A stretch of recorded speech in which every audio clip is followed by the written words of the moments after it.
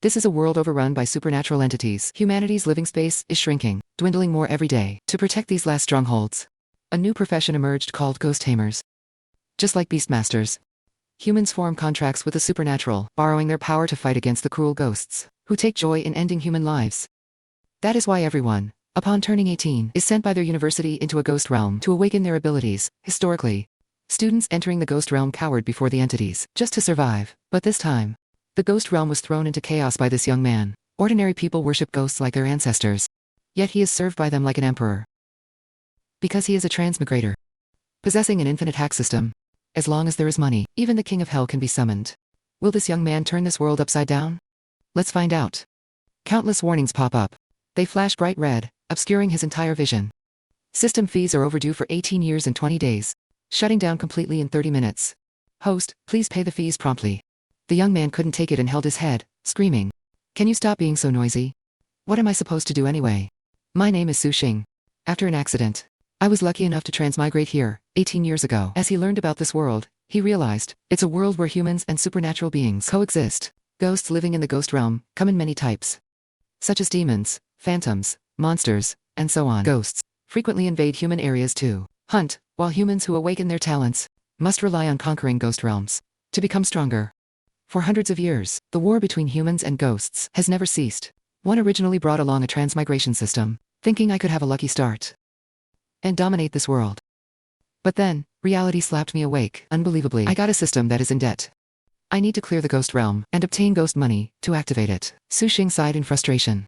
In this world, if you don't awaken a talent, encountering a ghost means certain death. How on earth can I get ghost money? Flopping onto the bed, he frowned in doubt.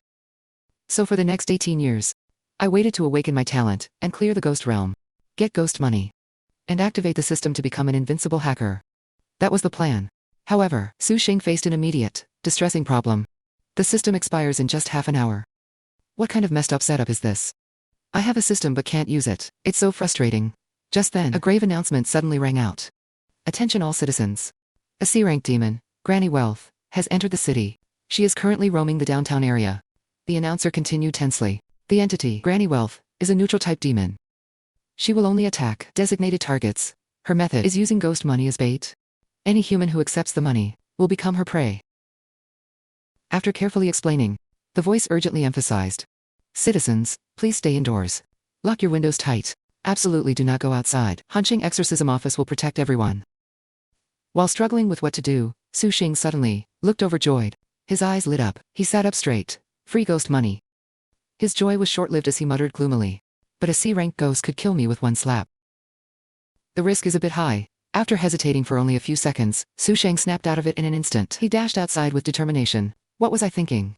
If I can't activate the system, then, in this dangerous world, I won't last much longer anyway. Just do it. Under the crescent moon, powerful dark energy surged throughout the area. An old woman chuckled softly. She leaned on a cane, carrying a basket while walking down the street. The old lady is giving away ghost money here. The guys from the exorcism office were lurking in the shadows, watching. One of them whispered, Chief, how much longer do we have to tail her? He stood there with arms crossed, quite relaxed, leaning against a wall while waiting. Soon, demons are split into two types, violent and neutral. Violent demons hunt down all humans, but neutral ones only hunt specific targets. The chief's face looked completely at ease, even showing a hint of relief. If Granny Wealth can't find a target, she will leave on her own. The subordinate smirked. Lucky we spotted her early. Otherwise, we would be in deep trouble. The other guy agreed, feeling very lighthearted. Exactly. I heard that last month in Liu. Granny Wealth killed thousands of people. The Liu Kang exorcism office mobilized everyone. But they still couldn't stop her. Hee this time, we broadcasted an announcement to the whole city. Even an idiot wouldn't dare to come out, let alone make contact with Granny Wealth. The chief closed his eyes, wanting to nap, and gave a lazy stretch. Right, finally I can get some good sleep. Suddenly, the subordinate shouted in panic. While pointing straight ahead, Chief, look over there, quick. Coming from the opposite direction of the demon was the foolish Su Xing, panting heavily and running fast. When he saw the entity, instead of slowing down, he was thrilled. Found her. The chief was now wide awake. He couldn't help but roar a warning. Who is that guy? What does he think he is doing? Get out of here. On the contrary, Granny Wealth was very welcoming when she saw him. She asked in a seductive tone. Young man, do you need some ghost money? Su Xing didn't say a word. He brazenly snatched the entire basket, leaving Granny Wealth stunned. Then, he quickly sped past her, running at full speed. I got the goods. Now run. Damn, what a rush. The entire team watched wide-eyed at the scene. The chief spoke with difficulty. He just robbed Granny Wealth. The subordinate confirmed in disbelief. It seems so. Granny Wealth finally started to react. She watched Su Xing's retreating figure in confusion. I am a demon. Aren't humans supposed to fear me? How could he rob me? As soon as she finished, she screamed in rage. Her old lady disguise vanished. In its place, a demon was peeling off its skin, bearing its massive, slimy fangs. This is the first time Granny Wealth has been robbed. I will tear you apart. Terrified, the exorcism team rushed onto the street, chasing after them. Damn it, she's gone mad and turned into a violent demon. Quick, catch up. Granny Wealth's speed was incredible. Even though Su Xing had a few minutes head start, she was already catching up. She was right on him. The demon roared as she chased. You little brat! Don't you dare run. Hearing her voice, he looked back and panicked, swearing under his breath. Holy crap! Wasn't this old hag using a cane? How the hell is she so fast? The demon's terrifying growl loomed large right in front of him. No one takes my money and gets away with it. As the team closed in, they saw her closing the gap. It was too late to save Su Xing. That kid has been caught by Granny Wealth. The person beside him was still in shock. From the reckless act just now, the young man was just too naive after all. This is the first time I've ever seen someone rob a demon. The situation was critical. Su Xing silently gritted his teeth, deciding there was no escape. He had to take a gamble. He immediately shouted with determination. System. Deposit. A beam of light instantly enveloped Su Xing. He watched, in awe, as golden sparks flew out from the stolen basket. Just as Granny Wealth lunged at him, a surge of violent power erupted, covering the entire small area around him. At that moment, the system flashed notifications repeatedly. The system announced flatly, congratulations host on the successful deposit. Current balance is 3,500 nether coins. Congratulations host, unlocked the cheat hack mall. Suddenly, an emergency warning appeared. Detected C-rank demon attack in progress. It provided a quick suggestion. Spend 1,500 nether coins to buy the offensive hack. Golden exorcism curse. One-time use. He smirked confidently and replied decisively. Buy it. His hand automatically gathered energy. As the other formed a seal, an Arhat figure appeared. It was the ultimate golden exorcism curse technique. Su Xing's voice roared majestically. Mighty heavenly dragon. The Arhat's hand simply reached out. Enough to strike terror into them. What is this? Watching it slowly crush down on her, Granny Wealth shrieked in agony. Her entire body was blasted away by an invisible flame. No. You can never truly kill a real supernatural entity. The demon writhed for a few moments before collapsing on the street. Su Xing wiped his forehead, silently mourning for himself. He felt a wave of relief. Even a long-renowned demon like Granny Wealth could be killed. The system is amazing. Just then, his phone vibrated in his pocket. As soon as he answered, a friendly voice reminded him, Su Xing, tomorrow is Awakening Day, don't forget. Look, based on our conditions, our talent is mediocre at best. No money. No influence. We have to risk everything this time. The person on the phone insisted. Otherwise, we won't awaken a good talent. Get some good sleep tonight. Tomorrow, forget about life or death, and give it your all. Su Xing replied tiredly. Fine, I got it. Hang up. He continued, walking alone in the night, pondering. Awaken a talent. Now that I have the system, I'm feeling pretty confident. What the hell is a talent? Is it even as useful as the system? The chief finally arrived at the scene. Confused and curious. What happened here? That was Granny Wealth's death scream. Not the kids. Someone ran up, shouting, Granny Wealth was killed. Who knew Han Qing had a master like this? The chief was incredibly intrigued. Did you guys see what he looked like clearly? The subordinate answered honestly. The distance was too great. It was just a blur. He gave a firm order. We must find him at all costs. The exorcism office needs a master like him. Maybe he can solve the ghost realm. Crisis for us. Things ended there for the time being. The next day, Su Xing went to the assembly point. While everyone was buzzing, a voice spoke up, drawing attention. Students. A middle-aged man stood on the platform and spoke loudly. Today is the day you awaken your talents. We are preparing to go to the trial grounds on the outskirts. If you awaken successfully, you will have the power to fight ghosts and become the elite of the human race. He also warned them. But deep inside the ghost realm is extremely dangerous. One slip up, and you lose your life. I hope you use your knowledge flexibly and bring glory to the academy. You all have bright futures. Bai Ju, standing beside him, admitted. Su Xing, I'm feeling a bit nervous. Will we die in the ghost realm? Hearing that, Su Xing brought up the words of his friend, Zhang Beigu. Yesterday on the phone, you said to forget about life and death, and give it your all. Now you're losing your nerve already. Beigu cried out piteously, and honestly. Every time I think about the ghost realm, I start shaking. It's filled with all kinds of ghosts, unpredictable and pure evil. How can I not be scared? Su Xing put his arm around his shoulder, reassuring him confidently, "Don't worry. I'll make sure you awaken an elite talent. No problem at all." Suddenly, a mocking voice rang out. "Two dirt poor losers. Wanting to awaken elite talents. Like you two are even worthy." That was Tig. Seeing him show off, Su Xing felt disgusted, and snapped back. "Tig, did you eat crap for breakfast?" He crossed his arms, standing with a few sneering with a look of pure contempt. "Am I wrong? Don't tell me you think the basic knowledge the Academy teaches is enough to conquer the Ghost Realm. Conquering the Ghost Realm relies on family background and influence. Except for two broke losers like you, everyone else hires private tamer tutors." He glanced at Baigu, thinking that they really were the poorest two in the Academy. Maybe that's why they became brothers. Baigu's family had suffered a tragedy, while he had been an orphan since childhood. Only thanks to the orphanage director's recommendation did he get into this academy. The arrogant Kig advised them, "If you two know what's good for you, you'll drop out now. Don't even bother with the awakening trial, otherwise, once you're in the Ghost Realm, you won't even know how you died." Surprisingly, Baigu, who had been quiet, couldn't take it anymore. "Mind your own business, Tig. You don't need to worry about us." He immediately scoffed. "Huh. I just don't want two pieces of trash like you dragging down the Academy's average. Let me give you a taste of supernatural terror."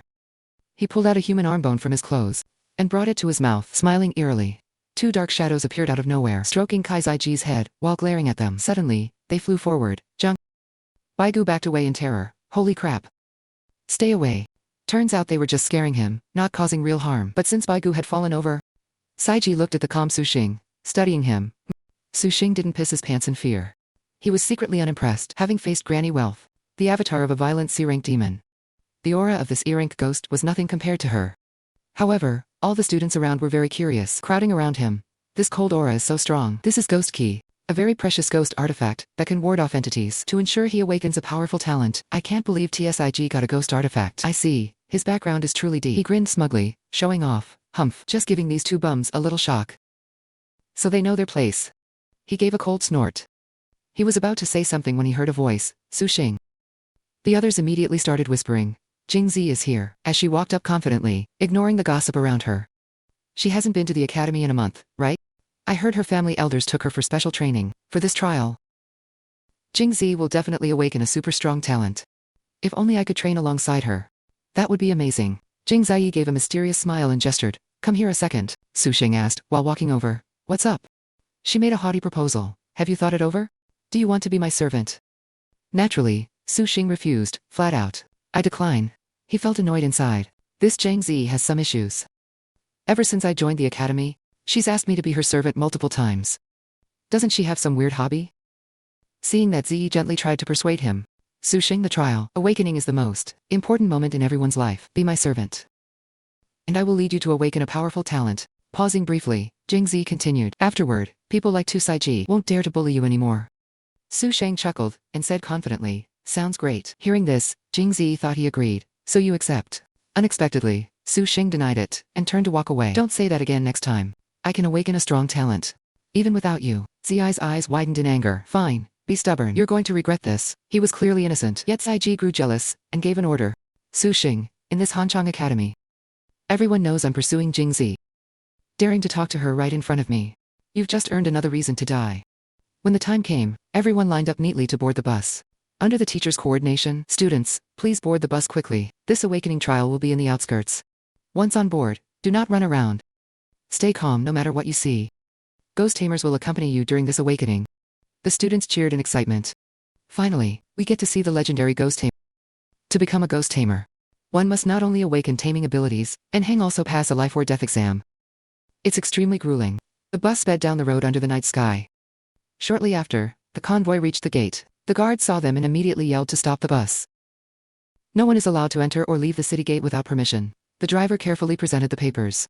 "All Hanchang Academy students heading out for the awakening trial, please let us through." The guard immediately announced the approval. Hanchang Academy students confirmed. "Proceed." The guard entered a code into the machine. The gate slowly lifted, while the patterns engraved on it glowed brightly. A student asked, in amazement, "Why is the gate glowing like that?" A classmate explained knowledgeably, "You seriously don't know? The gate is carved with a series of anti-ghost formations to prevent entities from storming the city." Another friend chimed in. "It's not just the gate. The entire city wall is built with anti-ghost materials. That's how it was made." A student spoke up worriedly. "But that only stops common ghosts. Special entities can't be stopped by that. Just a few days ago, a demon as strong as Granny Wealth broke into the city. The exorcism office had to warn the entire city. Baigu sat in the back row, looking out and sighing. I heard ghosts are scattered everywhere in the outskirts. I wonder if it's true. I'm this old. And this is my first time leaving the city. Suddenly, a student cried out in shock, pointing outside. Look, quick, what are those? Balloons. Why are there so many balloons in the sky? They were human heads emitting weird energy. Floating in the air, Baigu leaned against the window, curious and doubtful. Strange, no one lives in the outskirts. Why would there be balloons? Just then, a balloon floated past, and the two watched it with interest. When it turned its head completely, a terrifying face appeared. Flickering glowing eyes and massive teeth. Baigu was scared out of his wits and screamed, "Oh my god!" Only Sushing remained perfectly calm. The others began to scream one after another, each reacting to the shock. What is that? My eyes. At that moment, a teacher wrapped in white cloth like a mummy appeared to calm them down. All students, stay calm. Do not look out the windows. Those balloons are all transformed ghosts. As long as you don't look at them, they won't harm you. A curious student raised a hand. Who is that? He looks a bit scary. Is he a ghost? The strange mummy-like man stood at the front and said coldly, "Allow me to introduce myself. I am a ghost tamer in charge of your awakening session." Someone stood up and pointed, asking, "Why does a ghost tamer look like this?" "It's not what I imagined." Another savvy student immediately speculated. "I heard some powerful ghost tamers possess ghost raps. This must be his ghost rap." That student spoke worriedly and changed the subject. "These ghost head balloons have been around for years and haven't been destroyed yet. They must be incredibly powerful." Suddenly, the ghost tamer pointed at someone and questioned, "What is your name?" A field of powerful energy radiated from him. It was clear he was pointing at Sushing. He hesitated slightly while answering, "Me. My name is Sushing." To everyone's surprise, the ghost tamer smiled. "Impressive, kid. Earlier, when you saw the ghost head balloons, you were the only one who stayed calm. I have high expectations for you." With that, he vanished. Tig and his crew started mocking him again. Sushing got a compliment from a ghost tamer. Maybe he was just scared out of his mind. Another one immediately chimed in. Or maybe it's ghosts recognizing their own kind. After all, he is a poor ghost. Sushing didn't even bother to care. He was busy lost in thought. The ghost tamer was right. Facing entities. I really am much calmer than ordinary people. Like with Granny Wealth, TSIG, or those balloons just now. Seeing him continue to glance out the window, Baigu hardly tried to stop him. "Holy crap, Sushing, you still dare to look? That'll get you killed." Sushing deduced confidently. "Then there is only one possibility. My mental strength is superior to others." He secretly concluded it was because he was a transmigrator. "This is the biggest difference between me and the people of this world." After traveling for a long time, they finally reached a dense forest. All the students looked at each other in confusion. Is this the awakening site? Even from this far away, the dark energy feels thick. This awakening won't be simple at all. Just then, the teacher appeared once more. "This is your awakening site. The senior care nursing home. It turned into an extremely dangerous ghost realm 50 years ago. If anyone wants to back out, now is your last chance." A student suddenly pointed upward in terror. "Look at that window over there. Someone is watching us." A female ghost simultaneously released countless eyes, horrifying the group. A student groaned tremulously. "This is too scary." Another student tried to reassure himself. "With a great ghost tamer here, and a ghost still dares to show up. Looks like it is at least a This really is a life or death mission." The teacher's voice rang out again. "If no one is backing out, let the awakening begin. Head inside. Good luck to you all." Sushing looked at the gloomy gate with determination. Becoming a ghost tamer is more important than anything else in this world. Despite knowing the danger, no one withdrew. Right then, the ghost tamer flew in from nowhere. "I am reminding you of a rule within the ghost realm. One rule stands above all. Unless necessary, do not break any rules. Second is the human heart. Sometimes, humans are even scarier than ghosts." Moments later, they all walked inside together. Sushing didn't forget to remind his childhood friend.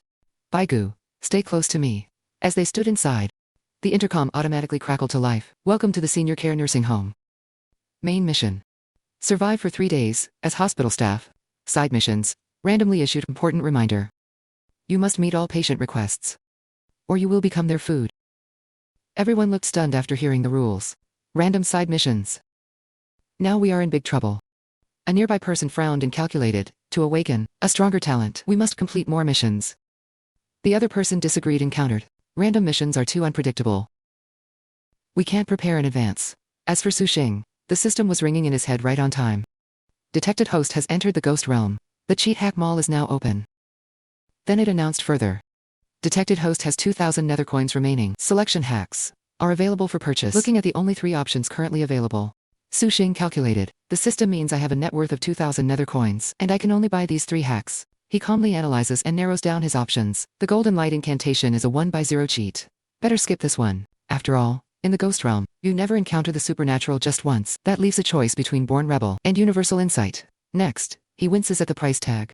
Universal Insight costs 2,000 hell money per minute. That is way too expensive. Let us see what Born Rebel is all about. The cheat is named Born Rebel. Price, 2,000 hell money. Duration, 1 day. Usage conditions, limited to the current ghost realm only. Description: as long as the host makes a rebellious choice, a random reward will be granted. So Cinch reads this and feels quite satisfied. This cheat is actually pretty interesting. Getting rewarded based on my own actions.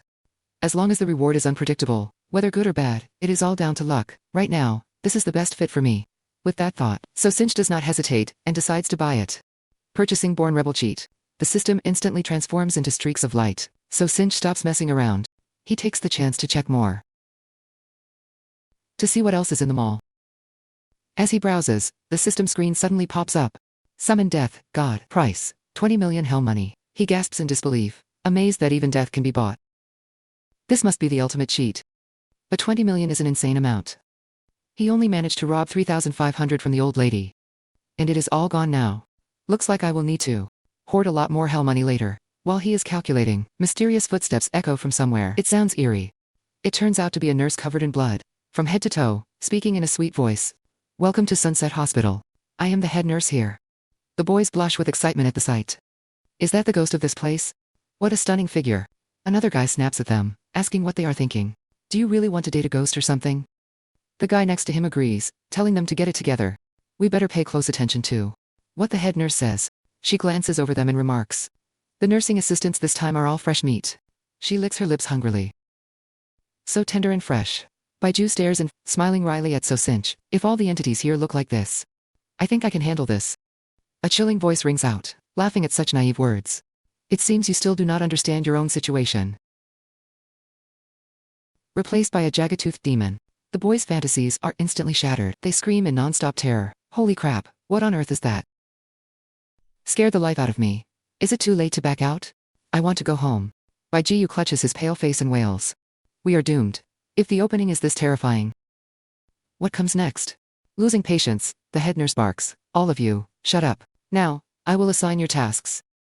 Despite their fear, they all cover their mouths and listen obediently. Seeing this, she reverts to her pretty form and gives a ghastly laugh. If it were not for the rules, I would have devoured you all by now. The head nurse makes a finger gun gesture and shoots toward the group. Name tags suddenly appear. On by Baiju and So Cinch. The others receive theirs one by one as well. They stare at each other, wondering, what is this? They start buzzing with questions. One of them picks it up to take a closer look. It looks like an ID card. Before they can ask more, the head nurse helpfully explains. The work cards on your chests represent your duties for the day. I hope you perform your tasks well. If not, she leaves the sentence hanging, but everyone gets the point, so they all start checking each other. I am a nursing assistant. Another person quickly chimes in. Me too. The guy in the middle looks confused. Wait, why am I a chef? Baiju is equally bewildered. Hey, I am a pharmacist. What about you? After looking closer, he gasps in shock. Ah, So Cinch, why is your job card completely blank? His voice is a bit loud, and now everyone is staring. A rude chubby guy points at him. Hey kid, why is there no job title? What is going on? Is it possible So Cinch was not assigned any work? As soon as he says that, everyone is stunned, looking at him with judging eyes. The head nurse smirks and explains, young man. It looks like you are lucky. A blank card means you do not have to do any work at all today. Hearing this, the crowd erupts. No way. How can this broke loser be so lucky? The world is truly unfair. Giving such luck to So Cinch is such a waste. Why is it not me? This is really irritating. To everyone is surprise. So Cinch takes the card off and smiles. I do not want a life without meaning. He throws the card away, in feigned anger. Why does everyone else get a job, while I just sit around? This is not fair. Am I some kind of useless person who cannot even handle a task? Without waiting for an answer, he declares, no, I want to work. The entire room falls silent. They stare at him like he has gone mad. Only So Cinch knows the system is notifying him. Rebellious choice made. Received 3 charges of immunity to ghost attacks. He calculates to himself, ghost attack immunity is an odd-tier skill. Picked the right cheat. The others snap out of it and start hurling insults. I really want to punch this show off. Another guy shouts in frustration. Damn it, this is so annoying. A girl nearby is also fuming. Do not stop me. I am going to fight him. The head nurse asks suspiciously. Are you breaking the rules? While he acts confused, she lashes out her long tongue. In that case, I can eat you now. So SYSTE stands perfectly still. The people around him laugh smugly. And acting all high and mighty. Serves you right. Another mocks. That is the price for showing off. But they did not expect what happens next. So SYSTE grabs the tongue with his bare hands. He tugs it playfully. Quite a slippery tongue, isn't it? The system updates. Immunity triggered. Used. 1. Remaining. 2. The nurse shrieks in shock. What? Everyone watching is in a state of panic, whispering frantically. So SYSTE actually blocked a ghost attack. How is this possible? Did not he fail to awaken his talent like the rest of us? After he has had enough fun, he lets go of the tongue. Fine. The nurse finally yields. Go be a nursing assistant then. Go take care of the patient on the top floor. She plots secretly in her mind. That patient won't let any human die a quick death. The others are shocked again. She agreed. Since when did ghosts become so reasonable? However, they do not stick around to find out. Waving their hands to hurry, let us go. Time to complete the missions. We only have 3 days. Do not waste any time. So SYSTE also tells by You are a pharmacist. Let us go check the pharmacy. But as they are about to leave, someone blocks them. Hold it. A guy arrogantly demands an answer. How did you block the head nurse's attack? Tell me now. Are you carrying some kind of anti-ghost artifact? He snaps back irritably. Why should I tell you? The guy immediately flares up and threatens him. Talk to me, or do you want me to kill you right here, right now? This is the ghost realm. Killing a person here is easier than crushing an ant. Now, hand it over. Baiju screams out in fear. So SYSTE, despite being grabbed by the collar, he remains perfectly calm. Relax, I do not have any artifacts. The ghost did not attack me. He lies with a frown, because the earlier hint said, we must comply with every patient's request. And the head nurse is not a patient. Only then does the bully let him go. So that is it. You broke, loser. I knew you did not have any artifacts. Having said that, Taiko gives a secretive look to his 2 lackeys. The chubby one steps forward to speak on his behalf. My boss does not feel like working today. Quickly arrange a place for him to rest. Before So SYSTE can even react, that long tongue strikes out of nowhere. The head nurse impales the guy on the spot. His blood is drained until he slowly withers away. The boss screams in pure terror. What on earth? The head nurse enjoys her meal. Anyone else wants a break? Step forward. Naturally, nobody wants to get involved. A girl walks away with her arms crossed. I am shivering. That scared me to death. The others flee in a panic. Let us get out of here. Stop looking, when only So SYSTE is left. The head nurse issues a final command. Find your workstations. If you fail your tasks, I will make sure you die a gruesome death. After speaking, she leaves. Taiko angrily shifts the blame. So SYSTE, you dared to lie to me. He turns away, muttering under his breath, idiot. In the hallway, Baiju reminds him. What if the patient you are caring for gets impatient waiting for you?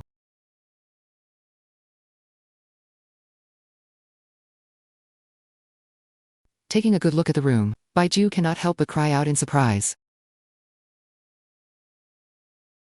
He wonders, is this an operating room or a slaughterhouse? Baiju asks hesitantly, how can a pharmacist work in an environment like this? So SYSTE, annoyed, gives him a light smack on the head. What are you thinking? We are in the ghost realm. Did you think they would give you an office job?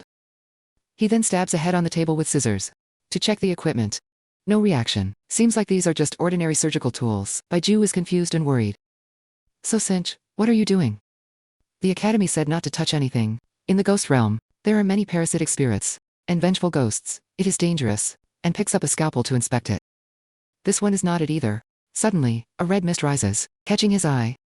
A giant skull. It attacks So SYSTE relentlessly. Immunity triggered. Used. 1. Remaining 1. Then another notification pops up. Congratulations. You have received a ghost artifact, blood-stained hammer. So SYSTE opens his hand, looking visibly delighted. Found it. A place like this operating room is bound to have ghost artifacts. Finally satisfied, he decides to head out. Let us go check the medicine. When they reach the cabinet, they find it is already locked. It requires a key to open. So SYSTE turns to Baiju. You are the pharmacist. You should definitely be able to get that key. Once you have it, grab some medicine for me too. He agrees without a second thought. They part ways, but Baiju looks back curiously. He asks So SYSTE seriously. What exactly are you up to? He reassures him. Just let it be, and stay safe. I am going to check on the patient upstairs. While still in the hallway, So-sin hears a piercing scream. He stands behind a door, watching coldly. What is this? Inside the room, a male student clutches his hand, howling in pain. My hand. A sinister old man sitting in a chair warns him. This time, I will only take 2 of your fingers. Dare to disobey me again, and see what happens. The boy kneels, pleading and making promises. I won't do it again. I will listen. I will obey. So-sin witnesses this, and quietly walks away. These patients are truly brutal. He finally reaches his assigned room, number 404. Standing at the door, he observes cautiously. It seems, the patient I need to watch is inside this room. He opens the door. An old man on crutches sees him and speaks up. Young man, you are finally here. Can you give me a hand?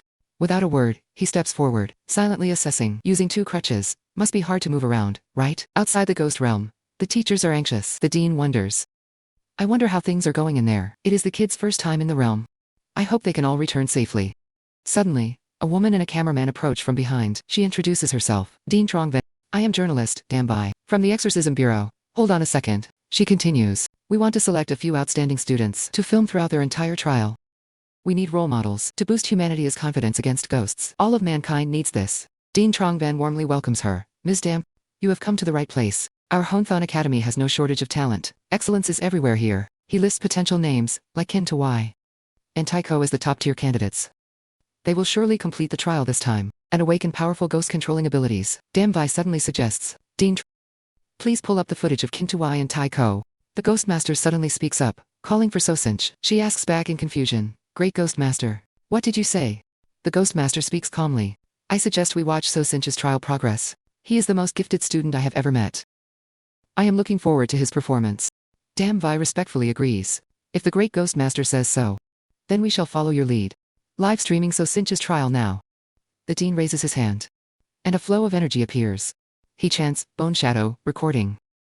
A screen enlarges high above, showing the interior of room 404. Exactly where So-sin is. Everyone watches in silence. The dean observes for a moment, then gasps in shock. What is going on?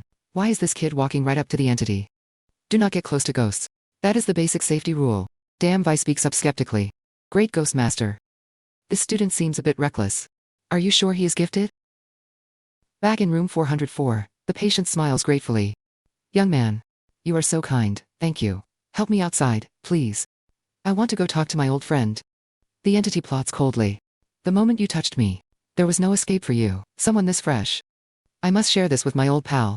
He remains silent, and grabs the man his crutches. The next second, he snatches them away, out of the old man's reach. So-sin casually says, no need to thank me. The ghost is frozen by this mockery.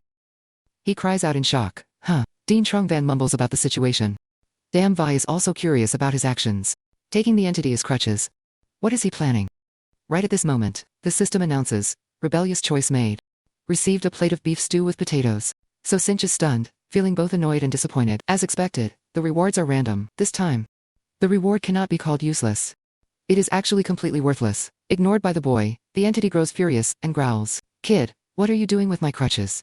Give them back now. So-sin coldly sets a condition. I will ask you one question. Answer correctly, and I will return them. The ghost asks suspiciously, what if I am wrong? He replies calmly, if you are wrong, I will give you 80.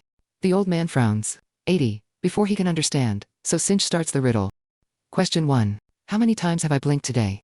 Giant question marks instantly pop up over the ghost's head. Seeing the entity fail to answer, he slams his hammer onto the ghost's head. 80.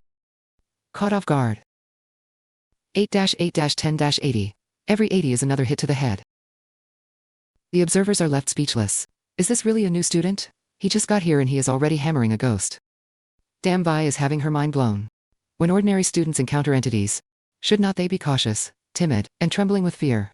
The Ghostmaster is very pleased. A 5-star evaluation. Brave and meticulous. So-sin must have realized that although this ghost is strong, he relies too heavily on those crutches. Without them, he has almost zero mobility. Furthermore, that hammer in his hand is a ghost artifact. Journalist Dambai also finds this fascinating, acquiring a ghost artifact right at the start. This kid So-sin truly has skills. After a series of 80s, the entity lies sprawled on the floor. So-sin huffs a breath, exhausted. He coldly mutters. The entity. Then, a soul actually rises from the corpse. He gives a weak smile. Young man, thank you for killing me and setting me free. He decisively delivers a hammer blow to the cheek. The old man takes the painful blow full force. The ghost roars in anger. You bastard, is this the 80 you were talking about? So Cinch does not give a damn, and readies his hammer again. He places a special emphasis on 80. Dead yet. Is struck again, stumbling backward. He falls to the floor, yelling, you have some nerve. I am a vengeful spirit here. Return my crutches. I am no longer enslaved by the curse. So Cinch asks gently, tell me your story. The soul narrates slowly. Actually, my story is quite simple. I was a soldier of the human race. After being wounded, I came here to recover. I did not expect the ghost realm to descend and trap me here, turning me into an entity. Suddenly, he pleads, young man, before I completely vanish. I want to give a memento to my old friend. Can you fulfill my final wish? Before he can process it, a notification appears. Side quest triggered. Fulfill the final wish of the patient, in room 404. Damn Vi is astonished. Already. So Cinch has already triggered a side quest, while it can provide generous rewards and help them awaken stronger abilities. She also offers a warning. The trial has only just begun. There is no need to rush into a side quest like this. Dean Trong Van agrees. Exactly. Side quests are usually quite dangerous, and can cause a chain reaction in the plot. This trial lasts 3 days. There is really no need to be hasty. Caution is the priority. Back inside, so Cinch gives a slight nod in agreement. I can fulfill your wish. The soul says, touched. Young man, you are truly a good person. The soul points in one direction. The gift for my old friend is a box of candy. In that drawer over there. So Cinch immediately opens the drawer. This must be the box. The system notifies him again. Congratulations. You have received a memento from room 404, a candy box representing sweetness, and a grenade kept from his days as a soldier, a memory from his service. The soul continues with his instructions. Take this to room 204 on the floor below. Thank you. He mumbles to himself before fading away. My dear wife. This is the last gift I can give you. This living gift should be exactly to your taste. Journalist Damvi watches in total admiration. So Cinch is incredibly bold. Not only did he accept a side quest, but he is openly making a delivery. I am afraid our filming might be coming to an end soon. Meanwhile, So Cinch is slowly making the delivery. He passes by each room carefully. 201, 202, 203. Suddenly, a high-pitched squeak rings out. A ghostly figure appears from above. The next second, she flips down right in front of So Cinch, revealing a hideous face, to jumpscare him. Unexpectedly, he just walks past with an annoyed look. Move aside, do not interfere with my work. After walking a bit, So Cinch stops. 204, this is the place. He gives a light knock on the door. A response comes from inside immediately. Who is it? So Cinch shouts, delivery, right to your doorstep. A pale-faced old woman opens the door slightly and asks, surprised, the ghost realm has delivery services now. So Cinch holds out the box with a grin. Your new item, Ma and please sign for it. The old ghost nods and licks her lips in delight. My husband is Box, so he sent you here. Then, she gives a sinister laugh. Young man, perfect timing, I am starving. Now there are only the two of them in the room. Her words cause the room to fall into dead silence. But So Cinch cracks a joke, to break the tension. If you are satisfied, remember to give me 5 stars. The entity chuckles. Oh, I am very satisfied with you. I will definitely give you a good rating after I eat. But when she opens it, she is completely bewildered. Because inside is the grenade. What is this? The entity instantly roars in rage, and charges at him. You. How dare you? So Cinch casually turns and reminds her. Don't forget that good rating. He quickly steps outside. Then he slams the door shut, trapping her inside.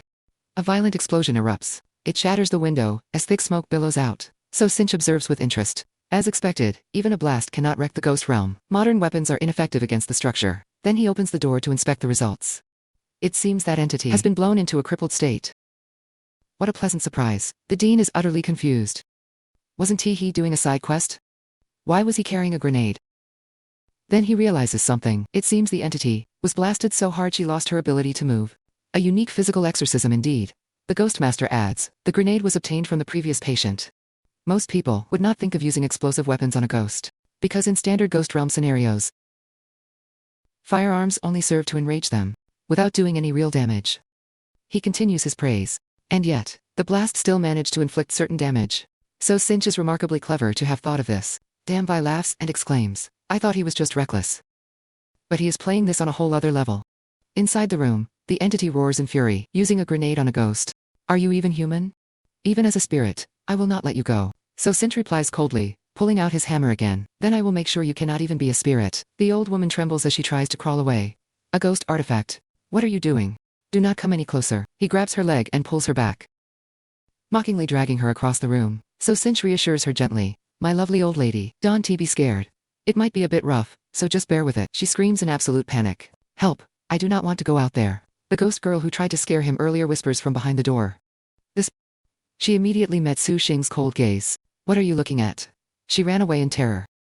Oh my god, that was so scary. The director exclaimed. Impressive, scaring a ghost so bad, she scrambled away. I've never seen a student act so irrationally during an awakening trial. Damn Vi raised her mic to summarize. Technically, Su Xing has already killed 2 ghosts. His evaluation score is likely going to skyrocket. If he can survive the next 2 days, he'll definitely awaken a powerful ability. Suddenly, the ghost tamer countered. No. Su Xing hasn't killed the second ghost yet. He's dragging her along somewhere. With every step, the old woman whimpered. Young man, I mean you no harm. Please let me go, Su Xing said, with a dead serious face. I am your orderly now. How can I just leave? The ghost protested helplessly. I don't want you as my orderly. I don't even need an orderly. Let's just mind our own business. Su Xing shouted angrily, and smacked her head with a hammer. Shut up. Immediately, the system announced. You made a rebellious choice. Being an orderly for a patient who doesn't want one, received incense of luring.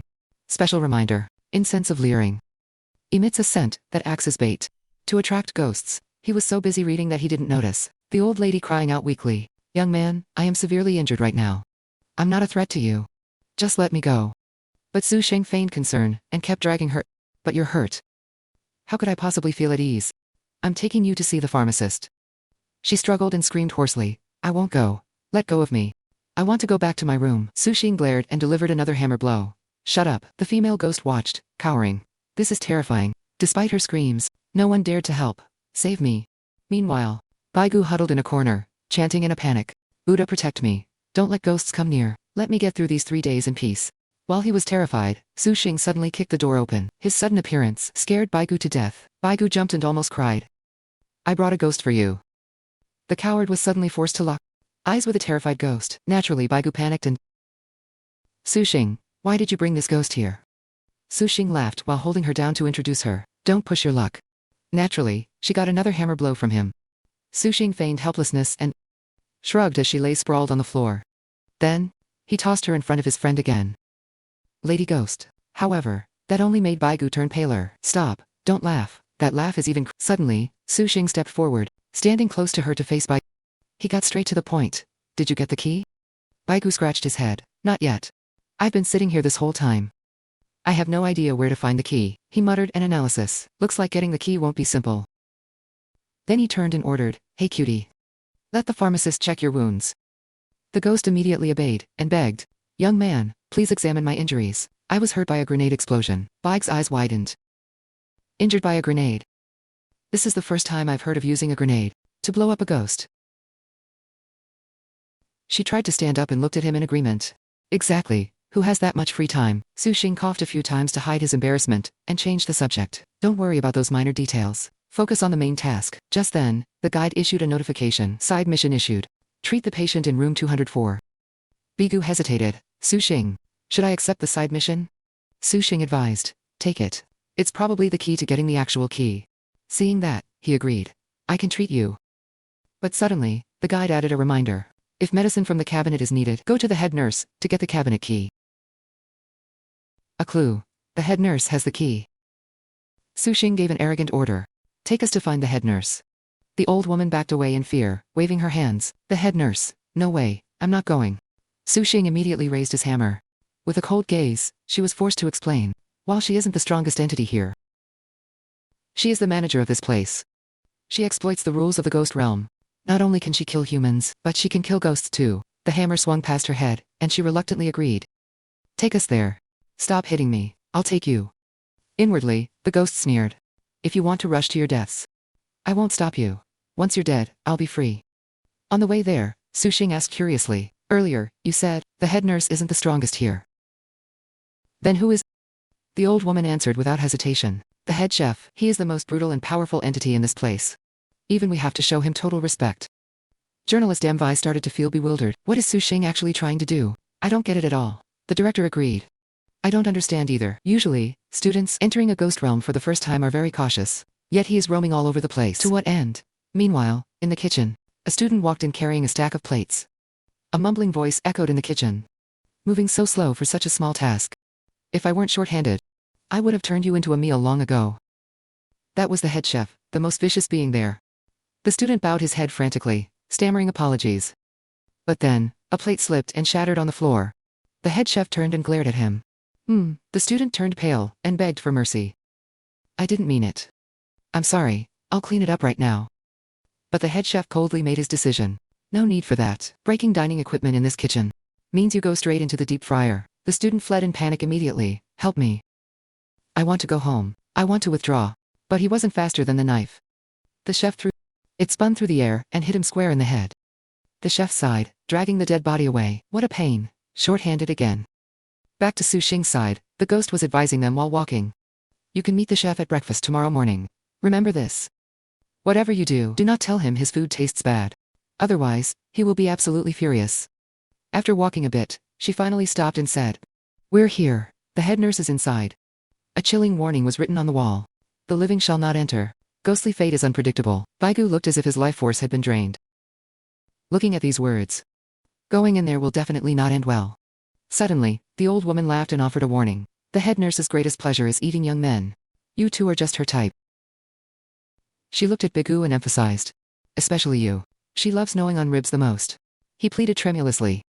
Su Xing, maybe we should just go back. The 3 days of the trial will be over before you know it. The old woman tried to convince them too. I'm warning you guys too. There's no need to actively provoke the head nurse. Just stick to the rules here. Only then can you stay alive. However, Su Xing didn't back down. He decided immediately, let me go. Everyone was shocked. Even Baigu didn't expect this. What? Su Xing spoke up again to warn him. Meeting the head nurse is indeed very dangerous. Baigu, you wait for me outside. If I don't make it out, go back to the clinic immediately. Suddenly, he hurriedly stopped Su Xing. Wait, Baigu said seriously. Su Xing, you stay back. Let me go instead. Su Xing flatly refused. No need. Stay out here. However, this was the first time Baigu had been this serious. He spoke at length to convince him. Listen to me. It's too dangerous for you. I'm the pharmacist. This was originally my side mission. I have a valid reason to be there. I still have a chance. Su Xing scrutinized Baigu. Can you really do this? Don't force yourself. His hand almost touched the door to push it open. Baigu reminded him seriously. Do you remember when I called you? With our circumstances, mediocre talent. No money, no influence. We really have to risk it all this time, he asserted. I want to change my useless life too. I'll disregard life and death. If it fails, so be it. He determinedly pushed the door wide open. Let's do this. The old lady sighed, somewhat moved. I didn't expect that coward to be so reliable at a crucial moment. Pity the head nurse isn't that easy to talk to. Su Xing shouted instructions to Baigu. I'll be right in. Baig's voice whispered in the dark. Why is it pitch black in here? Suddenly, there was a sound. He panicked, holding his head, all that coolness from before gone. Oh my god. I can't see anything. I'm scared to death. I shouldn't have come in. I acted on impulse. I shouldn't be here. A faint light flickered on. A female voice rang out simultaneously. Oh, a fresh young man has arrived. Baigu stammered, head nurse. She sat there majestically, posing casually. What are you here for? Unexpectedly, before anything happened, he knelt on the ground and stammered. I'm here to pay my respects. The head nurse chuckled. Paying respects. Interesting. You're the first person to come here and pay respects to me. The old lady outside had waited long enough and suggested, let's just head back. I've never seen a human survive. After entering that gate. Outside, Su Xing's face darkened as he growled. He raised his hammer for a sneak attack. Shut up. She was sent flying forward, and hit the floor hard. Inside the room, the head nurse was mumbling some nonsense. Do you know, human? I love the darkness. The human world is far too bright. She continued after a pause. One day. You're blushing. Su Xing paused, realizing something was off. Wait a minute, this doesn't sound right at all. 3 minutes later, Baigu walked out looking quite pitiful, like a good girl who'd been wronged. At that, the old woman gasped in surprise. He actually came back alive. That is unexpected. Su Xing frowned with concern. Baigu, are you okay? He scratched his head and held up a bunch of keys. Yeah, I am fine. Yes, everything you say is absolutely right. This made her very pleased. The head nurse playfully lifted his chin. Such a submissive one. Are we? It's been a long time since a human made me feel this comfortable. Baigu answered nonchalantly. Easy, I just walked in and knelt down. Su Xing gave him a teasing look. Besides kneeling, nothing else happened. Baig's face turned bright red, clearly hiding something, but he still denied it flatly. That's Baig's voice. Something happened. The old lady laughed triumphantly. I told you that kid wouldn't make it. But then, an ambiguous voice echoed out. I feel like this is going too smoothly. Let me do it. He gently turned the lock. The sun in this world will be extinguished, the entire world will sink into darkness, becoming a playground for the supernatural. When that time comes, the director himself will arrive. Baigu flattered her for dear life. Nothing happened. I handled it as easily and got the keys. Su Xing put an arm around his shoulder and whispered curiously, Baigu, how exactly did you get those keys? You've successfully stirred my desires. The lights went out again. Darkness swallowed the room once more, leaving only a panicked shout. Head nurse, please don't. Outside, Su Xing heard it and whipped his head around. Nothing else. A while later, they reached the medicine cabinet. Baigu stepped forward. Let me open the cabinet. But Su Xing suddenly stopped him. Wait. Oh, please, head nurse. Then it was the head nurse's voice. There was a tiny click. A bright red ghost appeared out of nowhere, looking excited. Hee, after all these years, someone finally opened this dusty medicine cabinet. Baigu screamed in horror. This is bad. A ghost was hidden in the keyhole. Luckily, with Su Xing's shield, the entity's attack failed completely. What? No. The system screen flashed, successfully immune. 2 ghost attack. 0 charges remaining. Baigu asked in a panic. Su Xing, are you okay? Su Xing turned back to reassure him and analyzed the situation. Su Xing sighed. I am fine. The dangers in this ghost realm are indeed hard to predict. It seems the head nurse gave you the key only because she was sure you wouldn't survive. Opening this cabinet, witnessing that scene, was enough to leave the old woman speechless with fear. Even the malice ghost lurking there couldn't kill Su Xing. Without immense power, that would be impossible. This kid is something else. He must be some hidden master. I better just stay obedient from now on. After a while, they finally got the medicine. Su Xing smiled slightly and decided, got it. Let's go get some rest. Wait for breakfast tomorrow. Day 2, breakfast time. The bell rang throughout the building. It is breakfast time. Everyone, head to the dining hall in 20 minutes. The old woman walked to the bedside. Su Xing stood waiting, just waking up. He still looked a bit dazed. Seeing that Master Su wasn't fully awake, she respectfully held up a towel.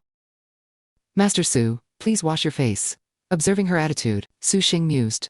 It seems you've figured things out. He continued in an authoritative tone. If you stay obedient like this, I won't make things hard for you. The old woman replied quickly, bowing repeatedly in submission. Yes, I understand. I will do whatever you say, Master Su. Next, Su Xing got out of bed and signaled, let's go to the dining hall. Hearing this, she was a bit confused. The announcement said to head there in 20 minutes.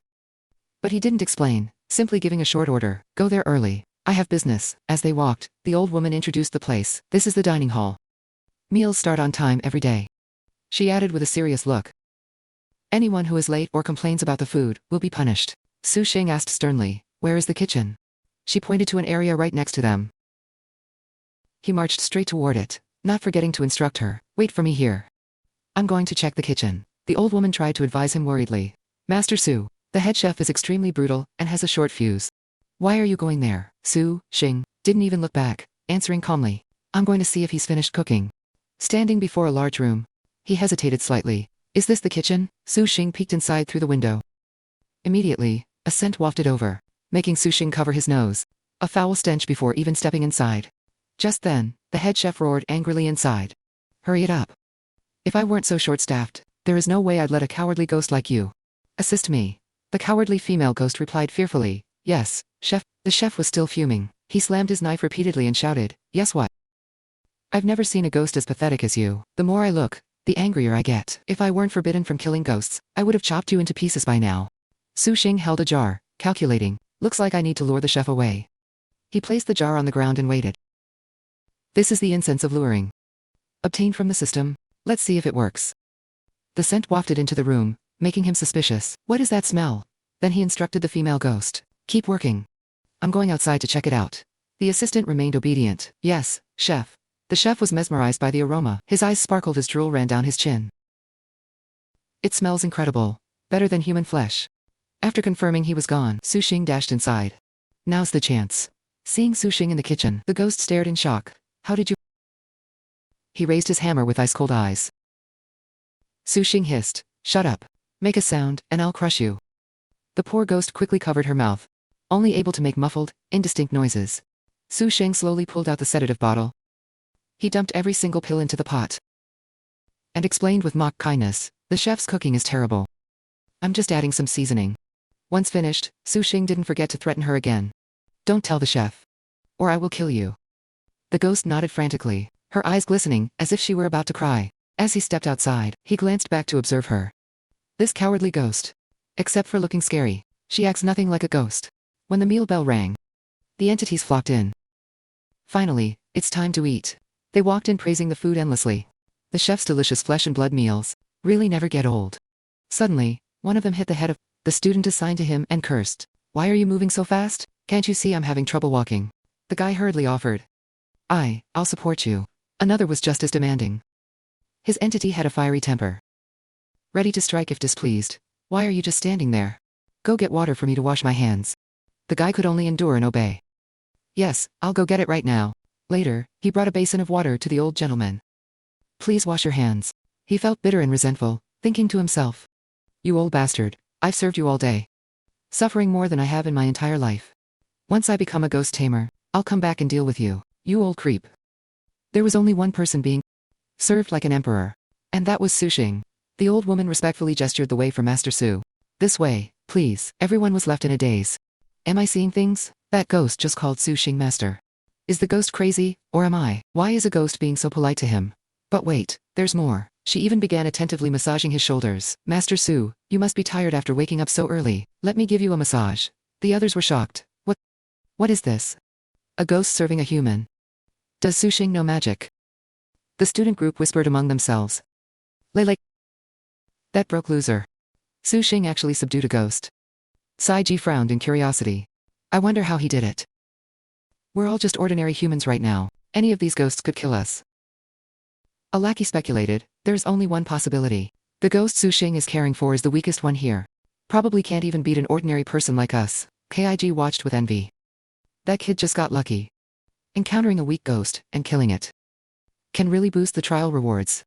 Damn, Vi was equally impressed. A student entering the ghost realm for the first time, making an entity submit so obediently. Consider my eyes opened.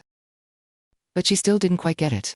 However, I'm still not sure what Su Xing is up to. The director was also stumped, so he had to ask the other person. Great ghost tamer. Do you know? He crossed his arms, seemingly realizing something. Yet, he didn't say it out loud. I have a theory, but it's too crazy. No one has ever done it before. Just keep watching. Next, the ghost tamer lowered his head, lost in thought. Back at the dining hall, the sound of a cart rattled. The head chef announced, time to eat. Suddenly someone blurted out, what is that stench? Someone else chimed in to explain, the smell is coming from that food barrel. A moment later, the chef helped distribute the soup to everyone. The soup was a sickly green, and looked truly eerie. The ghosts seemed to love it. But the students found it repulsive. The arrogant chef, after serving, acted like a pushy parent. Eat up. The students covered their noses and complained, harshly. You call this food? Latrines don't even smell this bad. How are we supposed to eat this? Sai Ji agreed. They really don't treat us like humans. Even pigs wouldn't eat this, but the old man in front of him felt the complete opposite. So delicious. The chef's skills have reached a new level. A delicacy. He found it terrifying. What do you mean delicious? The voices of several entities rang out nonstop. This breakfast is cooked so well. It has the scent of a young man. One bowl isn't enough. Give me another one. It's been a while since I've had something this tasty. A skeptical student began to get curious. Delicious. Is it for real? Could this breakfast be like stinky tofu?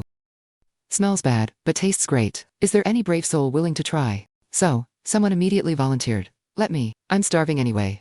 I'll be the guinea pig for everyone. He forced it down his throat, chewing to taste it. However, it didn't last long. He spat it out immediately. Crap, this is worse than literal dung. The old woman beside Su Xing laughed gloatingly. Hee hee, now we have a show to watch. Hearing the criticism, the chef glared and stormed over to confront him. What did you say? The student stammered incoherently. He roared in a fit of rage. You can choose not to eat, but you cannot say my cooking is bad. The other guy quickly clasped his hands, trembling. I'm sorry, chef. I was wrong. Please forgive me this once. But he showed no mercy, slamming his ladle straight down on the boy's head. The student died instantly, blood spreading across the floor. The chef then walked off with a final instruction. I'm going to deliver breakfast to the head nurse. Finish your meals quickly. Breakfast ends in half an hour. The students slowly realized the problem. It seems insulting. The food triggers the death rule of this place. One person cried out in fear, caught off guard. Lucky I held back, and didn't taste it. However, those who abstained faced a very painful situation. But I'm so hungry. If I don't eat this, what else is there? Someone else complained as well. Since getting here, I haven't had a single grain of rice, not a drop of water in my stomach. I'm starving to death. If the food at home is always like this, won't we be starving for all 3 days? Even if we don't starve to death, I'm afraid we won't even have the strength to stand. Suddenly, someone caught a strange scent. Huh, do you guys smell something delicious? The henchman sniffed and recognized it. I smell it. Smells amazing, just like beef stew with potatoes. Then he realized where it was coming from, and pointed. Like ha, look over there, it's SYSTE. He was eating with great relish. It felt like he hadn't eaten in years. Taiko jumped up in shock. Holy crap, that kid is eating a full meal. The other trainees looked on with envy. How did he get a plate of food? Damn it, I've never seen beef stew and potatoes. Looks so much. Taiko stood up and yelled, SYSTE. Where did you get that food? Chewing his food, he asked True Taiko back. You want some? The guy didn't hesitate. Of course I do. Unfortunately for him. SYSTE flatly refused. In your dreams. True Taiko was choked with rage. The other guy kept pestering. Like who? What should we do? I'm getting hungrier just looking at it. We can't let that brat have it all to himself. Taiko immediately acted like a thug. Fine. Let's just take it from him. But his lackey hesitated. But we're caregivers now. We can't stray too far from the entities. Taiko smirked with confidence. Don't worry. I've got a plan. We'll just rob and kill the entity next to SYSTE. He reached into his pants and pulled something out. Within seconds, Taiko offered it to the entity he was caring for. Old sir. I have something to take care of. This ghost money is a token of my respect. To his surprise, the entity easily accepted. It casually gave him permission. Go ahead, go. Money can even make the devil do your bidding. Then he arrogantly walked over to stop him. Stop right there, SYSTE. Stop eating. He asked calmly with a dark look. What do you want? The lackey stepped up to help his boss. Likua has two things to tell you. First, hand over that food. Naturally, SYSTE didn't care, no. Yet the guy tried to rob him blatantly. He grabbed the plate and challenged him. You won't give it. I'm taking it. What are you going to do about it? SYSTE wasn't in a rush. He asked. What's the second thing? He boldly pointed at the entity, and smirked. Second, this old woman belongs to me now. SYSTE calmly rubbed his nose. His eyes flashed with mischief. She belongs to you. You'll have to ask her if she agrees. Not knowing where Taiko got his confidence, he puffed out his chest and ordered, Old ghost, you're mine now. Be a good girl and come with us. The old woman laughed eerily. Young man, would you like to say that again? The lackey started trembling in fear. Laika, is this really a weak ghost? Her laugh is terrifying. But he still arrogantly reassured him. Relax, this old ghost is even afraid of that coward SYSTE. She's definitely weak as hell. We can take her down. Thinking so, the lackey followed suit and threatened her. Don't be difficult. We're way more powerful than your caregiver SYSTE. If you don't listen, I'll kill you right now. Unexpectedly, she lunged right in front of him. He screamed at the top of his lungs, curling his hands up like a girl. Holy shit, Laika, save me. A blurry shadow flashed by without a trace. He opened his eyes, a bit dazed. He couldn't process what happened. The next second, the lackey looked at his intact body, and laughed with joy. Huh, I'm fine. I'm not hurt. Ha ha ha, just as I thought. A weak ghost that only scares people. However, Taiko's face suddenly turned pale. Booty, look. Look at her. In her hand. Only then did he realize the problem. His face turned ghostly white. He was shaking like a leaf. Suddenly, Booty clutched his chest in pain. It hurts so much. My chest feels so empty. The remaining trainee ran away in terror. My god, this isn't some weak ghost at all. She's clearly a terrifyingly strong one. Help me, the old woman. Quickly got behind him and mocked him. Didn't you want to catch me? Why are you running? After that, she brutally ripped out the trainee's heart. He knelt on the ground, bleeding out, and mumbled. So cold. My body is so cold. My heart feels empty too. SYSTE acted, as if nothing happened, casually enjoying his meal. Seeing her walk over, he remarked, this old lady is quite the pro. But it wasn't over yet. She continued her slow steps toward Taiko with a sneer. Only you're left. Cornered with nowhere to go. He pulled out a wad of cash and begged, please don't kill me. I have underworld money. I'll give it to you. Please spare me. But she wouldn't listen. Coldly lunging forward, that's not enough to buy your life. Terrified, Taiko collapsed to the ground. A suspicious warm puddle spread across the floor. She pinched her nose and mocked him. Useless. You literally peed your pants. 20 minutes later, a nearby entity yawned loudly. So sleepy, he mumbled as he lay down. I'll take a nap. Wait for the head chef to finish cleaning the kitchen tools. Then we'll head out. Half an hour later, a trainee wondered, are all the ghosts asleep? What do we do now? Someone replied. Didn't the head chef say mealtime is 30 minutes? Half an hour has already passed. Why hasn't the head chef returned yet? Right then, So Sinch stood up decisively. I'm full. Time to get down to business. He pulled out his beloved hammer. A female trainee saw him approaching with the weapon, and became alert. So, Sinch, what are you doing here? Go back, don't wake the ghosts up.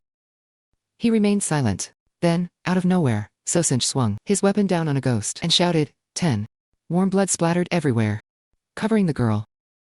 Frozen for a few seconds, she finally screamed in fear. So Sinch ignored her and kept yelling, 80 10, 80.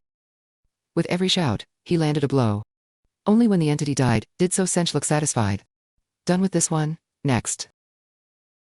Seeing it was his turn, a male trainee stammered in a panic, So Sinch, what are you doing? As So Sinch raised his weapon, the boy's face turned pale. He wanted to stop him, but was frozen in place. Wait. He slammed the hammer right into the back of the ghost's head. The trainees were shocked by this brutal scene. Is So Sinch really this savage? Is he planning to smash all the ghosts to death? I never knew he had such guts. One guy frowned and quickly figured it out. That hammer must be a ghost tool. Otherwise, how could he kill an entity with it? The reporter was speechless too. So impressed she could barely speak. Looking totally flustered. This So Sinch is crazy. Too crazy. I can only use the word insane to describe him. Dean Van Trung rubbed his chin thoughtfully. It seems from the moment he entered the ghost realm, when So Sinch went to the infirmary, he had already started planning everything. His mind is incredibly deep. Conversely, the ghost tamer remained calm, having already guessed as much. Looks like my assessment was right. So Sinch plans to wipe out every entity here. This in the awakening trial. No one has ever done that before. Inside the home at this moment, no one knew how many So Sinch had taken out, but he was nonchalantly counting the last one. His strikes were absolute. Every swing of the hammer felt like a wake-up call to life. As soon as So Sinch finished, the system immediately announced, you have eliminated all patients of the Sunset Nursing Home. You have earned the title, Fierce Ghost Slayer. Special hint. The Fierce Ghost Slayer title will help maintain your SAN index. No lower than 50 under any circumstances. Shaking out his sore arms and aching shoulders, So Sinch muttered to himself as he walked. SAN index. Huh, I heard. This is a stat used in main world exploration missions of the ghost world. It is a crucial personal trait for every ghost tamer. Suddenly, something occurred to him. Wait, that is not right. I killed every single patient. So Sinch immediately turned his gaze toward his servant. Aren't you also a patient here? Hearing the question, the old woman panicked, covering her face, as she explained. Young master, I'm truly not a patient of this nursing home. When the ghost domain descended, I just happened to be visiting. Even had a little late-life romance with an old man here. The old woman continued to plead. Young master, I didn't hide it on purpose. I really don't have any bad intentions. Internally, she begged, please, let this god of death stay calm. I really don't want to get crushed by that hammer. At this moment, all the observing trainees were buzzing. Every entity in the cafeteria has been wiped out. Damn, I can't believe my eyes. So Sinch took out that whole crowd of ghosts by himself. One trainee wondered in disbelief. Does this guy even know what fear is? Suddenly, an announcement blared from the speaker. Attention all caregivers. All patients of the Sunset Nursing Home have been killed. According to the rules of the domain, when patients vanish, caregivers no longer have a reason to exist. Once the head nurse wakes up, she will kill everyone.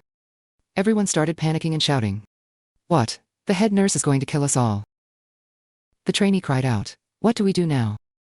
So Sinch, are you trying to get us all killed? Taiko joined in the accusation. That is right. We can't let So Sinch off the hook. This is all his fault. Tie him up. They actually united for once, storming over to settle the score with him. So Sinch, you caused this disaster. You have to take responsibility. Tie him up. Hand him over to the head nurse to pay for his crimes. So Sinch found it a nuisance. He simply looked back and threatened them coldly. I will rip your heart out. The old woman beside him chimed in. Let me see whose heart tastes better. Naturally, those cowardly trainees didn't dare protest. They just sputtered, you. So Sinch didn't stop. He glanced at them with pure contempt. A bunch of cowards. Once they were in the hallway, the two were alone. The entity lowered her voice worriedly advising him. So Sinch, looking for the head nurse now is too dangerous. But So Sinch didn't think so. He actually quickened his pace. The domain warning said that she would kill everyone when she wakes up. That proves the head nurse also ate breakfast and is currently in a deep sleep. It didn't take long for them to reach her room, so Sinch gently eased the door open to peek inside. Seeing no movement, he stepped in. The chef and the head nurse were both snoring away. The old woman followed, impressed. You predicted it perfectly. The chef and the nurse are both unconscious. No time to waste. So Sinch raised his hammer. The first one he targeted was the brutal, Stupid chef. So Cinch raised his hammer. The first one he went after was the stupid, brutal head chef. 5 minutes later, while the hammer was still swinging, the system finally made an announcement. Side quest triggered. After killing the head chef, there is no one to cook for the nursing home patients. Nursing home, cook a delicious meal for the patients here, and receive a compliment from at least one of them. So, Cinch panted, completely exhausted. Sweat was dripping off him, and his limbs were shaking from the strain. The head chef is seriously hard to kill. Other entities died in maybe 10 or so hits. But I had to bash this guy for 5 straight minutes. He is a tank, he muttered as he turned to his final target. The patients are all dead now. This side quest is basically impossible to finish. Besides, this side quest couldn't be completed anyway. How could a normal person cook that kind of rotten, stinking food? The result would be all those entities getting pissed and swarming me at once. So Cinch raised his hammer and sighed. Every step in this ghost domain is terrifying. Every corner is a death trap. But suddenly, as he finished speaking, before he could swing down, the head nurse's eyes snapped open. So Cinch was caught off guard. Not good. She is awake, she snarled. What do you think you're doing? He slammed the hammer into her head. Without hesitation, she clutched her bleeding head. Glaring at him, do you have a death wish? So Cinch didn't answer, just grit his teeth, and swung again. Unexpectedly, it didn't even faze her. With one hand, she tossed him aside and roared. He hit the floor hard, stunned. It is over. I didn't expect the head nurse to wake up so soon. Outside, everyone watching the screen began to speculate. Damn, Vi asked pessimistically. This is bad. Does So Cinch have any chance of survival? Dean Trungban declared firmly. There's no chance left. So Cinch did incredibly well. It's just a shame his luck ran out. Just as he said, he was now facing the wrath of one of the strongest entities here. You killed the head chef, you filthy human. How dare you break the rules? Yet So Cinch stood tall and admitted it. Responding calmly, head nurse. I know I'm a dead man. I'm not afraid of death. A severed head just leaves a scar. Can you let me choose how I go? She stuck out her long tongue and smirked.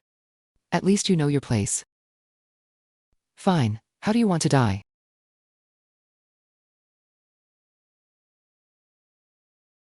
She froze for a moment and then sneered. You're daydreaming. Approaching him, the head nurse declared. I've chosen for you. I'm going to twist your head off. So Cinch immediately objected. I refuse that method. I don't want my head twisted off. This made her frown. Didn't you just say you weren't afraid to die? He replied deadpan, I'm afraid of the scarring. The head nurse stood there blankly, speechless. Damn, Vi was cringing for him. Even at a time like this, is So Cinch still in the mood to joke around? Seeing his playful attitude, Trungban could only admire him. I have to admit, this kid has nerves of steel. As for So Cinch, the system pinged. Ding. You have made a choice to resist.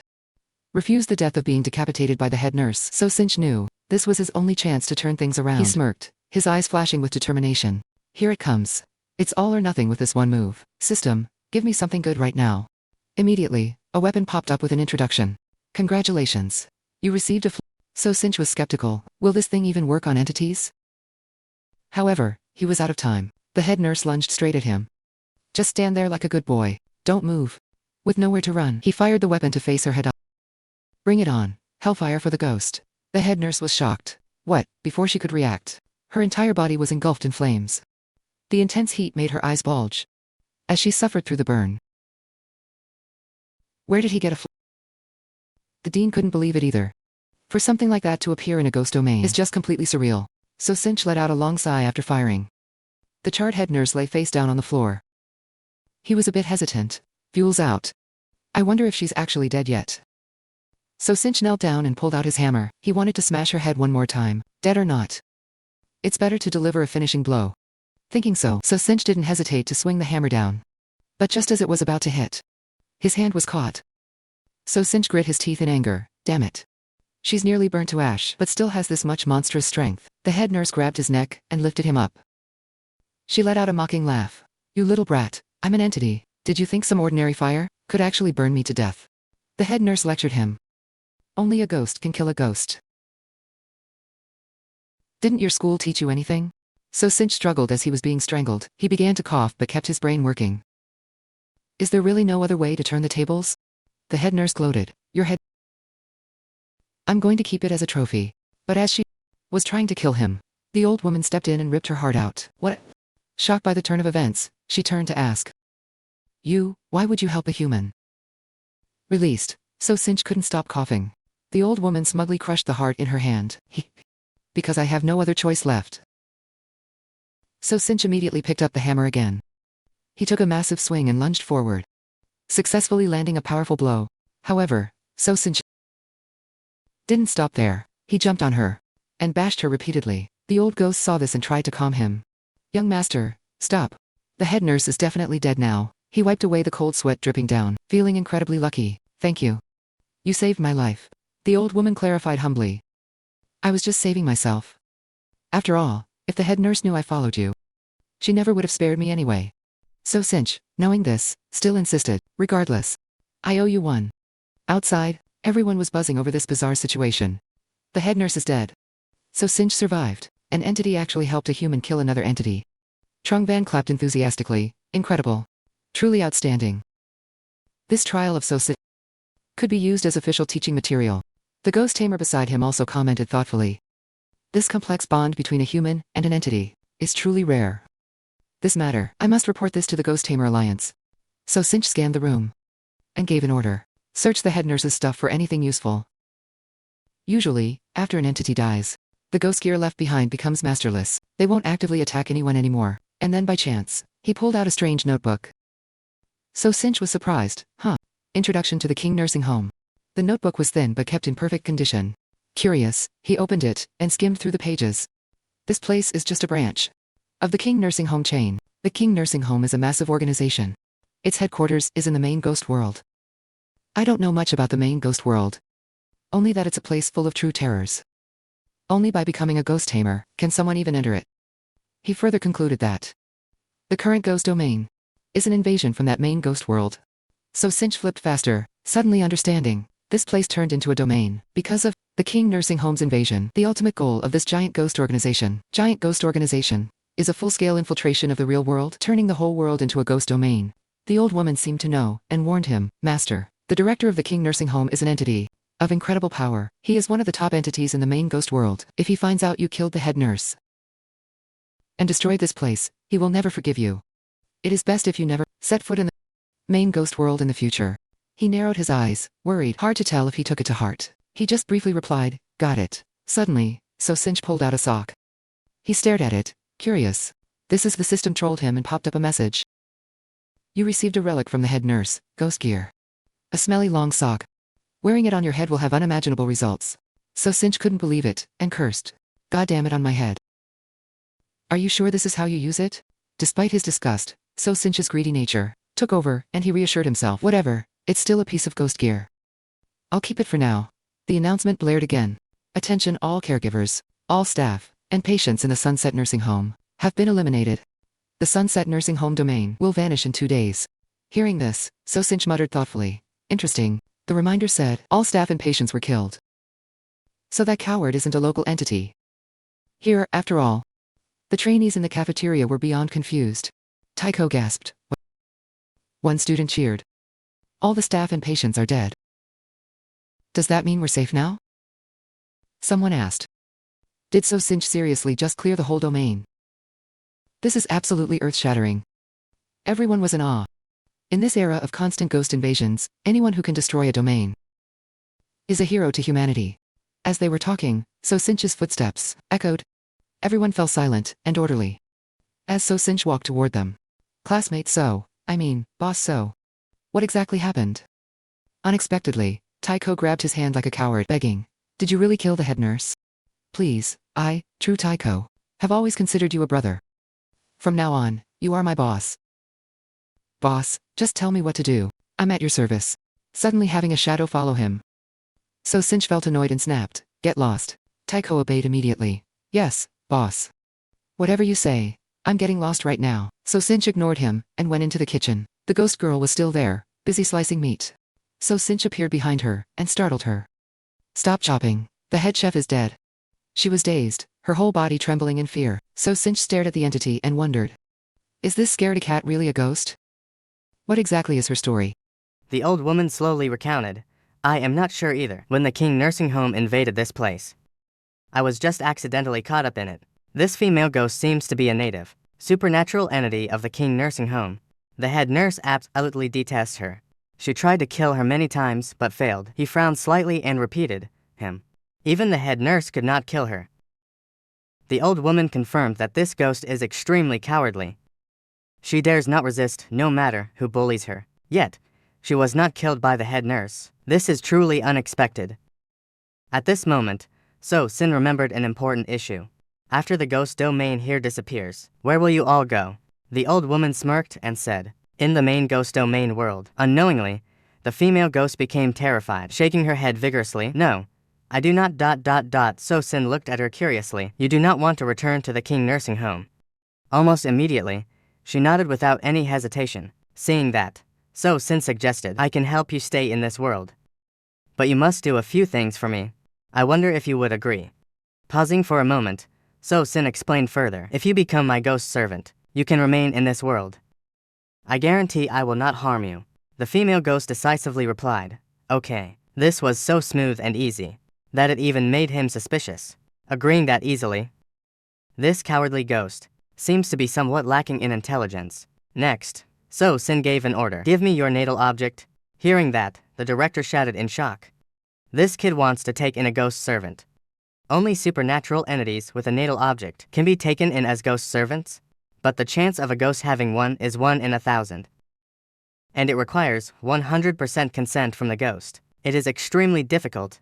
Damvi was equally bewildered. He has not even become a true ghost tamer, yet he is taking a servant. This has never happened before. Meanwhile, the female ghost unhesitatingly held out an item. So-sin took it and scratched his head. A pencil case. Can this also be a natal object? Natal objects of ghosts are usually bones or some kind of lethal weapon, right? After several attempts to pry it open, he frowned. I cannot open it. So-sin decided to just accept the ghost servant first. He bit his finger to let blood drip onto the pencil case. A green flame immediately enveloped the two of them. Damvi, more excited than anyone, shouted with joy. It is a success. It actually worked. So-sin has set a record. While Trungvan laughed loudly with pride. As expected of a student from our school, this kid has brought glory to the academy. However, there was only one person who remained silently pensive until now. Dambi asked in confusion. Great ghost tamer. Why do you look so worried? He briefly explained. In the entire life of a ghost tamer, one can only contract with a single ghost servant. Only then did she suddenly realize that is right. How could I forget about that? So-sin has taken a servant as timid as a rabbit. She is completely useless. No combat power at all. Is this not a total waste of effort? The director went from joy to holding his head and sighing. He spoke dejectedly, a very lucky start. Why did this kid make such a terrible move? What a pity, unaware of the regrets for him. So-sin finished the ritual. Looking at the energy surrounding him, he felt incredibly excited. Success. This feels so wonderful. Right after the contract, the ghost quickly turned into a shadow and flew into So-sin's body. He held his chest, feeling helpless. Oh boy. She really is a coward. She could not wait to hide inside me. Afterward, So-sin stopped caring and planned his next move. The remaining time for Born Rebel is only 1 day. It is perfect that everything was settled within a day. The plan went smoothly, but Damvi suddenly realized. I just discovered that all the footage of So-sin might not be broadcastable. Trungvan confirmed in a low voice. That is indeed true. So-sin awakening trial is not something that can be imitated. No one can be like So-sin, taking risks over and over again, without being killed by ghosts. If this kind of video is released, it will only cause misunderstandings. People will think exploring ghost domains is as easy as a game level, leading to more needless deaths. So she suggested, only 1 day has passed. There are still 2 days left until the trial ends. Let's switch to other students. Trungvan also thought it was a good idea and decided to switch. Then let's watch Taiko. Both of Taiko's parents are ghost tamers. He should be fully prepared this time to give a spectacular performance. Unexpectedly, the screen showed Taiko's flattering smile as he knelt before a ghost. Grandfather, let me massage your feet. Just treat me as your own grandson. I can do any hard or dirty work. The director turned red with shame and was speechless. Dambi also lost interest. With a disdainful tone, after watching So-sin. Watching the others is so boring. 2 days later, So Sin and the skeleton lay lazily as if on vacation at the trial point. Who knew the trial could be this relaxing? Now I do not even want to leave. While relaxing, the old woman suddenly appeared nearby, announcing, "Young master, so 5 minutes until it ends." Only then did he realize he still did not know her name. The ghost smiled kindly. "A name is just a title. Just call me Madame Neep." So Sin followed her lead. "Okay, Madame Neep. I hope we meet again someday." Suddenly, the sky gradually darkened, obscuring the moonlight above. So Sin was panicked, not knowing why. What is happening? Why is it so dark? Only the old woman was terrified. Her voice trembled as she warned, "This aura, it is, the director of the King Nursing Home has arrived." He could not help but be horrified. What? Above, the sky churned, clouds forming a circle, with a hole in the center. Madame Neep slumped to her knees, helpless. "You destroyed this ghost domain, and killed staff members, including the head nurse of King Nursing Home. The director wants to kill you personally." The skeleton instinctively hugged its arms in fear. "So terrifying, I feel my soul shivering." And I immediately appeared, along with an angry, condemning voice. "Damned human. Your crime is unforgivable." Before that, the instructors were happily observing him. Other students were waiting fearfully for the end. On So Sin's side, he just lay there ignoring everything for 2 days. Truly, comparing yourself to others will only make you die of anger. Suddenly, the sky changed. Thunderous lightning strikes forced their attention. Trung Van wondered anxiously, "What is this? Where did this black mist come from?" "Damn," Vi stammered. "It looks like ... a ghost domain descending. The entire nursing home is covered."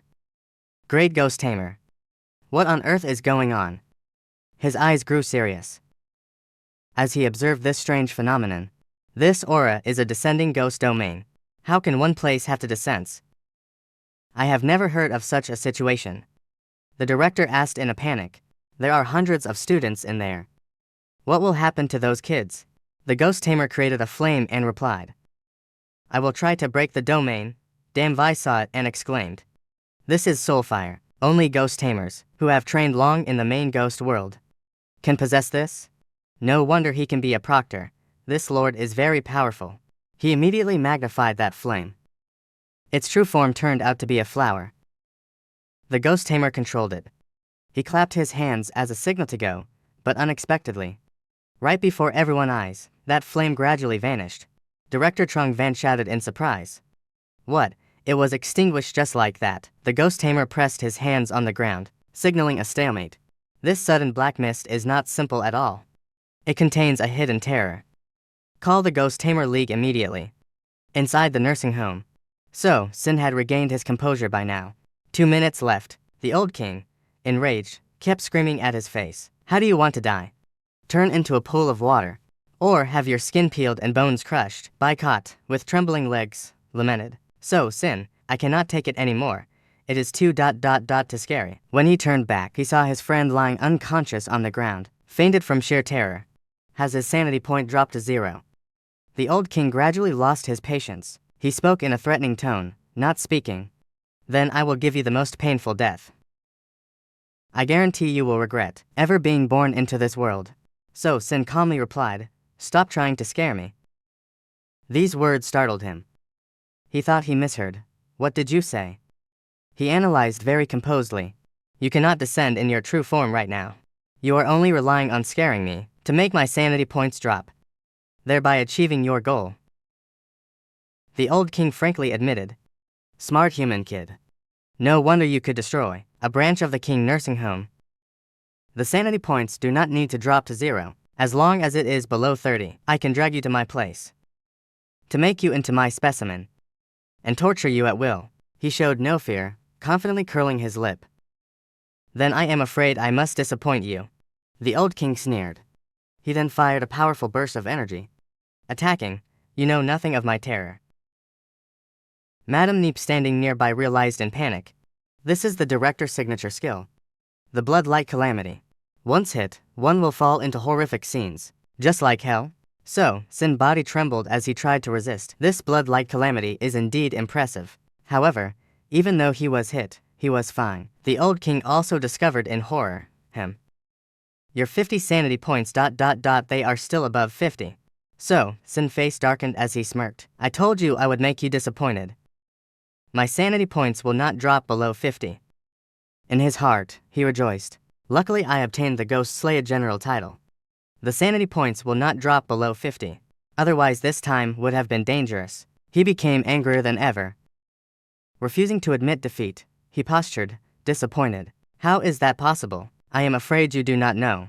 Even if I cannot capture you, I can still kill you at any moment. Knowing the time had come, he did not hesitate to tell the truth. Sorry about that. I know you can kill me at any time. Actually, I was just stalling for time with you. The old king, realizing he was tricked, gasped, What? Then he roared in rage. Go to hell, die. As soon as he finished, a skeletal finger filled with ghostly energy quickly lunged forward. So, Sin stood his ground without panic, counting down. It is over. 3, 2, 1. As expected, he was completely intact, without a single scratch. Before long, an announcement echoed throughout the area. Awakening trial concluded. Everyone, leave the ghost domain. Madame Neep widened her eyes. It was hard to believe. Young Master So survived the director. This is truly astonishing. Seeing the students coming out. They are all out. It seems the final incident did not cause any impact. The students sighed gloomily. I lived. Almost died in there, for the rest of my life. I never want to enter a ghost domain again. Suddenly, Director Trung Van shouted. Silence. Next is the most important part. For your awakening process. Whether you can become a ghost tamer, or not, depends on the ghost taming ability that you awaken. Among the students, So, Sin sat down and shook Baikot, who was unconscious. Baikot, wake up, the ability awakening is about to start. Baikot woke up with a start. He screamed in panic, holy cow, that scared the life out of me earlier. I thought we would not make it out alive. Taiko heard this and ran over to mock them. Look at your cowardly behavior. It is already over and you are still this scared. So, Sin must have peed his pants several times in there. So, Sin immediately brushed his hand away and scolded, Get lost. I do not have any dog food here. Taiko grit his teeth bitterly. You dare to insult me even out here. Before he could finish, someone else stepped in.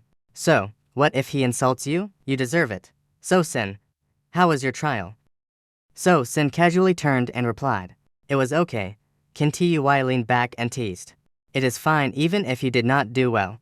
Surviving is good enough. Still the same offer. Be my slave later. And I will protect you. As she was speaking, a screen appeared right above the crowd. The students discussed noisily. The trial rankings are about to be shown. The ranking position will determine the strength of the ability that we awaken. The top 2 spots must be Kin Tui and Taiko. Taiko heard someone mention his name and held his nose high. Humph, Taiko, am not weaker than anyone. I will definitely be rank 1. But on the screen, it displayed rank 1. So, Sin minus 120%. Rank 2, Kin Tui, 67%. Rank 3, Chuang Baikot minus 51%. Rank 4, Taiko minus 34%. The students shouted in disbelief, What? So Sin got first place. More importantly, look at So Sin completion rate. 120%. What on earth is this? Exactly, how could he get rank 1? Indeed. Is not the maximum completion rate 100%? How did it exceed 100%? Absurd. This is too absurd. So, Sin completion rate is double Kin Tui. A broke guy like him, whose family has no ghost tamer and no tutors. How could he have such a high rate? Taiko could not help but raise his hand to speak. Principal, there is a mistake. These numbers must be wrong. I request a recheck, but Director Trung Van firmly replied. The exploration rate is up to 120%, although I find it hard to believe too. The data is automatically generated by the domain. There are definitely no errors. Kin Tui looked at So Sin with suspicion. Such a high completion rate. How did you do it? So Sin smiled and answered. Anyone with hands could do it, right? At that moment, halos surrounded several people. Everyone cheered excitedly. The ghost taming talent awakening is starting. God bless me. Please let me awaken. A powerful talent. Right after the prayer, the talent color changed. This unlucky guy cried without tears, screaming, What is this? Eat an extra pound. My awakened talent is to eat an extra pound of rice at critical moments. Nonsense. Yet someone else was even more pathetic. Your talent is not necessarily nonsense. Mine is even more ridiculous. I awaken the piss when seeing ghost talent. Freeze on the spot upon seeing a ghost. With a certain chance the smell will drive the ghost away. I am going to cry to death. Director Trung Van sighed dejectedly hearing them. As expected, the talents awakened by most students are talents that have no use at all. Suddenly, the screen above lit up. Taiko awakened an A-rank talent. Ghost information perception. The director, who was just gloomy, immediately laughed out loud. Well done, Taiko.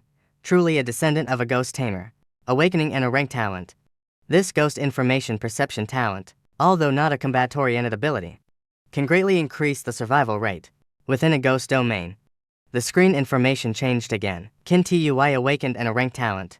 Instant immobilization. The director clapped repeatedly in praise. I did not expect another A-rank talent. It has been a long time since our academy had students with such high-level talents. The ghost tamer nearby also agreed. Immobilization technique. This is a very strong combat ability, as a ghost tamer's strength increases later on. Relying on this immobilization technique, one can kill any ordinary supernatural entity. Kin Tui looked proud and turned to challenge So Sin. So, do you admire me now? As soon as she finished speaking, a brilliant aura erupted around So Sin. The light was so blinding that she uncomfortably covered her face. What is this? It is too bright. The ghost tamer shouted in shock. S-rank talent. Director Trung Van was stunned. What? An S-rank talent. Am I not seeing things? It really is an S-rank talent. Is So Sin about to make history for this academy? Dam Vi was also extremely astonished. This is the first time I have seen an S-rank talent ghost tamer. S-rank talent users are all powerful figures in various regions of the ghost world. The screen then displayed So Sin awakened S-rank talent. Ghost Currency Critical Rebate. The name left the students bewildered. Critical rebate. What kind of talent is this? Based on the literal meaning, it means after each ghost domain ends, during the reward calculation, he might get extra ghost currency. Normally, ghost domains reward very little ghost currency, even if he gets a 10-fold crit and receives 10 coins. That is only 100 coins in total. What use is that? Taiko immediately taunted. What S-rank talent? This is clearly a garbage talent. The director also asked in confusion. Grade Ghost Tamer. Is an S-rank talent only like this? Dambai whispered uncomfortably. From what I know, S-rank talents of other ghost tamers are indeed world-defying.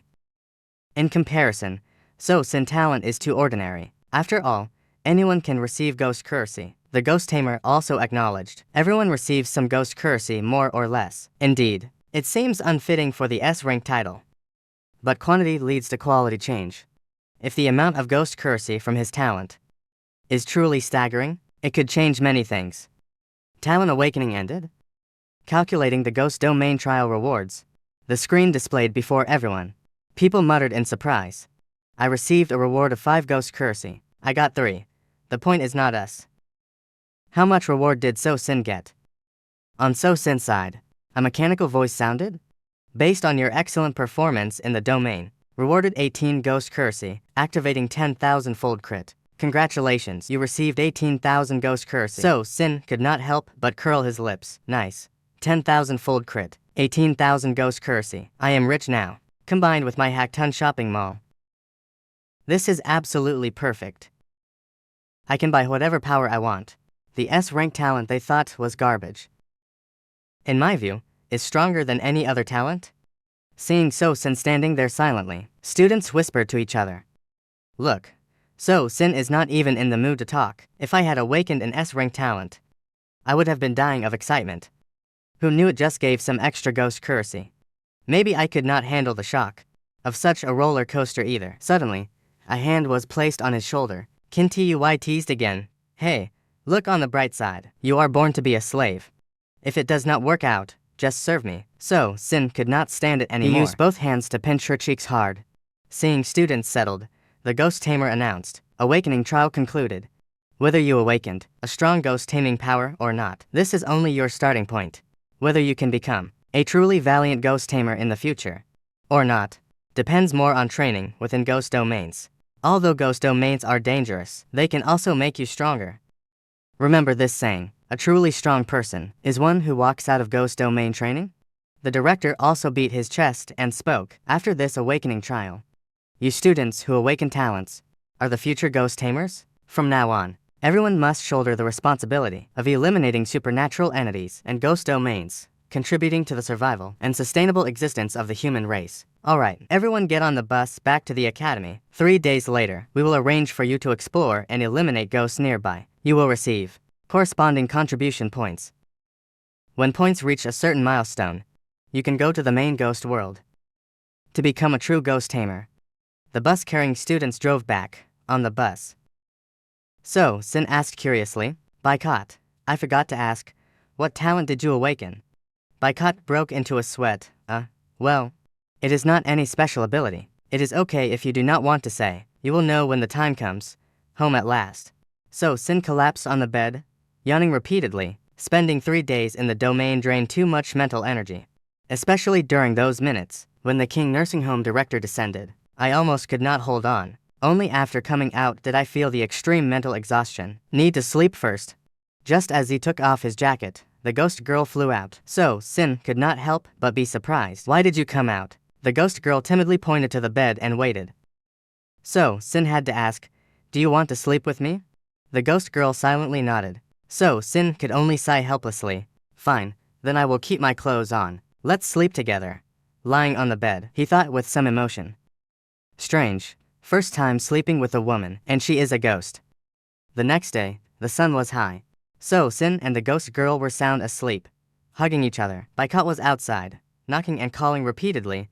Sin, wake up, wake up. Receiving no answer, he swung the door open and shouted, So Sin, what time is it? Why are you still sleeping? So Sin was woken up dizzily by the noise. Seeing no one around, he asked in surprise, when you came in, did you see anything on my bed? Baikot scratched his head, walked over and said, see what? Nothing. Saw nothing at all. So Sin did not press further, stretched his shoulders and asked, what is the rush? It is just morning. Baikot interrupted in a panic, it is not early anymore. It is already noon. Excellent news. The school ghost tool shop is open. So, Sin repeated doubtfully, a ghost tool shop. Baikot explained. Since we became future ghost tamers, we must periodically go to nearby places to deal with all sorts of supernatural entities. So the school opened the shop, where we can buy ghost tools to deal with them. So, Sin immediately put his arm around him and smiled. That is indeed good news. Let's go check it out. A moment later, both were at the ghost tool shop. Inside, those who arrived first were shouting angrily, are you kidding? Who could afford this? A waste of waiting. I thought this time upon entering the domain, I would get a piece of ghost tool for protection. In the last awakening trial, I only received 5 ghost currency. So, if I want to buy a single tool, I must enter domains 200 times. Is this not ridiculous? The shop owner was unhappy with the complaints and shooed them away. What are you making such a noise for? If you are not buying, then clear out. An old man standing nearby could not help but remind him, Old dearn, you are teasing these kids like this. It is not appropriate. The shopkeeper did not care. He puffed his pipe and replied, report this to the exorcism agency and let them handle it. Before the awakening trial, they have barely even seen a ghost, or how to make themselves stronger within it. Today, I just want to let them know that this shortcut is not easy to take. Hearing that, the old man next to him sighed helplessly. You are hopeless. You are already 70 or 80 years old. The shopkeeper smirked. Besides, I had to shed blood to forge these ghost artifacts. Outside, even 5,000 underworld coins could not buy them. Selling one for 1,000 here is already a bargain. The old man next to him argued back. What difference does it make? No one can afford them anyway. More and more students gathered around. Looking at the prices, they gasped, that is so expensive. Even the cheapest item costs 1,000 underworld coins. So Sin walked over. He looked inside the display case to evaluate the ghost artifacts. Unlike the hammer I got at the nursing home, it feels much weaker. The shopkeeper heard him and turned to explain. You are not wrong, kid. These items are not genuine ghost artifacts. They are just imitations. They are much weaker than the real deal. Real ones are as precious as the life and fortune of a ghost tamer. So, why would they be for sale? Even if they were, how could they cost only 1,000 underworld coins? Baigu could not help but wonder. If they are not real, then what is the point of buying them? The shopkeeper argued back. Just because they are not real, they are useless. Who told you that? These imitations are infused with yin energy, making them single-use items. They can be used against a ghost once. It could save your life at a critical moment. But Baigu was still shocked. Using it only once costs 1,000 underworld coins. Who could afford that? The number of people here who have 10 coins is already very small. The shopkeeper became even more smug. It is only natural that you cannot afford it. I opened the shop today, just for you kids to look at. Look but cannot buy. Go back to the ghost realm and work harder. Baigu gave up. He leaned in and whispered to So-sin. This old man has some issues. Right at that moment, the shopkeeper tapped his pipe and announced, "All right. Pack up and close the shop." So-sin immediately stopped him. "Wait, I will take all of these imitations." This statement stunned the shopkeeper. "What did you say?" So-sin repeated confidently, "I said, I will take all these imitations. Pack them up for me." The shopkeeper smirked and waved him off. "Get lost. Go play somewhere else." So-sin did not waste words. He slammed a large pile of cash onto the table. This time, the shopkeeper broke into a cold sweat. He started to stutter. You really have it." So-sin curled his lip and said, "Here is 8,000 coins. Cash on delivery. Hand over the goods. I am taking all 18 of these imitation ghost artifacts." Seeing this, the old man next to him burst out laughing. "Old Deern, you were so smug. After all that trouble to forge these artifacts, you sold them cheap to this kid." The shopkeeper looked uneasy and asked, "Where did you get so many underworld coins?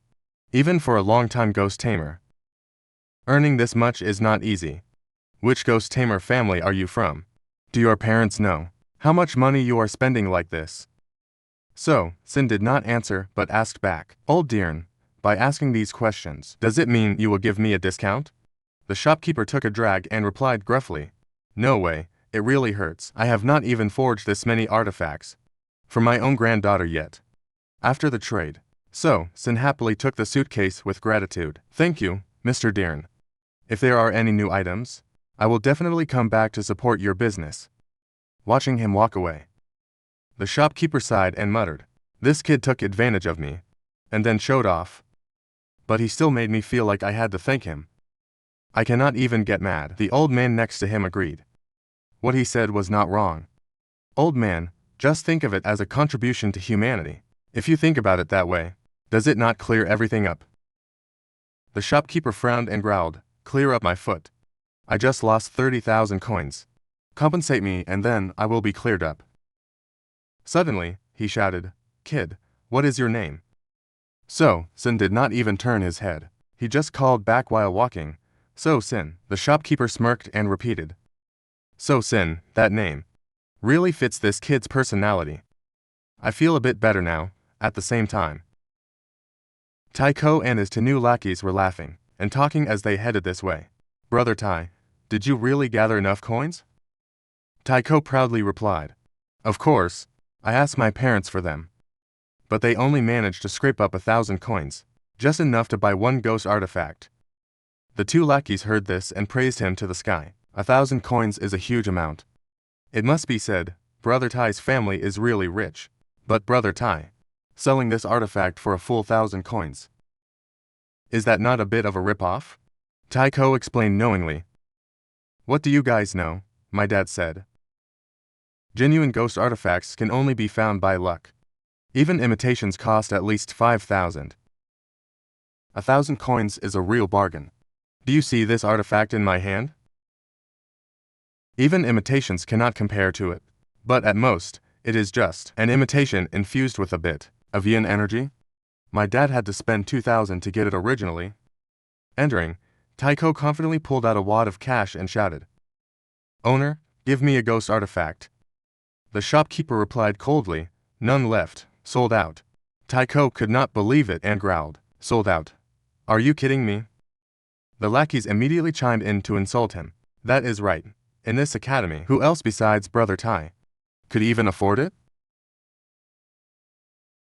The shopkeeper ignored them and waved them away. A student named So Sin bought every single ghost artifact. You guys get lost. Stop making noise here. Taiko and his group left resentfully, muttering. So it was So Sin. Let us go find him. On the way back, one lackey asked in disbelief. Brother Tai, is it true or fake? Could that poor devil actually buy ghost artifacts? Taiko replied with a sneer. Are you stupid? Did you forget what So Sin's awakened talent is? One lackey said immediately. Underworld coins critical hit return. Could it be that this kid received a large amount of coins? Taiko curled his lip. That is the only possibility. He has no background. A loser with such a trashy, awakened talent does not deserve to have these ghost artifacts. A moment later, So Sin was walking with Baigu on the road when Taiko's group ran up and shouted. So Sin, stop right there. Baigu said worriedly. This group of Taiko probably knows you bought the ghost artifacts. So Sin replied indifferently. Just ignore them. Seeing the two of them continue walking casually, Taiko cursed angrily. You bastard. Are you deaf? I told you to stop. Did you not hear me? So Sin turned around annoyed. Who the hell are you? Why should I listen to you? The two lackeys immediately rolled up their sleeves threateningly. So Sin, you think you are all that just because you bought some imitations? How dare you speak to Brother Tai like that? I am afraid you do not know. Imitation ghost artifacts only work on ghosts, but they have no effect on people, right? Taiko reached out confidently as if he had already won. I do not need to waste words with you. I do not need much either. Just give me half of what you have. So Sin shouted. Why? Taiko explained loudly. Why, it is very simple. Based on my super strong talent, sensing information about ghost entities. If I wanted to kill someone, it would be far too easy. So Sin's face darkened. You want to kill me? Taiko laughed. That depends on how well you behave. In the future, during missions, I might still look after you a bit. While he was still talking, So Sin rushed forward and punched him in the face. Taiko shouted in disbelief. You want to die? So Sin pulled out his legendary hammer and snorted. Damn you. I already warned you. Imitations do not work on humans. As he lunged, So Sin smashed the hammer onto his head. Take that for no effect. Seeing their leader clutching his head in pain, the two lackeys called out worriedly, Brother Tai. Taiko, his face covered in blood, struggled to stand and ordered. Beat him to death. I will take the blame. So Sin did not care. He pointed the hammer at them in challenge. I dare you to try and touch me. The two lackeys backed away in fear. This aura is so eerie. Could that hammer not be an imitation? Only real ghost artifacts can injure humans. How could he possibly have the real deal? Taiko was blinded by rage. He charged with his bone arm and shouted, Die. So Sin swung the hammer casually. He easily smashed the bone arm into fragments. Taiko looked at the half-broken arm in his hand. He muttered in shock, It is broken. My ghost artifact was smashed to pieces. So Sin pointed the hammer at him and growled, Do you submit? The two lackeys stuttered nervously. His eyes are truly terrifying. It feels like So Sin really wants to kill someone. Taiko did not dare to act recklessly. He gritted his teeth and endured. I admit it. I submit. So Sin glanced sideways to threaten Taiko. I do not care if your submission is real or fake. Everyone is now a trainee ghost tamer. We both understand the cruelty of the ghost realm. No one here is a pushover. If you dare to mess with me again, you are a dead man? After saying that, he and Baigu turned to leave. Looking at the hammer in his hand, he felt curious. All ghost artifacts in the ghost realm can be brought outside. I heard they are divided into ranks. I wonder what rank this hammer is. Back there, the two lackeys asked worriedly, Brother Tai, are you all right? Taiko ground his teeth. I have lived this long, and even my dad has never hit me. If I do not kill him, my dad and my grandpa will no longer bear the name Tai. A day later, the group moved to the mission site. Whispers and discussions could be heard everywhere. I heard the mission location this time is inside the city? That is right. Furthermore, we will cooperate with the exorcism agency. to eliminate ghosts that infiltrated the city. Principal Trung Van saw the students settle and shouted, "We have arrived at the mission site. All students, line up properly. Next, Captain Teet Nak will assign missions to everyone."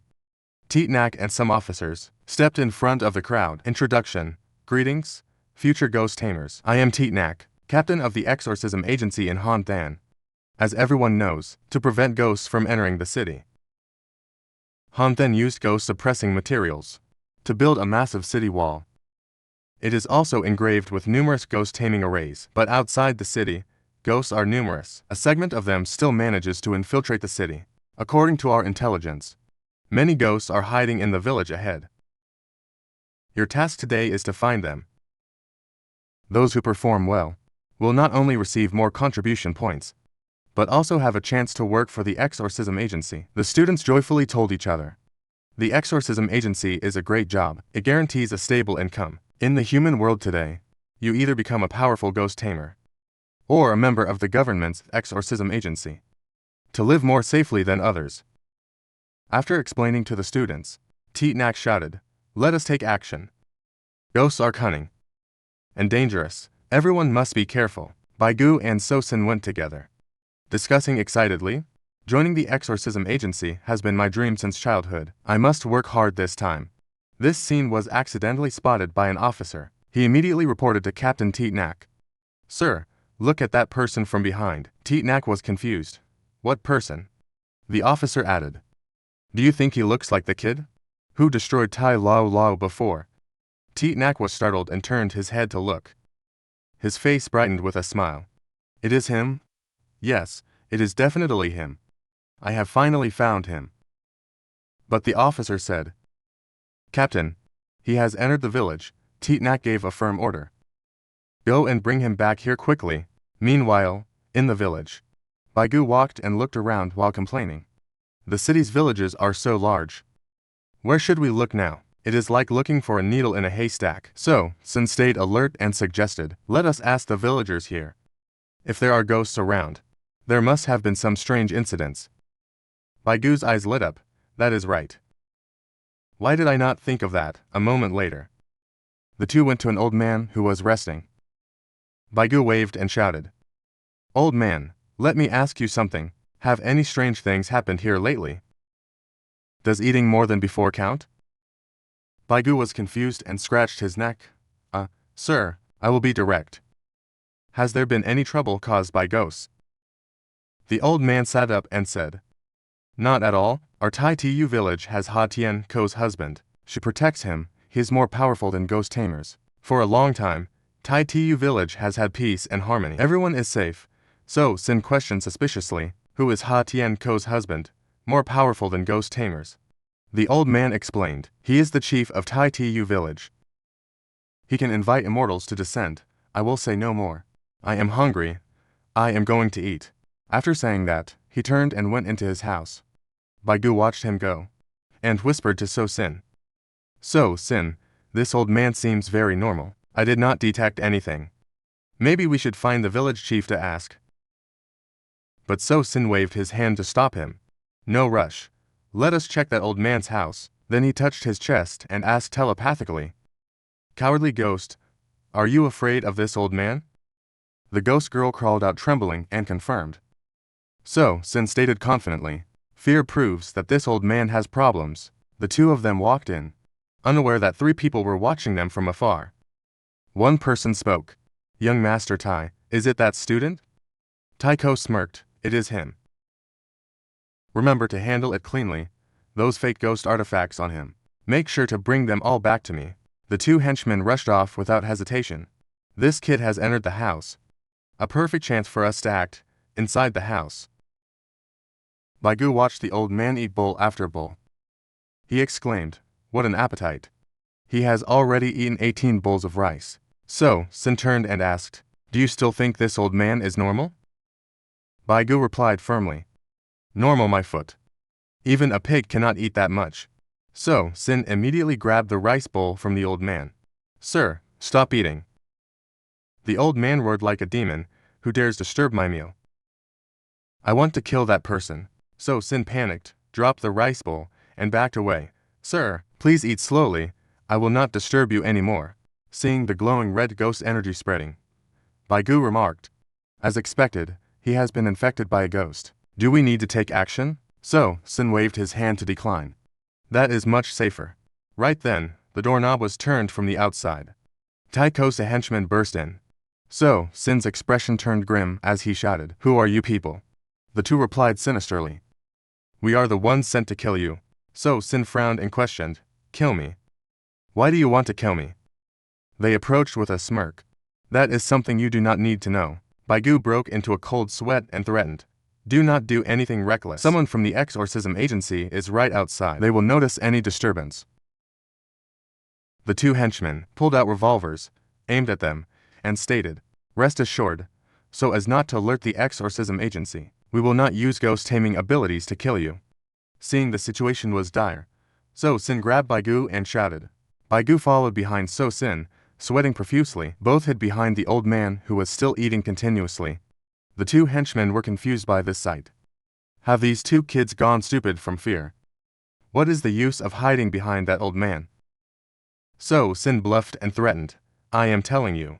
My grandfather is not someone you should mess with. It is best if you retreat right now. You might still have a chance to survive. But these words only made the henchmen lower their guard and attack. Then I will just kill your grandfather too. The bullet struck, shattering the plates on the table. But the old man remained unharmed. With the plates gone, the old man stopped eating. Veins bulged all over his body as he roared at the henchmen. You people disturbed my meal. They did not care. They kept firing, threatening the old man. This rice you ate will be your last meal before execution. Just drop dead. Hurry up and deal with those two kids. As they were speaking, thick ghost energy radiated from the old man's body. His body grew large, transforming into a monster. The henchman finally realized the problem and screamed. Grandpa ... What do you mean, Grandpa? We have been tricked by that kid. This thing is. Why is it such a monstrous ghost? The old man did not care. He lunged straight at the two henchmen to attack. Their faces turned pale as they fired repeatedly. Get back. But the bullets were like mosquito bites. The old man kept charging forward. Both turned white as a sheet and agreed. This is not working. Ordinary bullets cannot kill him. One man gritted his teeth and grabbed his own arms. His body immediately grew massive. Both forearms became abnormally large. The other calmly removed his gloves, revealing reptilian hands with razor-sharp claws. Looking at their transformation, Baigu exclaimed, These two are both future ghost tamers. Their awakened talents are both transformation types. The henchmen did not dare be careless.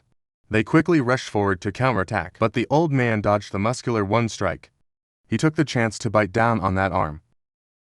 Before the muscular man could react, the old man bit his arm clean off. He screamed in agony, clutching his stump. The old man chewed on the arm in his mouth, staring intently at him. Seeing his partner about to be attacked again, the other rushed in to save him. Die for me. But the old man just gave one blow, easily knocking him far away. Then he targeted the muscular man again to torture him. Baigu stuttered. How brutal. Luckily, we did not try to fight the old man earlier. The reptilian-handed man could only stand and watch, gritting his teeth. This is bad, we cannot win this. He shifted his target to where So Sin was hiding and shouted, Deal with So Sin first. Before he could reach him, the old man's claws lunged forward. He easily snatched and caught him. The reptilian man panicked. What? The old man threw his head back and howled, You disturbed my meal. You all must die. There is no way out. The muscular man sprang up and shouted, I will take you with me. But before he could do anything, the old man grabbed him with one hand. He struggled helplessly. Let me go. The reptilian man in the other hand also muttered grimly. It is over. There is no way to escape. At that moment, So Sin walked out casually and called out, I can save you guys. Only if you tell me who wants me dead. The two henchmen pleaded urgently. Hurry up and save us. If you save us, we will tell you. So, Sin took action immediately. He jumped straight onto the old man's back. He pulled out his legendary hammer and struck the old man's cheek hard. Watching the old man scream in pain, the two henchmen realized, this is a ghost artifact. He has a genuine ghost artifact. But the old man did not even strike back. Instead, he tried to put the reptilian man into his mouth. The man screamed, Hey, he is the one hitting you. Why are you biting me? Damn it, it hurts so bad. After a while, the old man was defeated. The two henchmen were saved. So Sin questioned, "Speak up." The muscular man answered resentfully, "It is Taiko. Taiko told his father to hire us to kill you. Then steal your ghost artifact." Baigu shouted angrily, "That animal, Taiko. I cannot believe his heart is so wicked." The reptilian man advised wearily, "I will kindly warn you. Taiko's parents are not just ordinary ghost tamers. It is best if you do not cross Taiko again." The muscular man added quickly, "Everything that needed to be said has been said. Based on our agreement, you cannot kill us. I believe you are a good student who keeps your word." So Sin naturally accepted the praise. "You are right. I am indeed a good student. I will not touch you to this time, but the next time we meet, I will definitely kill you both." Seeing them leave while So Sin did nothing, Baigu asked impatiently, "Are you really just letting them go and not give chase?" So they smirked and whispered, "What an idiot. He just let us go so easily." The one beside him agreed, "Too naive. Once our wounds have healed, we will go after him again.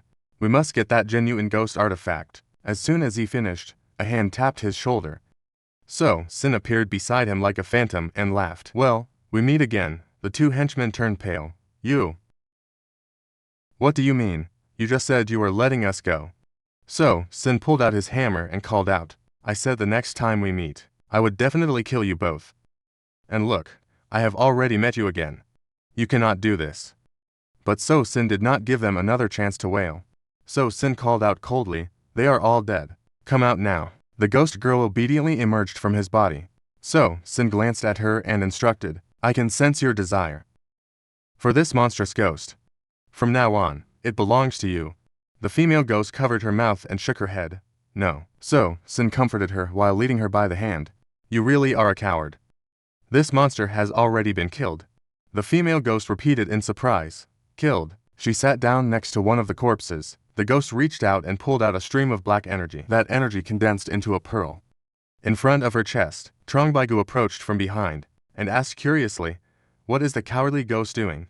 "I cannot give a clear answer anymore. It looks like she is pulling something out from that monstrous body." Suddenly, the black sphere in the demoness hands reveals the image of Ha Tian Kofu. He speaks to the old ghost with a stern face. "Your condition is critical right now. Survival will not be easy." Hearing that, he panics immediately. He grabs Ha Tian Kofu's hand and begs, "Ha Tian Kofu, you have divine powers. Please save me. I am only 70 years old. I can still father another child." Then, he pulls out a notebook. "I can save you. But you must sign a symbiotic contract starting now. Your body will be shared with the gods." Though he desperately wants to live, the old ghost still hesitates for a moment. Ha Tianko continues to threaten him. "With your illness, you won't last another month." The old ghost hurries to agree, "I will sign it right now." After speaking, he busily signs the contract. Ha Tianko Fu is satisfied. He burns the contract with a blue flame. "Very well, congratulations on your new life." Suddenly, a thick cloud of black smoke envelops the old ghost's body. A loud explosion rings out. The old ghost turns into a hippo and roars, "Hungry, hungry, I am so hungry." Then he rushes to attack Ha Tian Kofu. His face also slowly transforms. Ha Tian Kofu instantly turns into a grasshopper. He flies up and strikes the old ghost, calling him bold. Being suppressed, he has to surrender. "I wouldn't dare, I wouldn't dare." Trong Baikat observes the story and says, "This is the past when the old man was alive. The contract Ha Tian Kofu forced him to sign is likely the reason he turned into a monster." The demoness opens her mouth and swallows the black sphere. Seeing this, So Sin remarks, "This ability of the cowardly ghost is quite good. She can see the past lives of the ghosts that she devours. This is probably a supernatural talent." Trong Baikat looks up and deduces, "The source of the demons haunting the villages in this city is Ha Tian Kofu. We just don't know how many people he has turned into monsters." So Sin decisively leads the two of them away. "Let's go find Ha Tian Kofu." A crowd of people gathers around the sacrificial altar. Two ghosts are tied to stakes. Ha Tian Kofu approaches Tai Ko and says, "I never expected it. Our Tai Tu village really has ghosts. It's so terrifying." He turns back to comfort him. "Village Chief Ha, with ghost tamers like us here, there is nothing to worrying about. Then, Taiko raises his hand to rally everyone. Listen up, everyone. Follow me and kill these two ghosts. On command, the crowd attacks the two ghosts relentlessly. A smug young man tells his teammate, "This ghost is so easy to kill." The other person agrees with him. "We might earn a lot of merit points this time." Ha Tianko bows gratefully to thank them. "Students, thank you for helping us eliminate the ghosts. I thank you on behalf of all the villagers." Taiko smiles and raises his hand. "You are too kind, Village Chief Ha. It's because of your cooperation that we were able to smoothly locate these two anomalies." Trong Bai-Kot and So Sin have been standing at the exit. He puts his hands on his hips, wondering why would Ha Tianko help everyone kill the ghosts. So Sin frowns and replies, "He likely wants to deceive us, just to get it over with. After all, the exorcism agency is outside, while we are inside." Ha Tianko leans over and announces, "Young Tai has already found the ghosts." The villagers are also terrified. "We are heading home now." Taiko lifts his chin. He smugly says, "Village Chief Ha, please head back. We also need to bring the remains of these two ghosts back for reporting." Hearing him say that, he turns to call the villagers. "Villagers, stop staring. Let's go home." So Sin leads Trong Bai-Kot and steps in to stop them. "Wait, the real show has just begun. How can you leave?" Taiko turns his head in annoyance to look at So Sin. How can he still show up? So Sin approaches him. "Taiko, are you surprised to see me?" Taiko plays dumb and says, "I don't know what you mean." So Sin quickly slaps him. "What the heck are you faking?" The villagers are instantly shocked. What happened? Did So Sin just hit Taiko? How dare he hit Taiko? Taiko is still confused, holding his cheek. Why didn't those two kill him? So Sin turns his head to warn him. "I will settle the score with you later." Taiko snorts angrily. Humph, who settles the score with whom is not certain yet. Ha Tianko stubbornly tries to lead the villagers back.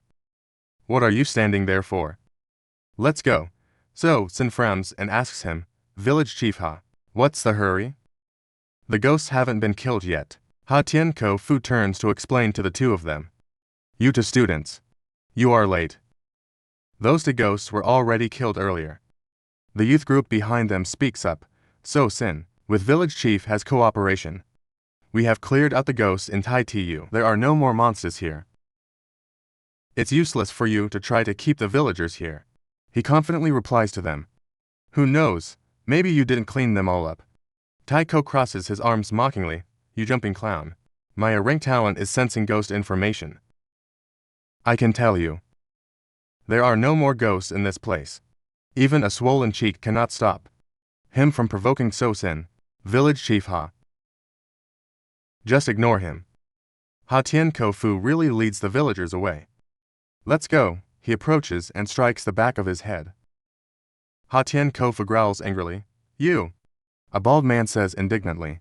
"So Sin, why did you hit Village Chief Ha?" Another person in the group also condemns him. "I think you have really gone crazy." So Sin turns back to enlighten them. Ha Tianko is the real monster.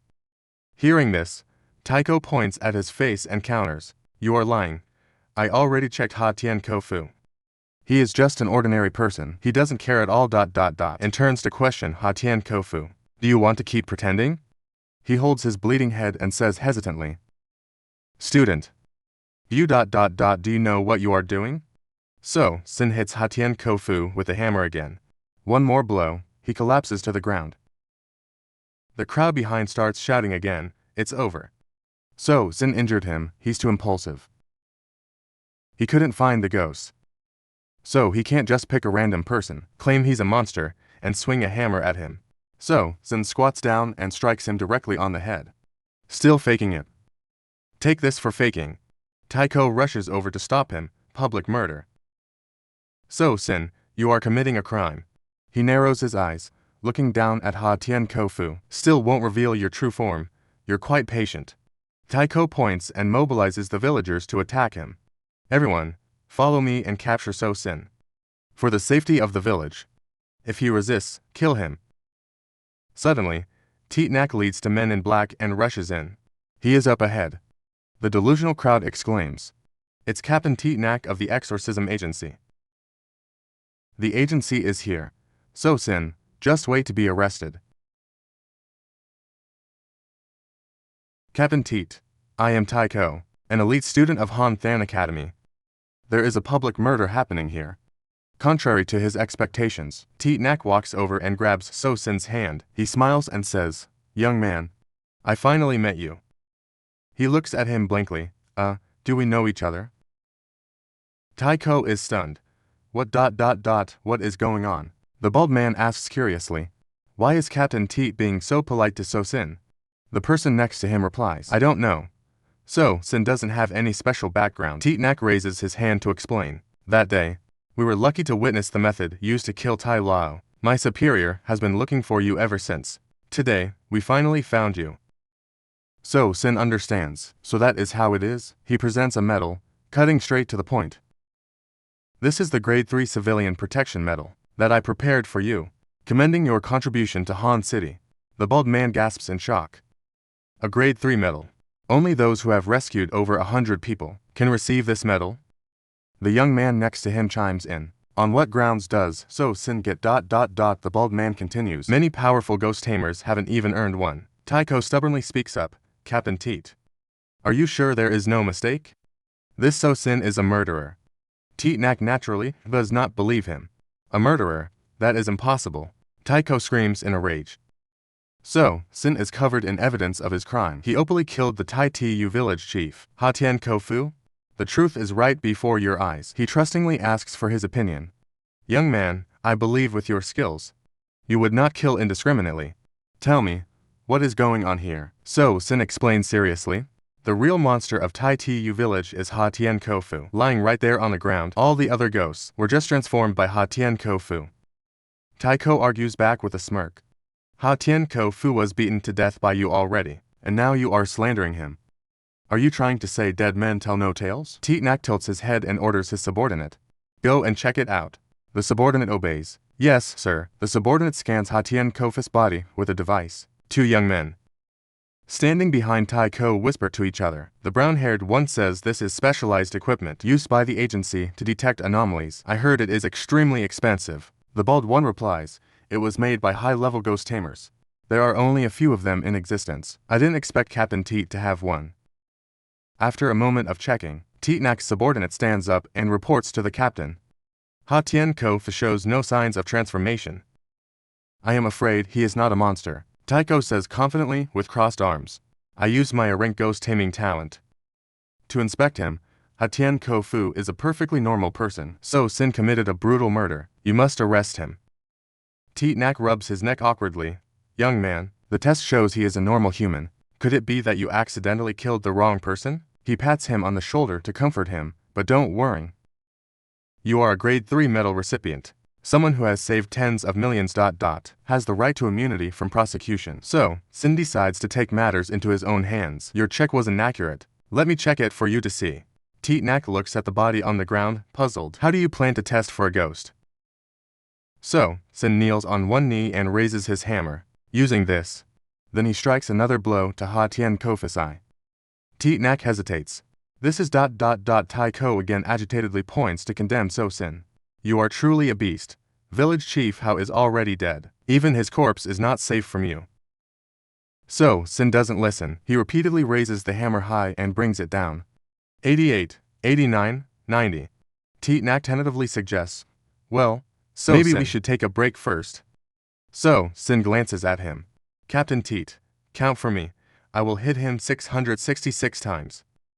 If he still doesn't wake up, I will admit defeat. Ha Tian Kofu suddenly sits bolt upright and yells, Stop! The crowd behind is astonished. Is Village Chief Ha alive?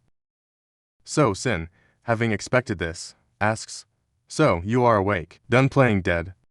Ha Tian Kofu screams out in helplessness, You brat! Are you even human? Hit me 666 times. You would have pounded me into mush. Behind Teetnak and the others ... The device starts beeping. The subordinate steps forward to report.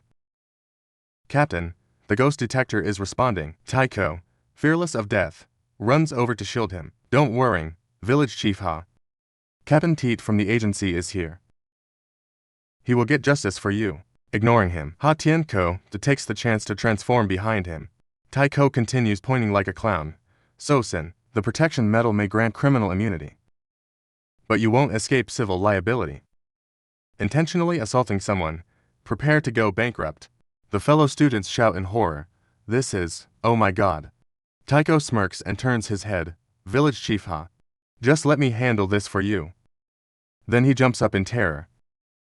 What is this thing? Ha Tianko Fu digs his claws into Taiko's shoulders. He lifts him up effortlessly. Since you trust me so much, can I eat you? Taiko turns pale and screams. No. Ha Tian. Kofu opens his mouth wide, filled with fangs. Why not? He cowardly blurts out an unexpected line. I just pooped my pants. Hearing that, Ha Tian Kofu immediately tosses Taiko away. Useless, you ruined my appetite. Teetnak waves for the villagers. Students, evacuate the village. The agency will take over from here. But Ha Tian Kofu flashes forward to block the path. He gives an order. No one is leaving. Since you have found us out, then let the massacre begin. The young men suddenly tear off their clothes and turn into ghosts. The remaining group quickly flees outside. To many monsters, run for your lives. It turns out So Sin was right. Ha Tian Kofu and the monsters. He trembles with rage. I spent a fortune in underworld currency to buy that camouflage potion. It fooled every ghost tamer. Yet you managed to expose it. Do you know that in just one more year, this entire city would have been transformed into monsters by me? So, Sin signals to Trong Baikot. Let's go, we are retreating to. He nods in agreement. Ha Tian Kofu lunges forward. You ruined my plans. I will definitely kill you. A sword appears in Teetnak's hand. He charges forward with it. Monster, prepare to die. The two of them begin a close quarters battle. Teetnak says wordly, this monster is very strong. It's likely a primordial ghost from the netherworld. Ha Tian Kofu orders the ghosts to stall him. Then he flies into the air. I'm going to kill that brat. So Sin and Trong Baikot run, gasping for breath. Suddenly, Ha Tian Kofu lands from the sky. Trong Baikot says in surprise, he caught up already. He leisurely cracks his knuckles. You cannot escape. So Sin pulls Trong Baikot's shoulder to run back. This way. Ha Tianko pursues them relentlessly. It's a futile effort. A single leap of mine can reach 18,000 meters. So Sin secretly pulls a pair of scissors from his pocket. Then he throws them directly at him. Die. Ha Tianko cannot react in time. He takes the scissors right to the face. He becomes even more enraged. That previous pseudo-ghost weapon couldn't kill me. Much less this one. While Ha Tianko is busy talking, So Sin takes the chance to throw a sickle. Eat this too. He leans over and destroys the obstacle. What good is stalling me for a moment? I told you. You cannot escape. So Sin and Trong Baikot decisively keep running. This is getting complicated. This monster is likely no weaker than that head nurse from before. In fact, he might be even stronger. Then he takes out a knife and another sickle, glowing with bright red electricity. Baikot, let's split up. Take these two pseudo-ghost weapons for protection. He worries for So Sin. If we split up, the monster will surely go after you. Ha Tianko flies in front of them again. You cannot escape. He frowns and says, there is no other way. I hope we can hold out until Captain Teed arrives. Trong Baikot resolutely throws the two pseudo-ghost weapons he just received onto the ground. To So Sin's utter amazement, then I am done running. He raises both hands. Great monster, I surrender. He looks at Trong Baikot in confusion. Baikot, what are you doing? Ha Tianko gloats and rubs his head. Surrendering. You leave me speechless. This is the first time a human has surrendered. Right in front of me. He explains nonchalantly. If I cannot beat you, I will join you. Great monster, please transform me into a monster too. He excitedly starts planning. Excellent. After I transform you into a monster, you will personally kill that brat for me. Trong Baikot kneels and kowtows to Ha Tianko. Thank you, great monster. I have nothing else to show my gratitude, so I will offer you a kowtow. He crosses his arms and floats up, feeling elated. Very sensible. I like it. Suddenly, Ha Tianko spits out a mouthful of blood. He screams in panic. What is happening? Who is attacking me? With his forehead bleeding, Trong Baikat continues to bow to Ha Tian Kofu. May the great monster have many days like this. And may every year be as auspicious as today. Then he slams his head down again. He screams in agony. Ah.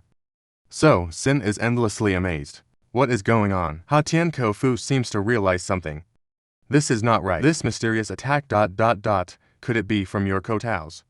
Trong Baikat acts like he is pre-programmed. I wish the great monster a safe journey to the afterlife. Next year will be your death anniversary. He frantically waves his hands and backs away. No, stop it. Stop kowtowing.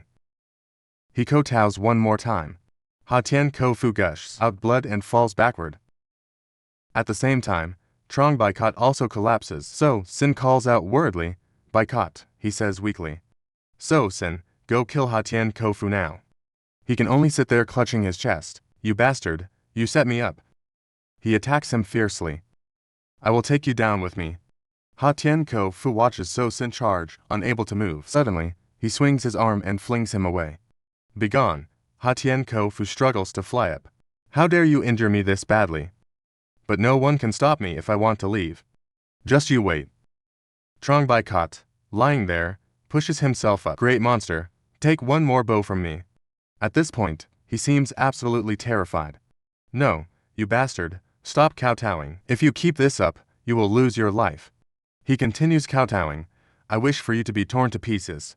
Ha Tian Kofu screams in despair. No. Then he falls freely to the ground. Trong Baikat can no longer move. So, Sin takes the opportunity to strike. This chance was bought with my brother's life. I must kill you. He uses the hammer to repeatedly smash his head. Ha Tian Kofu is on the verge of death. Stop, you cannot kill me. So, Sin obviously pays no attention to his words. I am killing you anyway. Ha Tian Kofu lies there threatening him. I am a primordial ghost from the nether world. My clan has great power in the ghost world. You will face an endless hunt. He holds the hammer high. Like I care, he tries to negotiate. Spare my life. We can still be good friends. So, Sin delivers the final finishing blow. Like hell we will. He wipes his mouth. Finally, he is dead. Unexpectedly, on Ha Tian Kofu's chest, a red object begins to condense. It speaks a curse. You brat, I curse you. When you set foot in places where I have been, you will be haunted by ghosts. Your flesh and blood will be gnawed away until you turn into dry bones. Then it suddenly flies into his body. So, Sin looks at himself in a daze. What the hell was that? The demoness flies up and explains the curse. Only high-level ghosts can cast this. He asks if she can break it. She looks at the sphere in her hand and answers. I cannot, but I can temporarily seal it away. So, Sin cannot help but exclaim, damn it, this monster was not only tough, but it took so many hits to finally kill him. This spiteful guy was about to die ... And he still wanted to put a curse on me. Go absorb that grasshopper. I am going to check on Baikat's condition. He kneels and helps Strong Baikat up. Baikat, how are you? I am okay. Luckily, he is still conscious. He is still alive. So, Sin helps Strong Baikat stand, asking curiously, what was that earlier? That monster was almost killed by you. He glances over and replies, that is my awakened talent. Kowtow of death. The harder I kowtow ... the more damage I deal to the enemy. So, Sin gives a thumbs up to praise the kowtow of death. This talent is truly strange. They say a man's knees are made of gold. Today, you have proven that true. The demoness uses the black sphere to absorb the remains. While observing, so Sin suggests, let's check that monster's background. It might help in breaking the curse. The sphere in her hand turns green. A new memory appears inside. Ha Tian Kofu respectfully reports to the Demon King, sitting on the throne. My king, the human world is currently a piece of cake. All the major ghost domains are tearing it apart. He hears this and replies, very well, if you want to go, then go. He overestimates himself and reports back, I can leap a distance of 18,000 meters. Which ghost tamer could possibly kill me? In less than 3 months. It seems this monster has an extraordinary background. Just then, Titnak and his subordinates arrive in a hurry. Over here. So Sin and Trongbai caught hear the noise, and turned their heads. The demoness panics and hides in his chest. Titnak runs up and asks with concern, So Sin, are you alright? So Sin replies, I am fine. I killed this primordial monster. The two subordinates immediately look serious. They take turns saying, Not only did the primordial ghost fail to escape, it was actually killed. Primordial ghosts are usually stronger than ordinary anomalies. This person is not simple. Titnak laughs and prays. Harha, well done. Who could kill Tai Lao? You have made a great contribution this time. So, Sin smirks. How great is this contribution? He spreads his hands and explains. Strictly speaking, this time you saved tens of thousands of Tai Tu villagers. In a broader sense, you saved millions of people in Han City.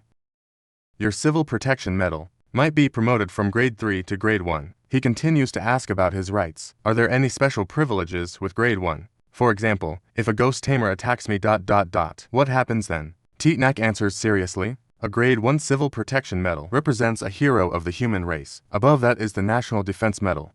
Even a ghost tamer cannot lay a hand on you, no matter what the reason is.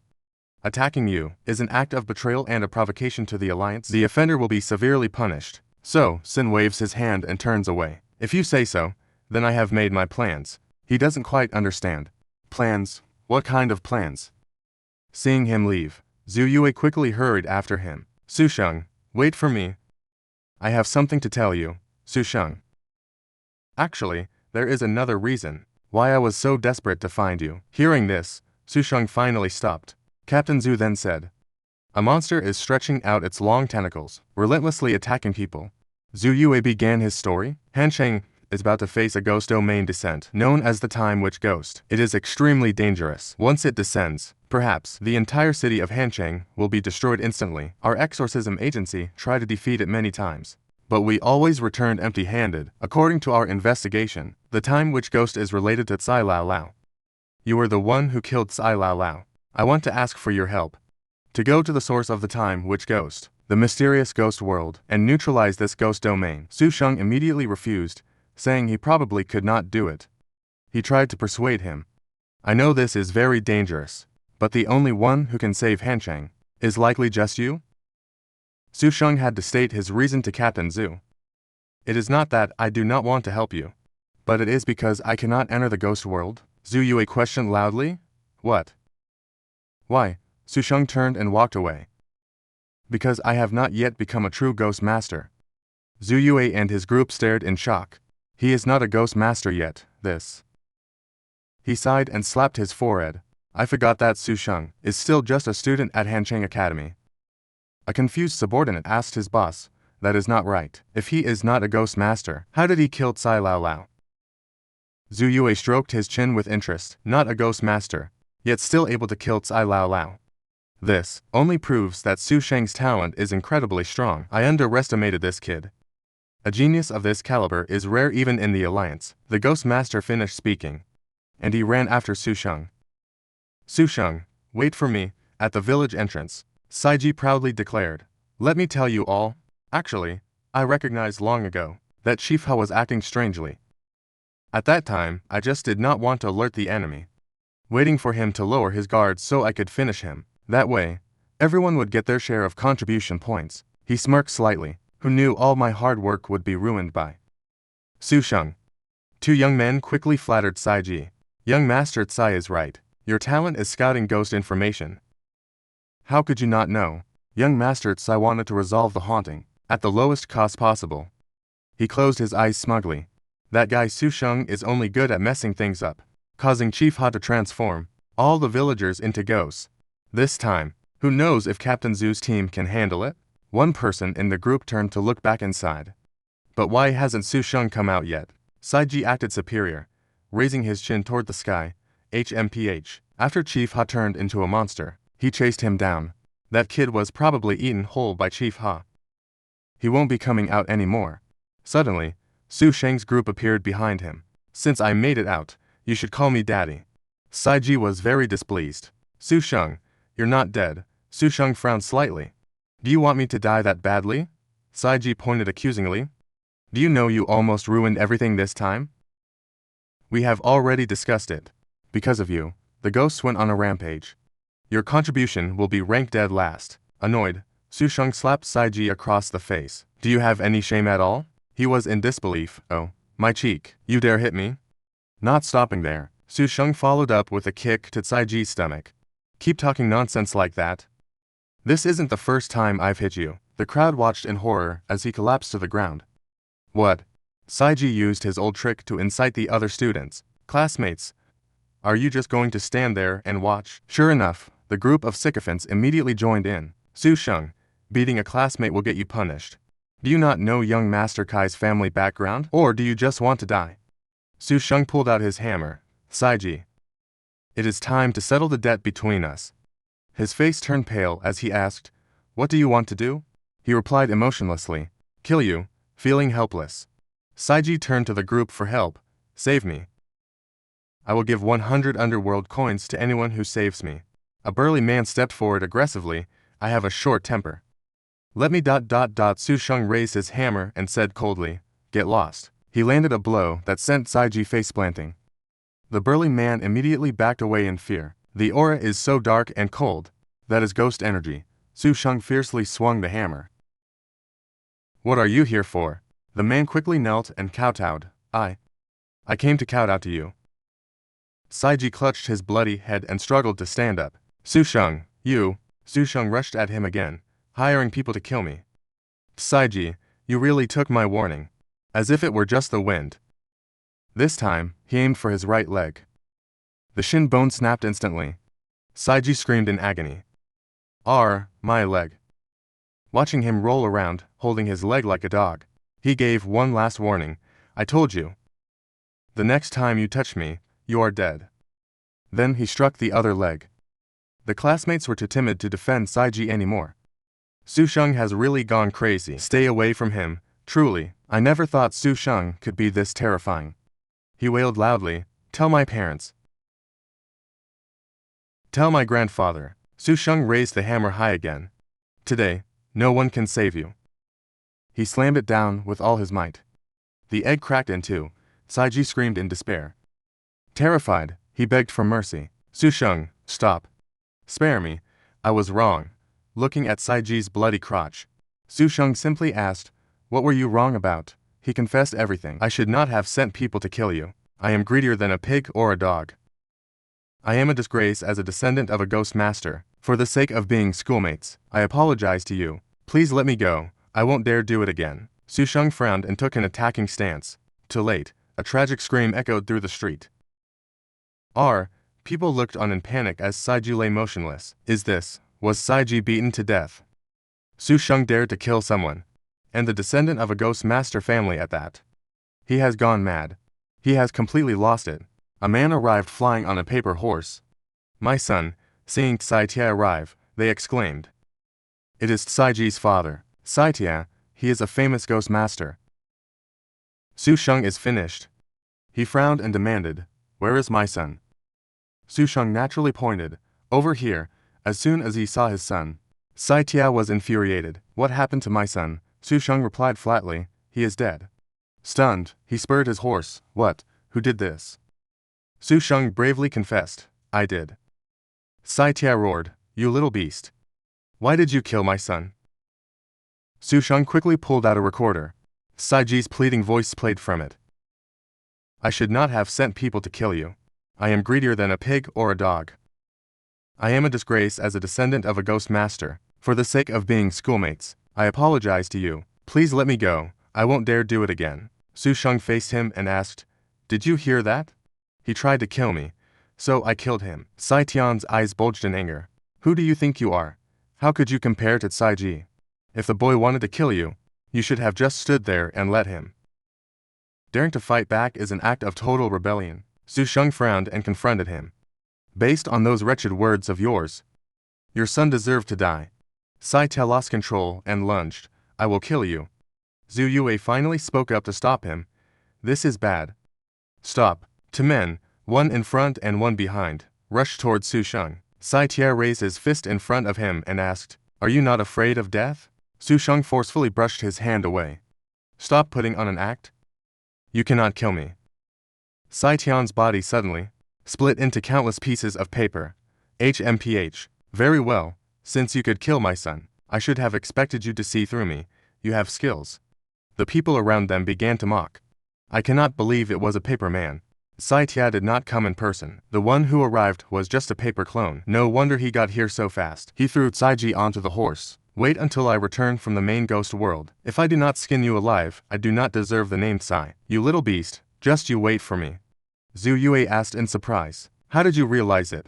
I did not detect at all that the newcomer was just a paper clone. He smirked and replied, it was a guess. But in his heart, he thought, of course, it was the cowardly ghost who told me. She could not feel the specific aura of a ghost master on Sai Tian's body. It seems the cowardly ghost's ability to sense various types of energy is very sharp. Zhu Yue frowned and said hesitantly, I guess, you are truly bold. If that had been the real SYSTE, by now you would be. Su Sheng immediately interrupted him. Captain Zhu, I have a question. Do you know about curses? Zhu Yue replied slowly, only high-level primordial ghosts can cast curses. Furthermore, primordial ghosts capable of cursing all have powerful backgrounds. He asked further, how can a curse be broken? He rubbed his chin and reasoned, you must go to the main ghost world to find the source of the curse. As for what the source of the curse is, it is hard to say. Specific curses require detailed analysis. In that moment, Su Sheng made a decision. I understand. No matter what happens, the first step must be getting to the main ghost world. A while later, Su Sheng returned to the schoolyard. Jingzi followed closely behind Su Sheng. Wait a second. Su Sheng did not stop, just turned his head and asked, Jingzi, what do you want? She curled her lip and replied, I just returned from training in the ghost world. I heard news that you killed Saiji. That bastard Saiji always bullied you. He truly deserved to die. Rest assured, follow me from now on and I will protect you.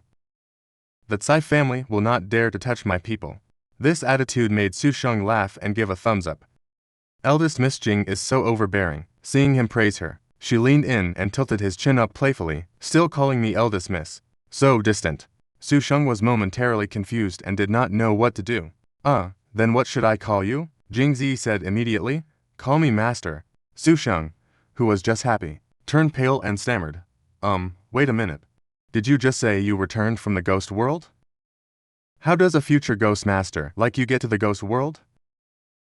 Jingzi explained with a wide smile. It is simple. Take the ghost gate trial without relying on accumulated points. Once you pass, you immediately level up to a ghost master. I am now a true ghost master. After speaking, she snapped her fingers. A skeleton appeared next to her. Jingzi introduced it happily. This is the ghost servant I contracted. Well, impressive, right? Su Sheng ignored it with no interest. How do I join the ghost gate trial? Jingzi explained patiently. Only a veteran ghost master recommendation allows you to participate in the trial. Furthermore, it is extremely dangerous. It is a game for gifted monsters, and a shortcut for descendants of ghost master families with deep backgrounds. Do not even think about it. Just obediently collect your points and be my slave. When the time comes to take the ghost master exam, it is 10 times, 100 times simpler than the trial. But once Su Sheng got the info, he just walked away. I got it. Thanks for the explanation. Seeing his action, Jingzi was a bit confused. Where are you going? Su Sheng did not even turn back. He casually waved his hand, going to sleep. Jingzi shouted in frustration. If you do not stay by my side, the Tsai family will not let you off. Wait until SYSTE returns from the ghost world. You will be finished. Su Sheng replied mockingly. I am used to being on top. I do not like being underneath. This line made Jingzi stomp her feet in anger. Can you not just yield a little? On Su Sheng's side, he was tensely calculating. The cowardly ghost can only stay trapped for half a month. I must find a way to enter the ghost world within half a month. If that fails, I will just have to sell myself as Jingzi's slave. A while later, at the school gate, a blonde girl stood there and shouted. This is the place. It has been a few days. I wonder how that kid is doing. She is Mako. A teacher at the school stepped out grumbling. Mako. What are you doing here? Mako erupted in anger. You brat. Watch your mouth, old woman. Where am I old? Teacher and broke into a sweat and stammered. I was wrong. Mako, please do not be angry. Just as he finished, the shopkeeper Diane stepped out to counter. He was not wrong. You are clearly at that age. In fact, you are several years older than me, always dressing up like a teenage girl, just like a painted ghost. Are you not tired of deceiving yourself? Mako's temper immediately flared up again. Old man Diane, do you still need that mouth of yours? I can sew it shut for you. Teacher and reluctantly stepped in to stop them. Mako, calm down. Old Diane hasn't been in a good mood lately anyway. By the way, why did you come to Hanchang? Are you here to deal with the human head balloons too? Mako grumbled irritably.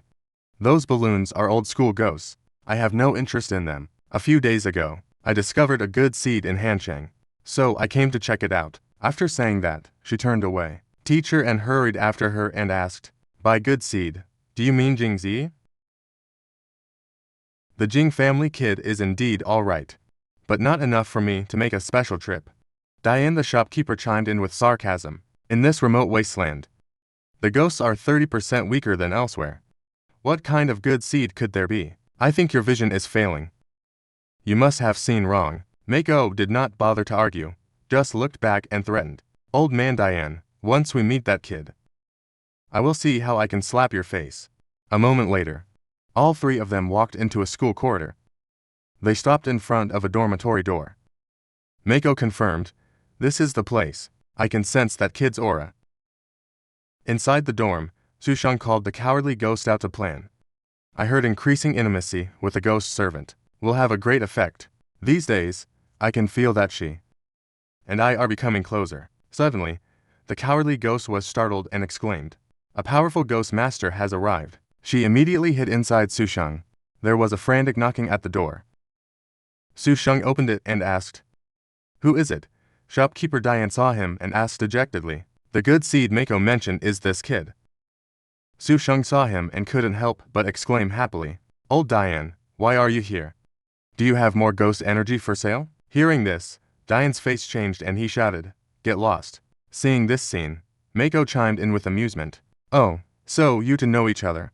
Teacher and explained with a bitter smile. How could they not know each other? Old Diane is in a bad mood specifically because of him. The pseudo-ghost aura he spent months crafting was bought by this boy for a dirt cheap price. Mako smiled with satisfaction. Serves him right. I'm afraid you didn't know he awakened an S-rank talent, did you? If he's lucky, the thing he'll have most of is underworld coins. After saying that, she turned towards Sushang. Sushang, we meet again. Sushang broke into a sweat, confused. Have we met before? Mako immediately summoned her ghost servant and introduced it proudly. This is my ghost servant. Looks familiar, doesn't it? Realizing who had arrived, Sushang respectfully clasped his hands. So, it is the senior ghost overseer.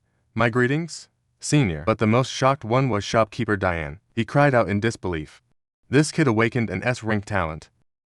How was there no news about this at all? Mako slyly put her arm around Sushang's shoulder and said, because the talent he awakened is underworld coin critical cashback. For ghost combat, this talent is almost completely useless. Shopkeeper Diane immediately became dismissive. No wonder, no matter how you look at it, this kid still seems like a loser, hardly a good seed. But Mako replied with full pride. When he participated in the Ghost Master Talent Awakening test, not only did he eliminate every ghost in the domain, but he also retrieved a ghost artifact. Teacher and couldn't help but marvel. Wiping out all the ghosts is indeed very impressive. In every awakening exam, fewer than 10 people have ever achieved that. Mako added further. That's not all. Finally, Sushang successfully contracted a ghost servant, while also drawing the pursuit of the king of the nursing home from the main world. The kid managed to evade the hunt and achieved a 120% completion rate. Hearing this string of achievements, Teacher and broke into a sweat and shouted, contracting a ghost servant while escaping a high-level ghost from the main ghost world. That is truly astonishing. Forget someone who isn't even a ghost master yet. Even a veteran ghost master basically wouldn't be able to pull that off. Mako didn't care about their shock. She turned to provoke shopkeeper Diane. Well, are you going to keep talking big, old man Diane? Does your face sting yet? Shopkeeper Diane was at a loss, admitting awkwardly, I'll admit this kid has the same style I had when I was young. As soon as he finished, Mako gave him a sharp glare. Shameless. Su Sheng had to intervene to stop their bickering. Me. Senior. What is the reason you're looking for me? Mako cut him off flamboyantly. No need to call me senior. Just call me big sister. Shopkeeper Diane saw a chance and sniped back immediately. Calling you granny would already be generous. And yet you want him to call you big sister. I'm going to throw up. Mako brushed him aside. She turned back to Su Sheng. Su Sheng, although you awakened a talent, that seems quite useless. Your ability to adapt in battle is your strongest talent? I'm looking forward to your performance. Once you become a real ghost master, when you enter the main ghost world later, you can join my squad. The words were barely out when teacher and shouted, "What?" He was stunned and thought to himself. Mako actively invited Su Sheng. I knew she valued this kid, but I didn't expect it to be this much. Thinking of this, he patted Su Sheng's shoulder and advised, hurry up and thank Mako. Mako's squad is a top-tier ghost master unit. They don't just recruit anyone. Countless genius ghost masters want in, but can't get it. Su Sheng also clasped his hands in gratitude to Mako. Thinking she had successfully recruited him, Mako left satisfied. If there's nothing else, I'll be going now. Su Sheng, if you need any support in the future, you can find me. The words had just dropped when Su Sheng spoke up. Senior, actually, I do need support. This couldn't help but make Mako flustered. I was just being polite. But Su Sheng was determined, clenching his fist and speaking plainly. Senior, I want to participate in the Ghost Gate trial. Can you recommend me? Upon hearing the name, Mako couldn't help but scold him. The Ghost Gate trial. Do you not want to live anymore? Su Sheng stammered awkwardly. Well, I do want to live. Before he could finish, he was hit with a barrage of scolding. You want to live and yet you want to enter the Ghost Gate trial. Only crazy people participate in that. Those future ghost masters with super strong talents have nowhere to vent their energy. So for a moment of fame, they actively dive into a death trap. Isn't that just being tired of living? While she was scolding him, teacher and stroked his chin and murmured, Mako, I recall you also participated in the Ghost Gate trial that year. Mako turned away to argue. How could I be the same as them? I was extremely confident in myself. Feeling a bit guilty, she turned back to coax Su Sheng. Now, listen to me, let's not go. But Su Sheng replied with determination. Mako, I am very confident in myself too. This attitude made Mako frown. Are you serious? Su Sheng straightened his back and replied, serious. Mako still didn't agree and turned away. Even if you're serious, it's a no. Big Sister Fairy can't let you hurt yourself. Just then, in the sky above the school, a vortex of ghost energy appeared along with a piercing scream. You little beast. Get out here. Teacher N was shocked. A veteran ghost master has arrived. Judging by this technique, it must be Tsai Tia of the Tsai family, the ghost master clan. Shopkeeper Diane agreed. The Tsai family is considered a top-tier ghost master family. Specifically, the head of the Tsai family, Tsai Tian's father, is a very powerful ghost master. But, as the presence lunged forward, Teacher N was a bit confused and wondered, someone who can cause trouble with the Tsai family is likely a veteran ghost master as well? I wonder who it is. Shopkeeper Diane was also curious. Could there be another powerful ghost master hidden here? And yet we didn't notice. As they were talking back and forth, Su Sheng scratched his head in embarrassment and said, Seniors, Tsai Tia is here for me. The other two looked at him in disbelief. Why did you cause trouble with Tsai Tia? Su Sheng turned pale and whispered, I killed his son. Just as he finished, Tsai Tia arrived. Looking down from above, he roared, You little beast, let's see where you can run now. Su Sheng didn't flinch and shot back. Which of your eyes saw me running? Tsai Tia lost his patience and swung his hand. Then just die. No one can save you today? Behind him, a giant paper man condensed and struck down toward where Su Sheng was standing. Shopkeeper Diane remarked, with total indifference, that Tsai family's reputation has never been good. Now it seems that is indeed true. This move looks like it wants to crush us all. Mako, annoyed, pulled out a coin and scolded, You blind fool, don't you see who is standing down here? She flicked the coin upward. The paper man was blown to bits. The coin's momentum didn't stop, rushing straight at Tsai Tia, shocking him. What? This isn't good. Before he could finish, the coin struck him hard in the face. His body fell like a lump of meat, dropping straight to the ground. Though battered, Tsai Tia still tried to act tough and threatened. How dare you attack me? As soon as he saw who had attacked him, his face broke into a cold sweat and he stammered. Mako ... You are Senior Mako? Mako ignored him with a cold huff. Shopkeeper Diane took a puff and asked, Got your eyes open now? Sai Tian's eyes widened and he shouted, Ghost Statue Master Diane, you are here too. Looking at the last person, Sai Tia trembled and pointed his finger. And Kaishin, Vice Leader of the Ghost Master Alliance, you are here as well? Teacher N looked at him sideways and threatened, Next time, look closely before you strike. It won't be good if you accidentally injure someone. Teacher N looked at him sideways and threatened Sai Tia, Next time, look closely before you strike. It won't be good if you accidentally injure someone. This is no ordinary book. This is an incredibly valuable skill book. Sen snatched it immediately, repeating in doubt. A skill book. CC Tianhao rushed to flatter him. In the ghost realm, skill books have an extremely low spawn rate. I heard the odds are less than 1 in 10,000, so lucky to come across a skill book. Big brother, sell it to me. Name your price. How much? Sin used his hammer to push him away. Beat it. Not for sale. As soon as he opened it, the system voice rang out. Skill book detected. Do you want to learn the cooking skill? This skill allows you to craft items that ghosts love to eat. Sin was slightly disappointed. Turns out it is just being a chef, and a chef specifically for monsters at that. But he chose to learn it anyway. The more skills, the better. It is a waste not to learn it. After finishing, he leaned down to check. Do you recognize this key? The chef replied feebly. If I am not mistaken, this is the safe key. From the principal office. Sin looked at it and whispered. Finally, I know the purpose of this key. The universal insight appeared again. The value of this bull-headed monster has been drained by you. He has no more useful information left. Nothing useful left. Sin turned away and urged, It is late. Let us head back. We are done here, he asked while walking. Do you know why I saved you? CC Tianhao obediently replied, I know, it is because of my ghost taming talent. I can find absolute safe zones. Sin confirmed with satisfaction. Exactly. A young master from a big family, if he learns to be humble, is actually not that stupid. But CC Tianhao grew ambitious as soon as he was praised. I just saw your true power. How about we team up next?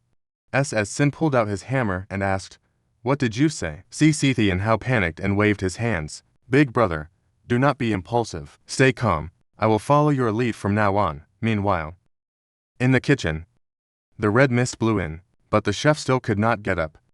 Lying on the floor cursing in frustration. Damn it. I got completely trashed this time. Just as he said that, the red mist enveloped him. He screamed in panic. What is this? No, what are you doing? Spare my life. But the red mist tightened its grip. After a moment, the screams went silent. That afternoon, at the dormitory, the group had fully gathered. But Sin was nowhere to be seen, making Trianon worried. It is almost dark. Why is Sin not back? Just then, Jiang Jimin came running from afar, shouting, He is dead. Trianon turned her head in shock. Who is dead?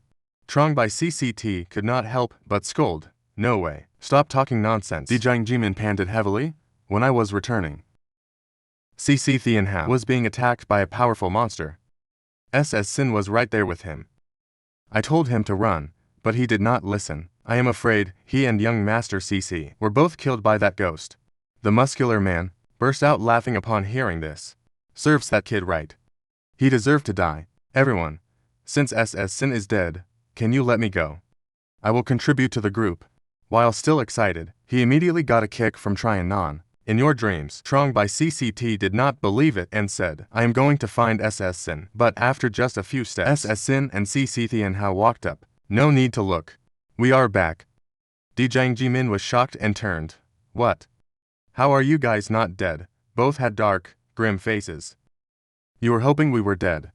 His face turned pale as he denied it. No, young Master CC. Young Master CC. I am so happy you are alive. I knew it. You are brave and invincible. An ordinary ghost is nothing to you. CC Tianhao stepped up with a grimace. Big brother, let me borrow the hammer for a bit. Sin frowned and handed it over. No free loans. 80 for the big hammer, 40 for the small one. CC Tianhao took it without hesitation. He delivered an 80 strike to Jiang Jimin head. The man clutched his face and begged, I was wrong. I am not human, please spare me. But he just received several more 80 strikes. Jiang Jimin held his head in defense. Young Master CC, spare my life. CC Tianhao cursed angrily, you bastard, dare to trap me. If I do not beat you to death, then the name CC Tianhao means nothing. Seeing no way out, Jiang Jimin ran for his life. CC Tianhao refused to give up and chased, you dog, you won't get away. But SYSTE reached out to stop him, no need to chase. He won't survive out there. Jiang Jimin ran while telling himself, it is dark. I need to find a safe zone quickly. But as he ran, he spotted a figure inside the red mist. That figure noticed him and immediately lunged to attack. Right after was a series of tragic screams, which startled the people inside. SYSTE smirked and smiled. Good opportunity. He dragged the muscular man along, ignoring his loud shouting. What are you doing, SYSTE? I can do anything for you. Do not be reckless. Meanwhile, outside, Jiang Jimin, face full of terror, reached out for help. Save me. Someone save me. A hand from that figure inside the red mist reached out to stop him. SYSTE stood outside, looking in with a bit of regret. No. The distance is still too far. I can't get any hints. Keep moving forward. Seeing him intending to enter the red mist, the muscular man couldn't help but curse SYSTE. Are you crazy? Going further will cost your life. Just as he said that, he noticed the figure in the red mist lock onto a target, charging over here to attack fiercely. The muscular man used all his strength to beg. That ghost is coming. Run fast. SYSTE immediately kicked him forward. Time to put you to use. The muscular man could not stop himself and could only scream, no. The figure in the red mist immediately lunged at him. Quickly overpowering and pinning the muscular man down, SYSTE widened his eyes, urging universal insight to activate. But then he sighed in frustration, I have the hint. But the mist is too thick to see clearly. Cowardly ghost. Are you there? There had been no activity for a long time. The cowardly ghost appeared and replied, I am here. I feel that this place is terrifying. I do not dare to go out. SYSTE asked again, is there any way to deal with this monster? The cowardly ghost hid behind his back and said, I am no match for it. This is an incredibly powerful monster. But I can stay to hold it back. To give you time to escape. Hearing that was enough, SYSTE stepped forward. Fine then, let us risk it to see clearly. But when he got close, he cried out in astonishment. What? This monster turns out to be. Outside the red mist, Trong by CCT shouted in. SYSTE, come back quickly. SYSTE ran out fast, surrounded by thick mist. Must get back quickly. But the figure in the red mist lunged out first, blocking his path. Trong by CCT, seeing this, ran in without hesitation. I am going to save SYSTE. Trianon agreed. I am coming too. The long-haired woman wondered. Is not going now just looking for death? Trianon shouted back while running. SYSTE took such a risk. He must have found an important clue. We must save him. CC Tianhao also volunteered. I am going to. After all, Big Brother saved my life. Seeing everyone leaving, the long-haired woman turned pale and cursed. Fine. Let us go, you fools. Everyone, let us save him together. Lamji and Goa ran after them. Why is everyone so impulsive? Meanwhile, inside, the figure inside the red mist growled at SYSTE. He calmly shouted, You are Chumin Min, right? He stood there growling without responding. Trianon took the chance to lung from behind, landing a direct kick on him. The figure in the red mist fell face first in front of him. SYSTE angrily looked back toward Trianon. He got furious and charged at her. CC Tianhao immediately threw a mirror. I will crush you with this ghost tool. As soon as the mirror hit, it immediately shattered into pieces. CC Tianhao stared in disbelief. Damn, it broke on contact. This thing is even more terrifying than the bull monster. The long-haired woman leaned down to control her ropes, binding him in an instant, restraining the one inside the red mist. But within seconds, the ropes were ripped apart. The long-haired woman urged frantically, Run now. I cannot hold him off much longer. Everyone turned and ran away. But the figure in the red mist had escaped the trap. Lamji stopped to block him with the dark swamp. The entity was momentarily held for one more second. The group cheered. We made it out. Suddenly, SYSTE looked back and saw the man body mutating. Countless faces emerged from his body, staring bloodthirstily at the group. Trong by CCP screamed in terror. What on earth is that? Lamji also fell into despair. Damn it, we are finished. The long-haired woman turned pale and sighed. Such a powerful ghost. It is my first time seeing one. There is no escape. Right then, SYSTE ordered. Cowardly ghost, do it. Block it. The cowardly ghost immediately flew out of his body, charging toward those terrifying ghost faces. Trianon gaped in disbelief. How did he stop it? The ghost faces slowly shrank, retreating into the figure in the red mist, finally letting him return to human form. The red mist also receded with him. Trong by CCT was surprised. The ghost is gone. The long-haired woman was also confused. Strange, we were clearly about to be killed. Yet at the critical moment, he withdrew on his own. Goa breathed a sigh of relief. I was scared to death. We survived. SYSTE patted the cowardly ghost and said, let us go back. Lamji also alerted everyone. Do not just stand there, get back to the dorm first. It is too dangerous out here. Trianon curiously turned to ask, SYSTE, was that female ghost your subordinate? SYSTE nodded while walking. That is right. Trianon could not help but marvel. Having a subordinate before even becoming a ghost tamer. It is the first time I have seen this. A moment later, they gathered in the dorm lobby. The long-haired woman complained to SYSTE. Everyone almost died. Just to save you. I hope you actually found some valuable clues. SYSTE immediately spoke up. I did not expect you all to rush out for me. I will remember this. Rest assured everyone, the clues I got are definitely worth it. Trianon could not help urging him.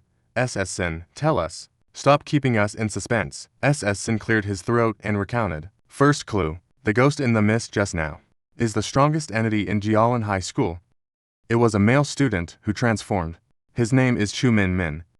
I have received a few clues from him before, but I did not expect his biggest secret is being the strongest ghost in this academy. Horrifying. Lamji scratched his head in confusion. What use is this clue?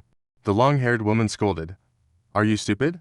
Since we know the ghost is Chu Min Min, we can find him today and kill him.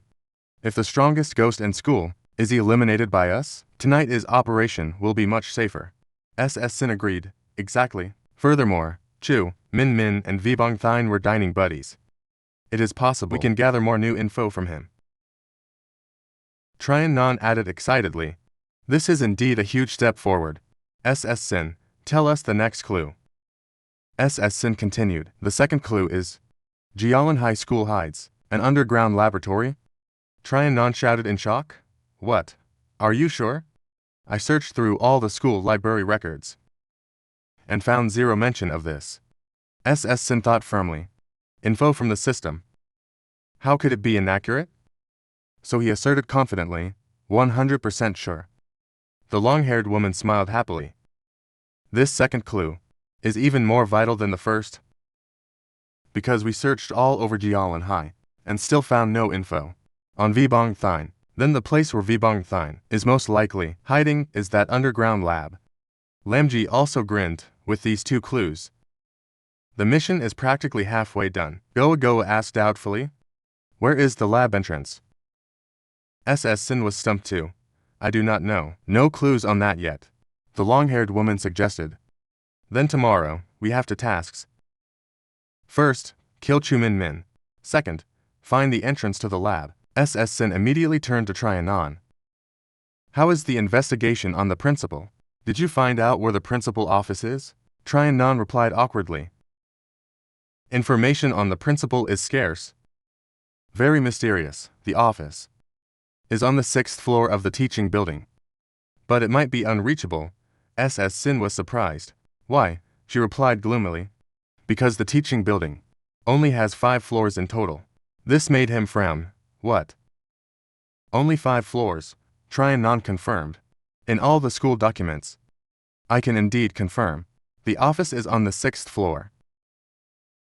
But currently, the building only has 5. I am afraid there is only one possibility. SYSTE understood and interrupted. The 6th floor only appears at night. Tryon snapped her fingers. Smart. Early the next morning, everyone gathered. The long-haired woman looked around and said, "Everyone is present this time. Looks like nothing happened last night." Tryon couldn't help but urge. Time is running out. Today is the 4th day. Only 2 days left. No matter what, we must find solid clues about V Bang Yi Shen. SYSTE took the lead. As for Chu Min Min, I will handle him. Trong by CCT followed. I will go with SYSTE. CC and Hao also volunteered. I will follow Big Brother. The remaining 4. Tryon turned and urged. Let us go find the lab entrance. That noon, at the teaching building, Master, CC and Hao and Trong by CCT returned empty-handed. SYSTE asked immediately. Still nothing. Trong by CCT replied gloomily. No, we checked every single classroom, but there is no sign of Chu Min Min. And has definitely gone into hiding. SYSTE frowned in annoyance. Keep searching. The school is only this big. Where can a grown person hide? Until late evening. The blood moon began to appear. The group gathered in the dorm. Lamji reported back. We turned the whole school upside down, but still no sign of the underground lab entrance. At all? Trong by CCT also said exhaustedly. Same on our side. Chu Min Min has vanished without a trace. A living person just evaporated into thin air. The long-haired woman sighed. The mission is indeed not simple. Today was a total waste of time, Tryon added. Now every clue has been cut off. With only one last day left. We are almost at a dead end. We must find a way to solve this. SYSTE stood up and suggested. We cannot just sit here and wait for death. Let us go find clues tonight. Lamji was skeptical, but it is already dark. If that monster Chu Min Min transformed into appears, we will have absolutely no way to escape. Tryon gloomily interrupted. If we wait until time runs out, death is still inevitable. It is just a matter of dying sooner or later.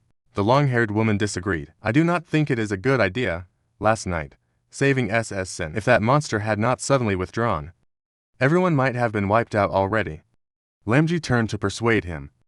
SYSTE, think of another way. Even taking risks requires a chance of survival. Going out now feels like certain death. But SYSTE was determined.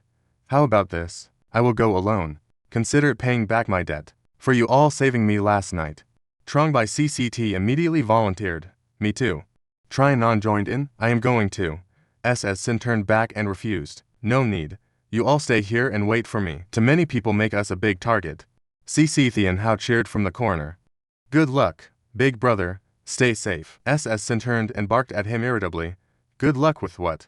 You are coming with me. CC and Hao blanked out, then immediately clutched his stomach wailing. I am not feeling well. My stomach hurts. I have to use the bathroom. SYSTE ignored him and dragged him by the collar. Do it in your pants then. A moment later, on the school campus at night. SYSTE and CC and Hao walked cautiously. The latter could not help but remark. Chu Min Min has not appeared. Looks like we are pretty lucky. SYSTE turned to ask meaningfully. Do you know why I brought you along? CC and Hao said right away. You need my absolute safe zone ability. SYSTE smacked his head as soon as he finished. Then why are you just standing there dazed? CC and Hao backed away miserably. Let me focus for a second. He closed his eyes, a green light glowing around him. Seconds later, he opened his eyes wide in disbelief. Holy crap, how is this possible? Now, in the entire school campus, there are 2 absolute safe zones. SYSTE questioned in confusion. What is the problem with having 2? CC and Hao explained frantically. It is a huge problem. Big Brother. What is an absolute safe zone? It is a glitch within the instance itself. Entering an absolute safe zone means you are perfectly safe for a specific period of time. Normally, a ghost realm does not have any. Or, at most, only one absolute safe zone. Previously, I only felt one spot. Now there is another one. SYSTE asked immediately. Where? CC and Hao pointed his finger. One is that air raid shelter over there. I hid there during the days we were separated. The other spot is really strange. The second spot is the dormitory we are staying in. SYSTE repeated doubtfully. The dormitory. CC and Hao rubbed his chin in confusion. Absolute safe zones sometimes change. but for the dorm to become an absolute safe zone is indeed quite bizarre. Clearly, there are ghosts residing in there. SYSTE did not dare linger and turned to leave. Let us move, we should not stay out here too long. After a while, they reached the teaching building. Looking inside, SYSTE and How was surprised. There are people in the classroom. These must be students, punished with night classes, sitting silently in the pitch-black room. No sound. No movement either. The atmosphere is so eerie. But through the universal insight, in SYSTE's eyes, they were just various types of ghosts. He immediately countered, it is not just an eerie atmosphere. All these students have already turned into ghosts. SYSTE and How peered inside and asked, Big brother, do you think Vbong Thine could be among those students? SYSTE walked away without hesitation. No way.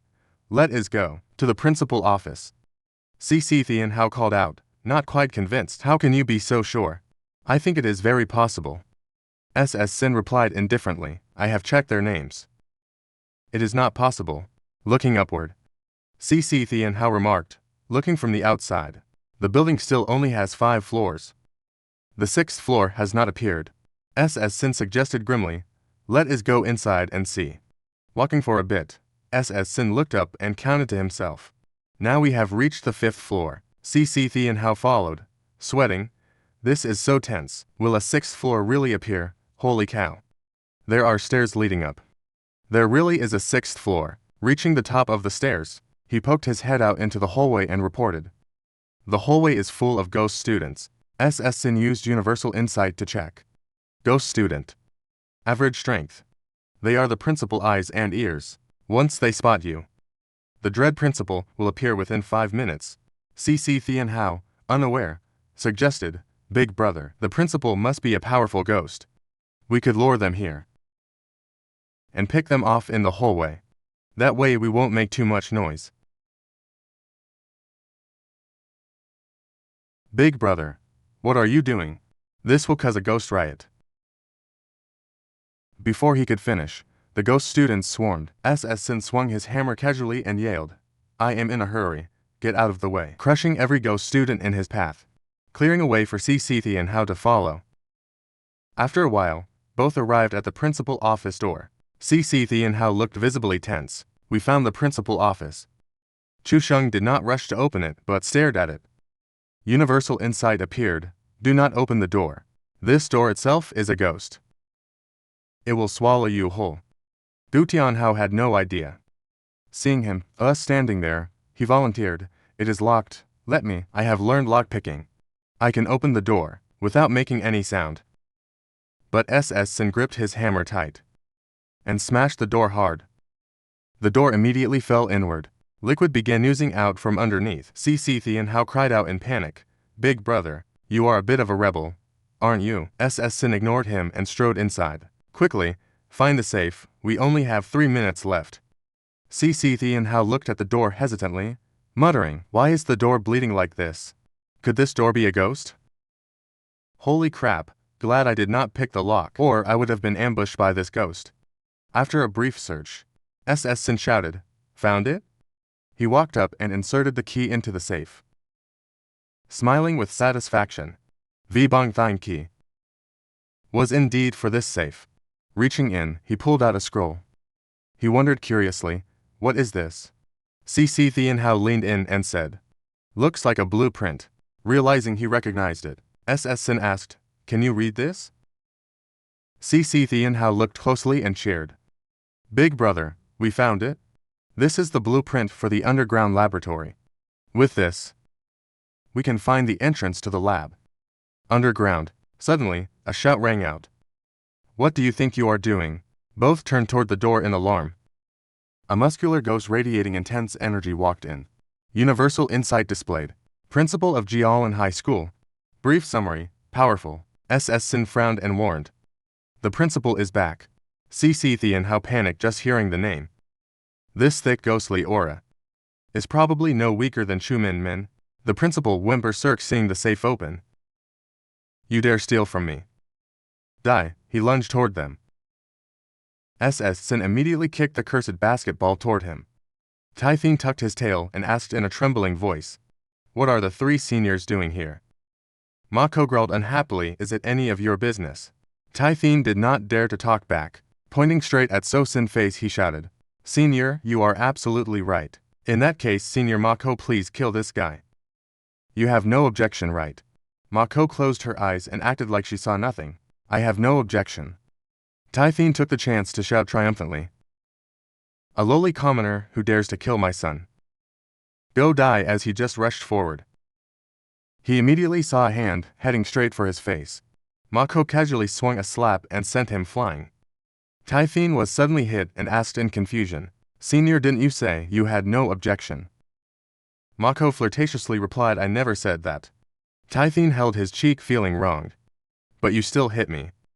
Mako took out the ghost tamer and answered naturally, It is just that I find you annoying to look at. Knowing he could not win, Typhine bowed respectfully and said, I understand.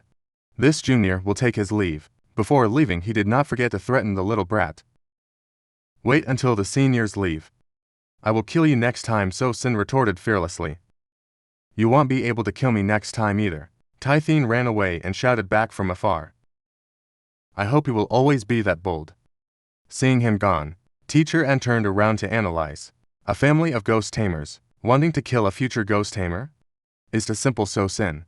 From now on, I am afraid it will be hard to escape the Tai family's pursuit. Mako did not care at all. She walked casually and said, Fine then, I will give you a recommendation letter.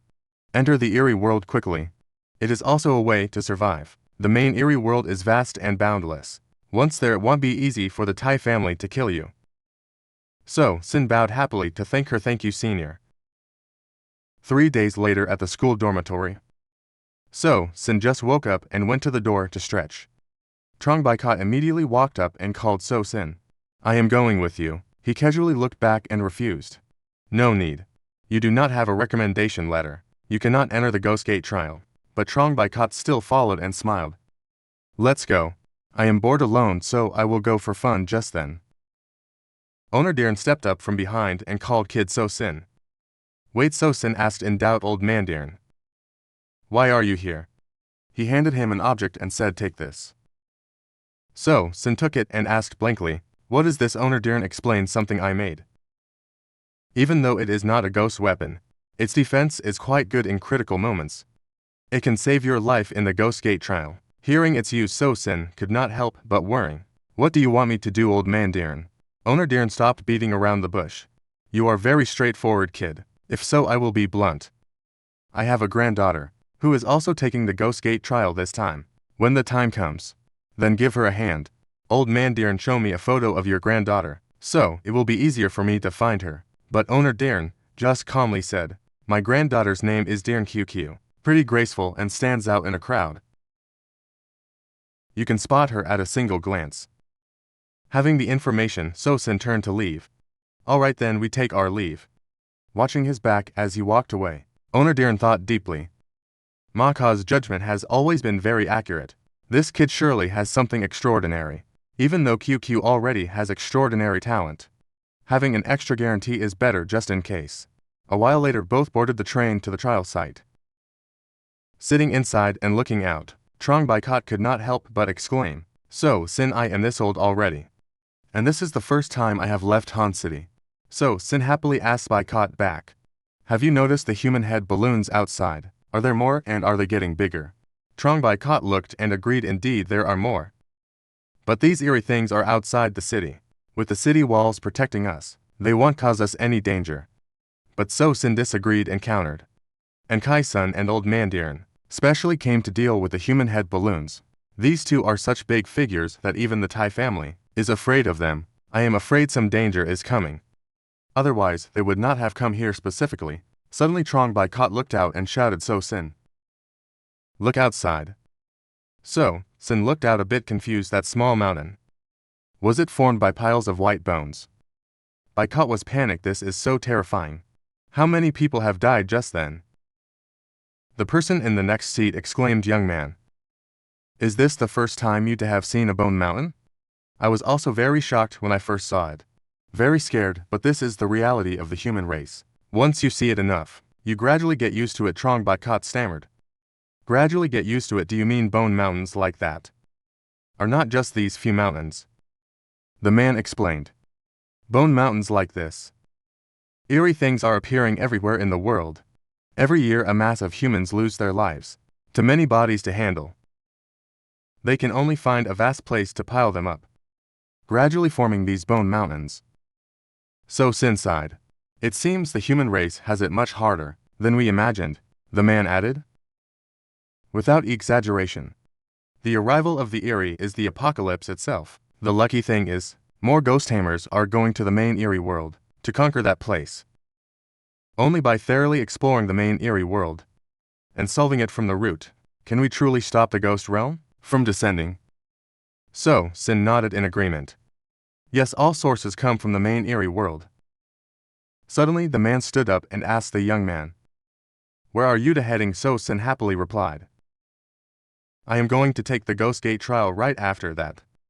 The man was startled and shouted, "Ghost Gate trial? Do you want to enter the main Eerie world ahead of schedule?" So Sin confirmed without hesitation, "That is right." Suddenly the man bowed low in gratitude. "Young man, I would like to offer my respectful salute. The future of the human race is in your hands." So Sin quickly helped him up and replied, "For the survival of the human race, this is what we should do." A while later all three got off the train. The man held out his business card and introduced himself. "Young man, my name is Van. This is my business card. If you go to the provincial capital later, come find me. Even though I am not a ghost tamer, sometimes I can still help you out." So Sin took it and waved as he left. "Sure, hope to see you again." Trong Baikot followed beside him and asked in confusion, "That uncle, this Van works at Research Institute number 3. What kind of agency is that? Never heard of it." So Sin did not bother to care. He frowned and urged, "Let's go to the Ghost Gate trial first." A while later, both gathered at the Blood Square. The crowd here was quite large, making Trong Baikot a bit surprised. "Why are there so many people? Isn't the Ghost Gate trial very dangerous?" So Sin was also a bit surprised.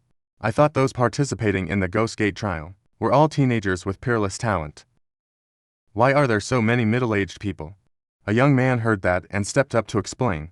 "That is because the Ghost Gate trial is the last hope for them to become ghost tamers. This person is named Lamdu." Trong Baikot was skeptical. "Last hope, how so?" Lamdu explained. "The awakened talent of these middle-aged pre-ghost tamers is very low. Through normal channels, they cannot upgrade to true ghost tamers. So they spend a lot of money to buy recommendation letters. If they risk everything to pass the Ghost Gate trial, they will be able to soar to the heavens, enter the main Eerie world, and become a true ghost tamer." Trong Baikot asked again, "You do not look very young yourself. Young man, you really do not know how to talk. Are you also risking it all?" Lamdu rubbed his forehead. "Besides, there is another reason. Every time you join the Ghost Gate trial, you will be noticed. Ghost tamers who perform well after entering the main Eerie world can easily join ghost tamer squads that are more famous." Trong Baikot still did not understand. "Is joining a ghost tamer squad that important?" Lamdu confirmed. "Extremely important. A strong ghost tamer squad brings not just safety, but also helps your strength skyrocket even faster. Weak teams can be wiped out with one mistake." Right then, a shout echoed from above silence. Lamdu smiled and said, "The trial is about to start." "I am Lamdu." Trong Baikot pointed and said, "He is so Sin." "I am Trong Baikot." Suddenly beams of light flew over their heads. Latecomers saw the gate was not open and shouted, "Hurry up and start. I am getting impatient from waiting." For others, the Ghost Gate trial is a matter of life and death. For those with super strong talent, like us, it is a great chance to make a name. Lamdu looked up in admiration and said, "These talents are the true participants of the Ghost Gate trial. They are children of ghost tamer families or people with outstanding talent. Only they have the best hope of passing the Ghost Gate trial." Above, the host looked down and shouted, "The Ghost Gate trial is about to begin. Everyone please get ready. Start selecting the ghost realm." The stone entry gate started changing its symbols. Trong Baikot was shocked. "Is the Ghost Gate trial not just one ghost realm?" Lamdu explained, "The Ghost Gate trial has existed for a long time, consisting of many ghost realm instances. Let's see which instance is drawn this time." A man sitting on a gourd looked at the person next to him and asked, "Young Master Vuong, which ghost realm do you think will be drawn? Young Master Vuong did not care and replied, which ghost realm does not matter. The more dangerous the better. So the people below know. The Ghost Gate trial is not for everyone. Suddenly the stone gate turned into glowing red blood hands. The crowd began to stir. This is Trong Bai Kot looked back worriedly. The atmosphere suddenly became strangely quiet. What is wrong with everyone? Lam Du frowned and sweated. We are doomed. Why was the horror school drawn? Others also stood on high alert and sighed. Out of all the ghost realm instances, the horror school was drawn. The probability for the horror school is the lowest, right? Lam Du held his head and complained. Horror school is the most fatal instance in the Ghost Gate trial? The survival rate is almost 0.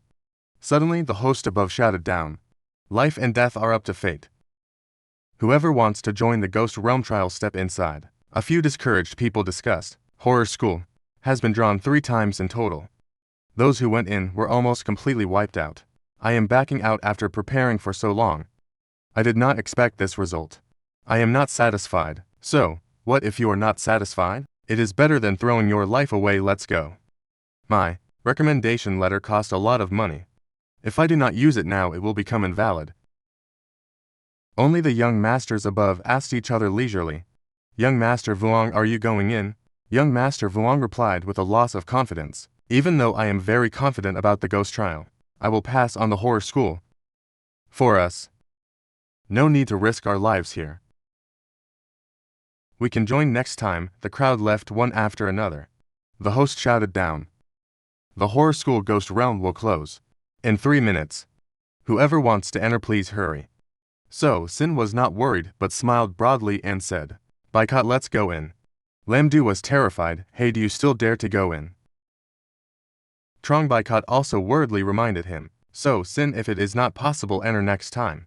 But So Sin was determined and called back. I do not have any more time. In his heart he thought, I have the system shopping mall. The horror school might not be dangerous.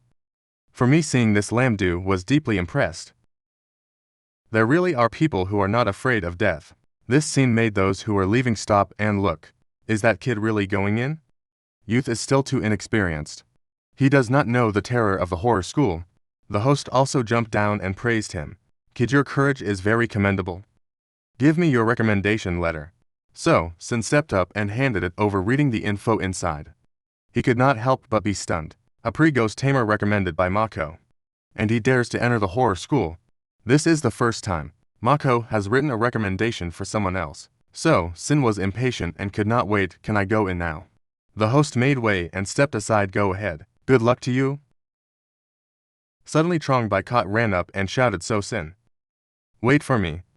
So Sin stopped in confusion. Bai Kot, what are you doing?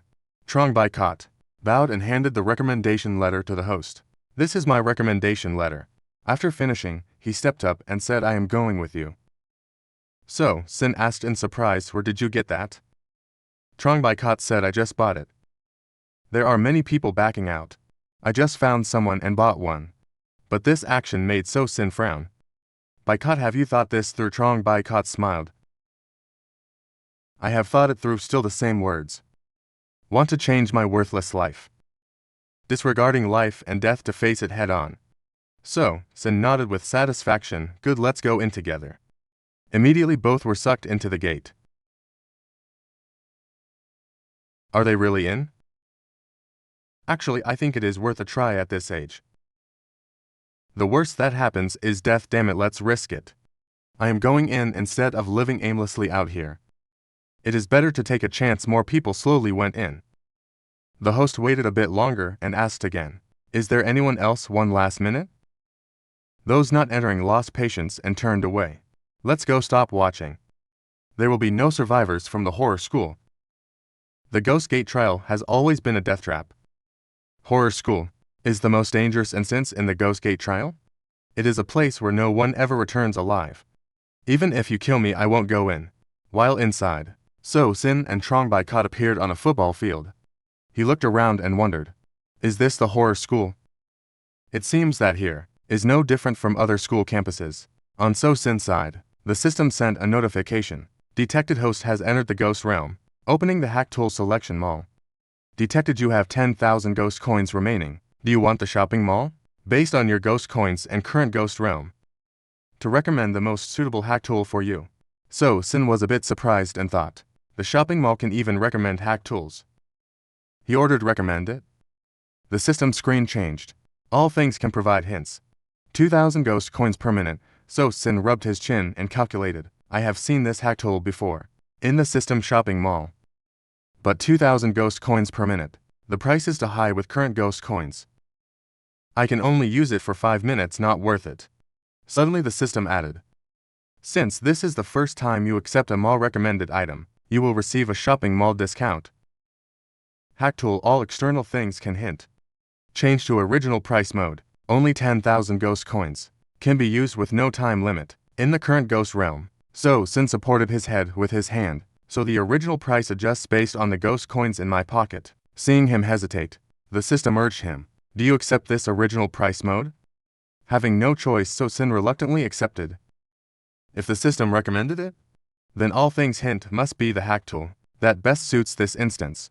Immediately, spakes of light entered his body.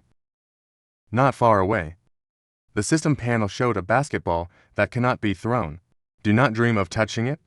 You will get hurt. Unknowingly, Trong Bai Kot walked up and pointed at it. There is a basketball here. So Sin immediately shouted stop. Trong Bai Kot froze and turned around. What is it? So Sin hurriedly stepped over and warned, do not just touch anything here. It is dangerous. Just then, a blood-red teleportation gate opened in the sky. Trong Bai Kot looked up in confusion. More people are arriving. In the air, a young man in full anti-ghost gear from head to toe looked down at them mockingly. I thought not many people would enter this time. But it is quite a crowd, isn't it? After all, not everyone dares to challenge and show no fear of the horror school like I Ko Thin How do. Let me tell you all this. My goal this time is to be the first person to conquer the horror school. A guy in the crowd recognized him and rushed to flatter him. So it is the young master of the Ghost Tamer family, the Ko family. I have long heard that Master Ko has extraordinary talent that no one can match. It makes people exclaim in awe. I did not expect to meet you in person this time. Ko Thin How waved his hand with satisfaction. Blondie, you speak well. You can follow me from now on. He scratched his head and smiled gratefully. Thank you, Master Ko. My name is Duong Diamond. Ko Thin How did not care much. It does not matter, Blondie. He hurriedly went along with it. Right, names do not matter. As long as Master Ko likes it. Trong Bai Kot watched this and could not help but remark, this Blondie guy is such a suck-up. Suddenly Lam Du walked over and said, do not look down on anyone. Those who dare to enter this horror school instance are not simple at all. Seeing him, Trong Bai Kot was quite surprised. Why did you come in here too? Lam Du said dejectedly. I came in boldly. However, I am feeling a bit regretful now. Just then, a shout echoed down from the air. Welcome to the horror school. The people below looked up excitedly. It is coming. The mission is about to be announced. The voice continued. The mission. Lately at La Nat Trung School, a student named Vuong Nat Nat went missing.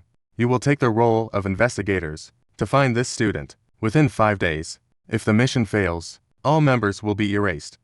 As soon as he finished, someone exclaimed worriedly, if the mission fails, all members will be erased. Horror School indeed deserves its title as the most fatal ghost realm. A bald old man then said, everyone speak up if you have any thoughts. Lam Du boldly suggested, in my opinion, the most important thing now is to determine if Vuong Nat Nat is still at school after he went missing. I just took a quick look at this entire school. The area is not very large. If he is in the school, we will find clues. If he is not, it would be like looking for a needle in a haystack. Another person then said, this is simple. Let's check in a bit.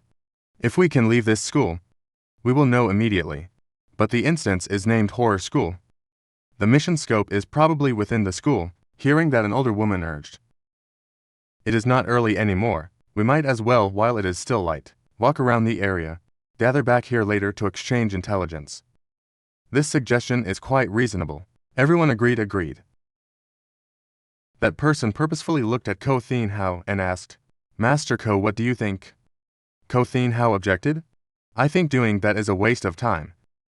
She spoke with a harsh voice. Master Ko, what do you mean? He replied arrogantly. You all go ahead and search, I will act independently. Having said that, he turned away and waved, let's go, Blondie. Duong Daimin ran after him happily. Yes, suddenly Ko Thin Hao turned back and said, by the way, I will give you all a chance. Does anyone want to follow me? I only need one person. But everyone remained silent and did not move. Duong Daimin took the chance to flatter Master Ko. These people do not know any better. Refusing this chance of survival, Ko Thin Hao did not care to bother. He curled his lip in contempt. Fine then, giving a chance and it is not appreciated. Just do not come crying and begging me later. After saying that, he walked straight through the crowd. The ball on the court caught his attention. Why is there a basketball here? Without thinking much, he bent down to pick it up. Immediately his legs tripped over each other, and he fell flat on his face right there. Ko Thin Hao froze and looked over. What happened? He stood up with difficulty. Sprained my ankle, so unlucky. As for the rest, the blonde woman suggested, those two are gone. Now there are 8 people left. I suggest dividing into groups of 4 to gather info. The long-haired woman agreed, fine. Then we will form teams freely. After saying that, they pulled each other away. Meet back here in 1 hour. Lam Du frowned and muttered, these 4 are dishonest. Trong Bai Kot wondered, why is that? Lam Du crossed his arms and analyzed. Those 4 are the oldest and the strongest. They are cooperating to support each other, leaving the 4 youngest like us together. Truly old foxes. Trong Bai Kot did not mind much, looked at the sky and said, it is almost dark. We should head out too? But So Sin walked toward the basketball and called back, wait for me a moment. While there was some free time, Lam Du went over to the only girl there to chat. Little sister, what is your name? She replied normally. My name is Doa Doa. Lam Du was a bit puzzled. You look like a little white rabbit. How did you dare to come in here alone? Doa Doa heard that and unhappily put her hands on her hips. My talent is not weak at all. Lam Du did not believe her and teased. If it is not weak, then try hitting me. See if you can actually hurt me. Just as he finished, Doa Doa immediately turned an arm into a venomous snake and lunged. Lam Du turned pale with fear and backed away. Holy cow. Doa Doa quickly pulled back her hand and bowed low. Sorry for scaring you. Lam Du scratched his head in embarrassment. A mutated body talent. This talent is quite rare to see. This talent indeed is not weak at all. On the other side, So Sin got the basketball into a plastic bag and cheered excitedly, success. As long as I do not touch the ball with my hands, I can take it with me. Lam Du asked him in a bit of curiosity. What are you taking that ball for? So Sin replied mysteriously, will be useful, let's go. The 4 of them quickened their pace. Trong Bai Kot could not help but remark, it is so quiet. Not a single soul to be seen on the campus. Suddenly So Sin stopped and suggested, let's check the classroom area. Entering the hallway, Lam Du looked inside and remarked, it is so quiet. These students seem to be studying on their own. Not a single person is talking. Trong Bai Kot also agreed. The atmosphere feels very suffocating. Suddenly the speaker at the door rang. Lam Du looked up and said the bell for the end of class rang. So Sin frowned deeply and ordered, let's find some students and ask in a bit. The students just went out to the schoolyard. Trong Bai Kot followed one and started a conversation. Fellow student, do you know Vuong Nat then? The person said bluntly right away. I do not know him over here. Lam Du followed the female students to ask student. We are investigators. I would like to ask a bit about Vuong Nat Thon's situation. The 2 girls showed their annoyance openly. We do not know him, go away now. Lam Du waved his hand helplessly. No one is paying attention to us. As for Chu Sheng, he didn't actively look for students, but quietly activated universal reminders. Chu Sheng's eyes quickly scanned each person. An ordinary male student. No need to waste time with him. After looking around for a while, he couldn't help but marvel. Universal reminders is indeed very powerful. Characters in the ghost domain can even provide hints. Then he glanced over at Zhang Baigu and Lin Tiyu. Making another observation, Lin Tiyu didn't have any reminders on him at all. It seems for players entering the ghost domain, universal reminders has no effect. He continued to look at each person around him, an ordinary female student stressed by exams, oblivious to everything around her. An ordinary male student only thinking about self-pleasure. An ordinary male student playing the sim tirelessly. His record is flattering, 17 people at the same time. An ordinary female student crushing on the school heartthrob, clueless about her own place. After looking through all the students here, Chu Sheng rubbed his chin and concluded, "It seems most students in this school have no value. They can't provide us with any information." Just as he was about to leave, he froze. That male student is a bit special. Chu Mingming, a student who stayed back for 3 years. Maybe he knows something. Suddenly, Lin Tu approached and suggested to Chu Sheng, "We can't get anything out of these students for now. Let's go look somewhere else." Chu Sheng smiled back and said, "You guys go ahead. I'll come find you later." With that, he chased after Chu Mingming and called out, "Hey. Wait up." Chu Mingming turned his head warily, but he didn't stop and turned in another direction. Chu Sheng didn't give up and followed him. "Stop right there." The boy asked suspiciously, "You know my name?" Chu Sheng replied coldly, "I don't just know your name. I also know you've stayed back for 3 years. There are many things in this school that others don't know, but you do." He still walked away indifferently. "You're overthinking it. I don't know anything." Seeing him still following, the boy started to get anxious. What do you want?" Chu Sheng crossed his arms and said firmly, "If you don't cooperate, don't think about leaving today." Chu Mingming immediately turned away. "You're crazy." But Chu Sheng didn't say another word. He pulled out his ghost energy and struck one hit to the head. A huge lump swelled up on Chu Mingming's head. Furious, he turned and yelled, "Are you for real?" Chu Sheng tossed the hammer in his hand and affirmed, "If you dare to move again, I'll hit you." Having no other choice, Chu Mingming sighed and cooperated. "You're different from the previous investigators," Chu Sheng repeated doubtfully. "Previous investigators?" Chu Mingming recounted. "In my 3 years at this school, at least 3 groups of investigators have come here. Without exception. They all died during the investigation. I suggest you just give up." Chu Sheng coldly interrupted. "Once the investigation starts, there's no giving up, either success or death. So, you should know my determination." Chu Mingming had no choice but to comply. "What do you want to know?" asked quickly. Chu Sheng said directly, "Where is Wang Yichen?" Chu Mingming waved his hand. "I don't know. I really don't know about that." He switched to another question. "What class is he in?" Chu Mingming answered. "Class 2, Year 3, he continued. "Why did Wang Yichen go missing?" Before he could answer, a bell rang. He looked toward the classroom and said, "It's time for evening self-study. I have to go." Before leaving, he waved and gave a piece of advice. "I'll give you a tip for free. In this school, absolutely do not go out at night. Otherwise, it'll be very dangerous. Also, don't come looking for me again." A moment later, Lin Tu squinted into the distance. "They're back," in the distance. The group of long-haired women approached. She asked bluntly, "Well, did your side discover anything?" Zhang Baigu replied frankly, "The students are resisting contact with us. Classrooms aren't full. It seems many students are missing." She rubbed her chin. "Anything else?" Chu Sheng patted Zhang Baigu's shoulder and said, "Wang Yichen is in class 2, Year 3, and it's best not to go out at night. It's very dangerous." She stepped forward to analyze. "Going out at night is dangerous. I'm afraid it's a death rule. This is very important information. You guys did great. I didn't expect you to get this vital intel." Chu Sheng frowned and asked back, "What did you guys find?" Someone handed over a piece of paper and said, "We walked around the campus and drew a map of the school to help with our next move." The bald man added, "Also, I tried to leave the school and found it impossible," meaning the mission scope is definitely within this school. The blonde girl said, "Also, there are very few teachers. The whole way, we didn't see a single one." Suddenly, Duo cried out, "Someone is coming from over there." A pot-bellied teacher approached and greeted kindly, "Investigators, thank you for your hard work. My name is Luang. I'm the dean of students. I was in a meeting, so my welcome was a bit delayed. I'll arrange accommodation for everyone." The long-haired woman politely replied, "Sorry for the trouble, Dean Luang." He gestured with his hand. "Please follow me." "Oh, right. Weren't there 10 investigators?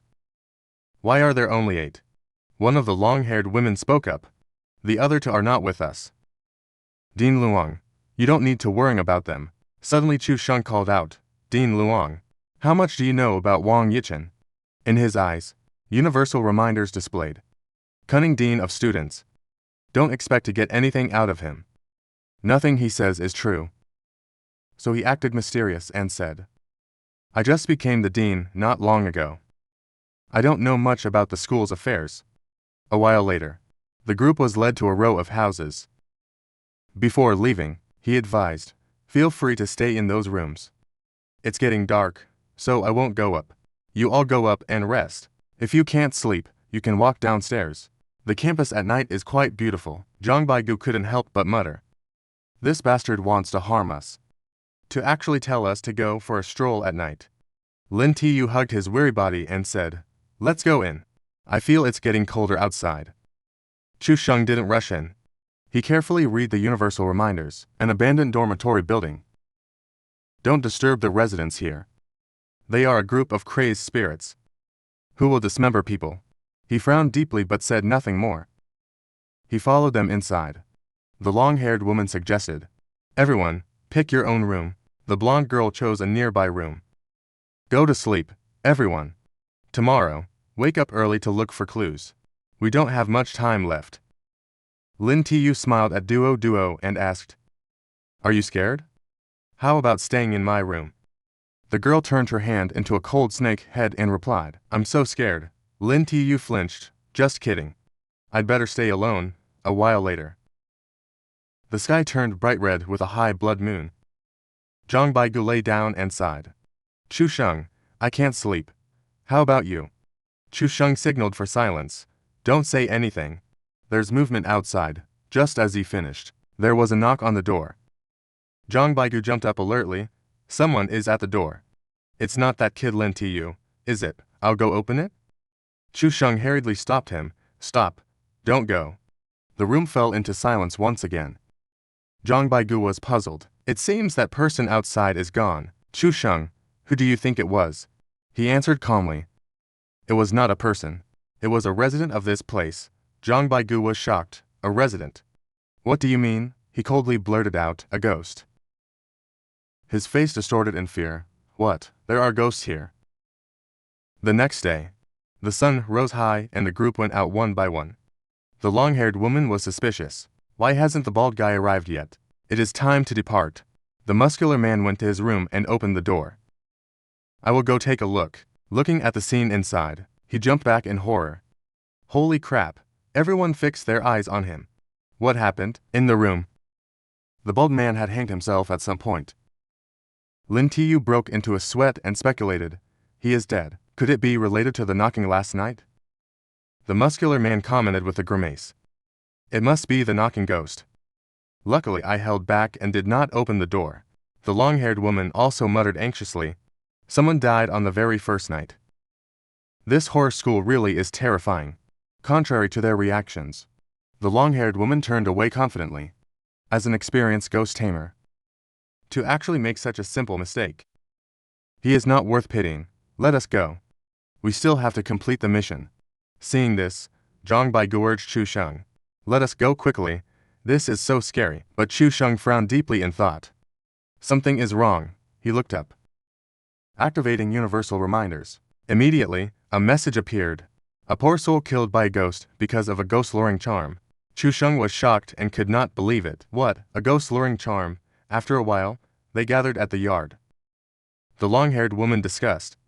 There are still 4 days left. Today, no matter what, we must find some key clues. Otherwise, it will only get more dangerous. A blonde woman smirked and suggested. Let us split up. Zhang Baigu anxiously asked Chu Sheng. Where are we going? He turned his head and replied, to check class 2, year 3. A moment later, both were there. Through universal reminders, Chu Sheng obtained some more information. In class 2, year 3, a group of terrified students were sitting inside. What exactly are they afraid of? Perhaps you will only know once you become a student. Going inside, Zhang Baigu looked around and evaluated. It seems there are no clues at all. Chu Sheng stepped up and said, go straight inside. The two walked casually in front of the students. Seeing them studying intently, Zhang Baigu whispered a bit apprehensively. It seems these students are indifferent to us entering the class. After walking a bit further, Chu Sheng found Wang Yichen's seat. He shouted, found it? Suddenly, the blonde girl at the back mocked. You guys came here too. Chu Sheng was slightly surprised, pulling out a chair. It is you. The blonde girl waited for him to sit before introducing. Let me introduce myself. My name is Zan Yan. He briefly replied, Chu Sheng. She asked Chu Sheng with some interest. How did you find this place? Chu Sheng said while searching through the desk drawer. I asked around. Zan Yan clicked her tongue, more intrigued. Then you are really lucky. I asked many people, but no one would talk. Chu Sheng did not care much and asked back, what about you? She smiled and said, I went to the school archives to find out. But the biggest problem now is not knowing which desk is Wang Yichen's. After all, the records would not show his sitting position. Chu Sheng immediately said, the place I am sitting is Wang Yichen's seat. Zan Yan could not help but tease, little brother, you are still young. Bragging is not a good habit. Chu Sheng did not waste words and handed over a notebook. See for yourself. Looking at the name on the notebook, Zan Yan was incredulous. It really is. Quickly see if there are any clues. Chu Sheng used universal reminders to check. After opening page 50, check for the key item in this book, he said happily, I found a clue. But when he opened the notebook, Chu Sheng could not help but be dazed. Is this a key? Universal reminders appeared. A key that can open Pandora's box. You will receive a lot of important information. Intrigued, he muttered. It seems finding what this key opens might lead to vital info on Wang Yichen's disappearance. Zan Yan immediately reached out her hand. Give the key to me. Chu Sheng glanced at her coldly. I will give you a slap right now. Zan Yan could not help but slam the table and lean in. Do you usually speak so rudely to a beautiful woman? Chu Sheng snapped back. Are you always this shameless? Asking for others' belongings like that, Zan Yan changed her tone to persuade him. This key is clearly a key item for the horror school. You are too young to handle it properly. Chu Sheng sneered sarcastically. Too young. Once you try later, you will not say that. These words made Zan Yan blush. You rude brat. At that moment, Zhang Baigu, who had been sitting quietly, spoke up. Stop it. Look at the board you two, on the blackboard. Blood-red words appeared at some point. The students in the class trembled in fear. So scary, so tense. The midterm exam is here again. What if I fail? Zan Yan urged with a grim face. This is bad. Let us get out of here quickly. But before she could leave, the classroom door closed. On the blackboard, a face emerged and a terrifying voice echoed. The exam begins. No one is allowed to leave halfway. Zhang Baigu broke into a cold sweat. Oh my god. What on earth is this? Why is there a human face on the board? Zan Yan also bit her lip. Now we are in trouble. The ghost face grinned. Silence. I am the proctor here. Students, take the exam seriously. Anyone who fails stays for remedial classes. Chu Sheng frowned grimly. No wonder no teachers were seen in the school. It turns out all teachers here are ghosts. The students prayed in panic. God help me. I must pass this exam. I would rather die than go to remedial class. The ghost face on the board continued to shout. Start now. Write your answers on the blank paper. If the square roots of a positive number are 2 meters to 1 and 3 meters, then that positive number is ... Answer time is 10 seconds. Zhang Baigu could not help but mutter. Who would know this? Who even studies academic subjects now? Suddenly Zan Yan shouted. 16. Zhang Baigu turned in shock. Huh? Zan Yan calmly said, the answer is 16. Write it quickly. Just as they finished writing 16, the ghost face immediately shouted, time is up. Chu Sheng looked at the answer on his desk. Seeing no change, he looked up. Suddenly the ghost face shouted again. Next question. It did not bother to read. A high school nightmare appeared on the side. Zhang Baigu stood up in a sweat. Holy crap. What is this? I understood the last one, but I cannot understand this one at all. Zan Yan read out gloomily. 43. Zhang Baigu wrote down the answer in disbelief. Wait a second, lady. Do you actually know this? As a ghost tamer. Why are you studying math? At that moment, the ghost face grinned. Passed the midterm exam. But one student failed. This student must stay for evening remedial class. Upon hearing this, the student screamed in agony. No, I am not going. I do not want the evening session. Help. I do not want remedial class. Help me. But before he could run to the door, the ghost face spat a beam of light from its mouth, hitting the student directly in the back. His eyes shot with blood. Coughing up a mouthful of fresh blood, the ghost face smiled like a kind teacher. Failing the exam and refusing remedial classes, students these days are truly worse than the last. You are the worst generation I have ever taught. Witnessing this, Zhang Baigu clutched his chest in relief. Thank goodness, we all passed. Before he finished, the ghost face roared in anger. But in this exam, an unpleasant phenomenon was discovered. Someone cheated. Zhang Baigu gasped and lamented. Holy crap, it is looking at us. The ghost face became even more aggressive. Cheating is a disgrace. The three of you, must all attend the evening remedial session. Mid-sentence, Chu Sheng pulled out scissors and threw them. Go to hell. The scissors immediately silenced the ghost face. It let out a long scream of pain. Zhan Yan exclaimed with a grimace. A ghost-tier weapon, and you just threw it? Chu Sheng did not want to waste words and commanded, move. But Zhang Baigu rushed to the door and struggled. The door handle is stuck. It won't open. Zhan Yan immediately volunteered. Out of the way. Let me. She gathered ghost energy into the sole of her foot. One kick sent the door flying out of shape, straight into the hallway outside. This scene left the two young men speechless in disbelief. That strength is incredible. Zhan Yan shouted urgently. What are you standing there for? Let's go. The three of them had only run a few steps when the ghost face's voice echoed behind them. These failure students dared to be rebellious to their teacher. I will catch you. After running for a while, they made it outside. Zhang Baigu leaned over, panting heavily. It seems that ghost won't pursue us outside the classroom. We're safe for now. Chu Sheng stared at Zhan Yan's leg and asked, Is your talent located in your leg? Zhan Yan smirked provocatively. Want to touch it? Chu Sheng was speechless. Right at that moment, the dean approached from a distance to question them. What are the three of you doing? Zhang Baigu looked over with a grimace. The dean of students is here to blame us. As soon as he arrived, the dean couldn't help but scold them. I don't care how you investigate Jialan High School, but you cannot disturb the daily teaching order. Right now, the teacher of class 2, year 3 is very upset. Dean Luong, our apologies. We were also eager to uncover the truth. Before she could finish, he pointed directly at her and scolded. If you're eager to investigate, do it at night. During the day, students are busy and under great pressure. I don't want to see this happen ever again. Chu Sheng frowned while looking at him. Through universal reminders, he gained a piece of information. Dean Luong is not just a liar. He is also the only human teacher in this school. As for how he is still alive, you can ask him yourself. He couldn't help but smile with interest. Interesting. The reminder about Dean Luong is different from before. Zhan Yan continued to respond casually. Rest assured, Dean Luong, there won't be a next time. But he grinned and made a suggestion. I'm not an unreasonable person. How about this?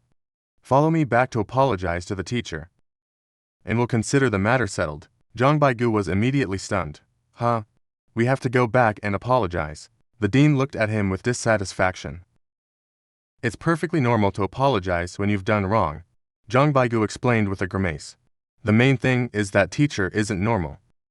The dean immediately exploded with rage. Don't say I didn't warn you.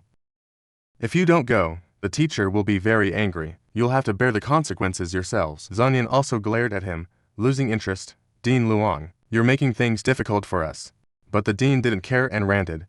I've seen many groups of investigators like you. No one has ever dared to disobey this dean of students. I'm telling you straight today. You must apologize. Otherwise.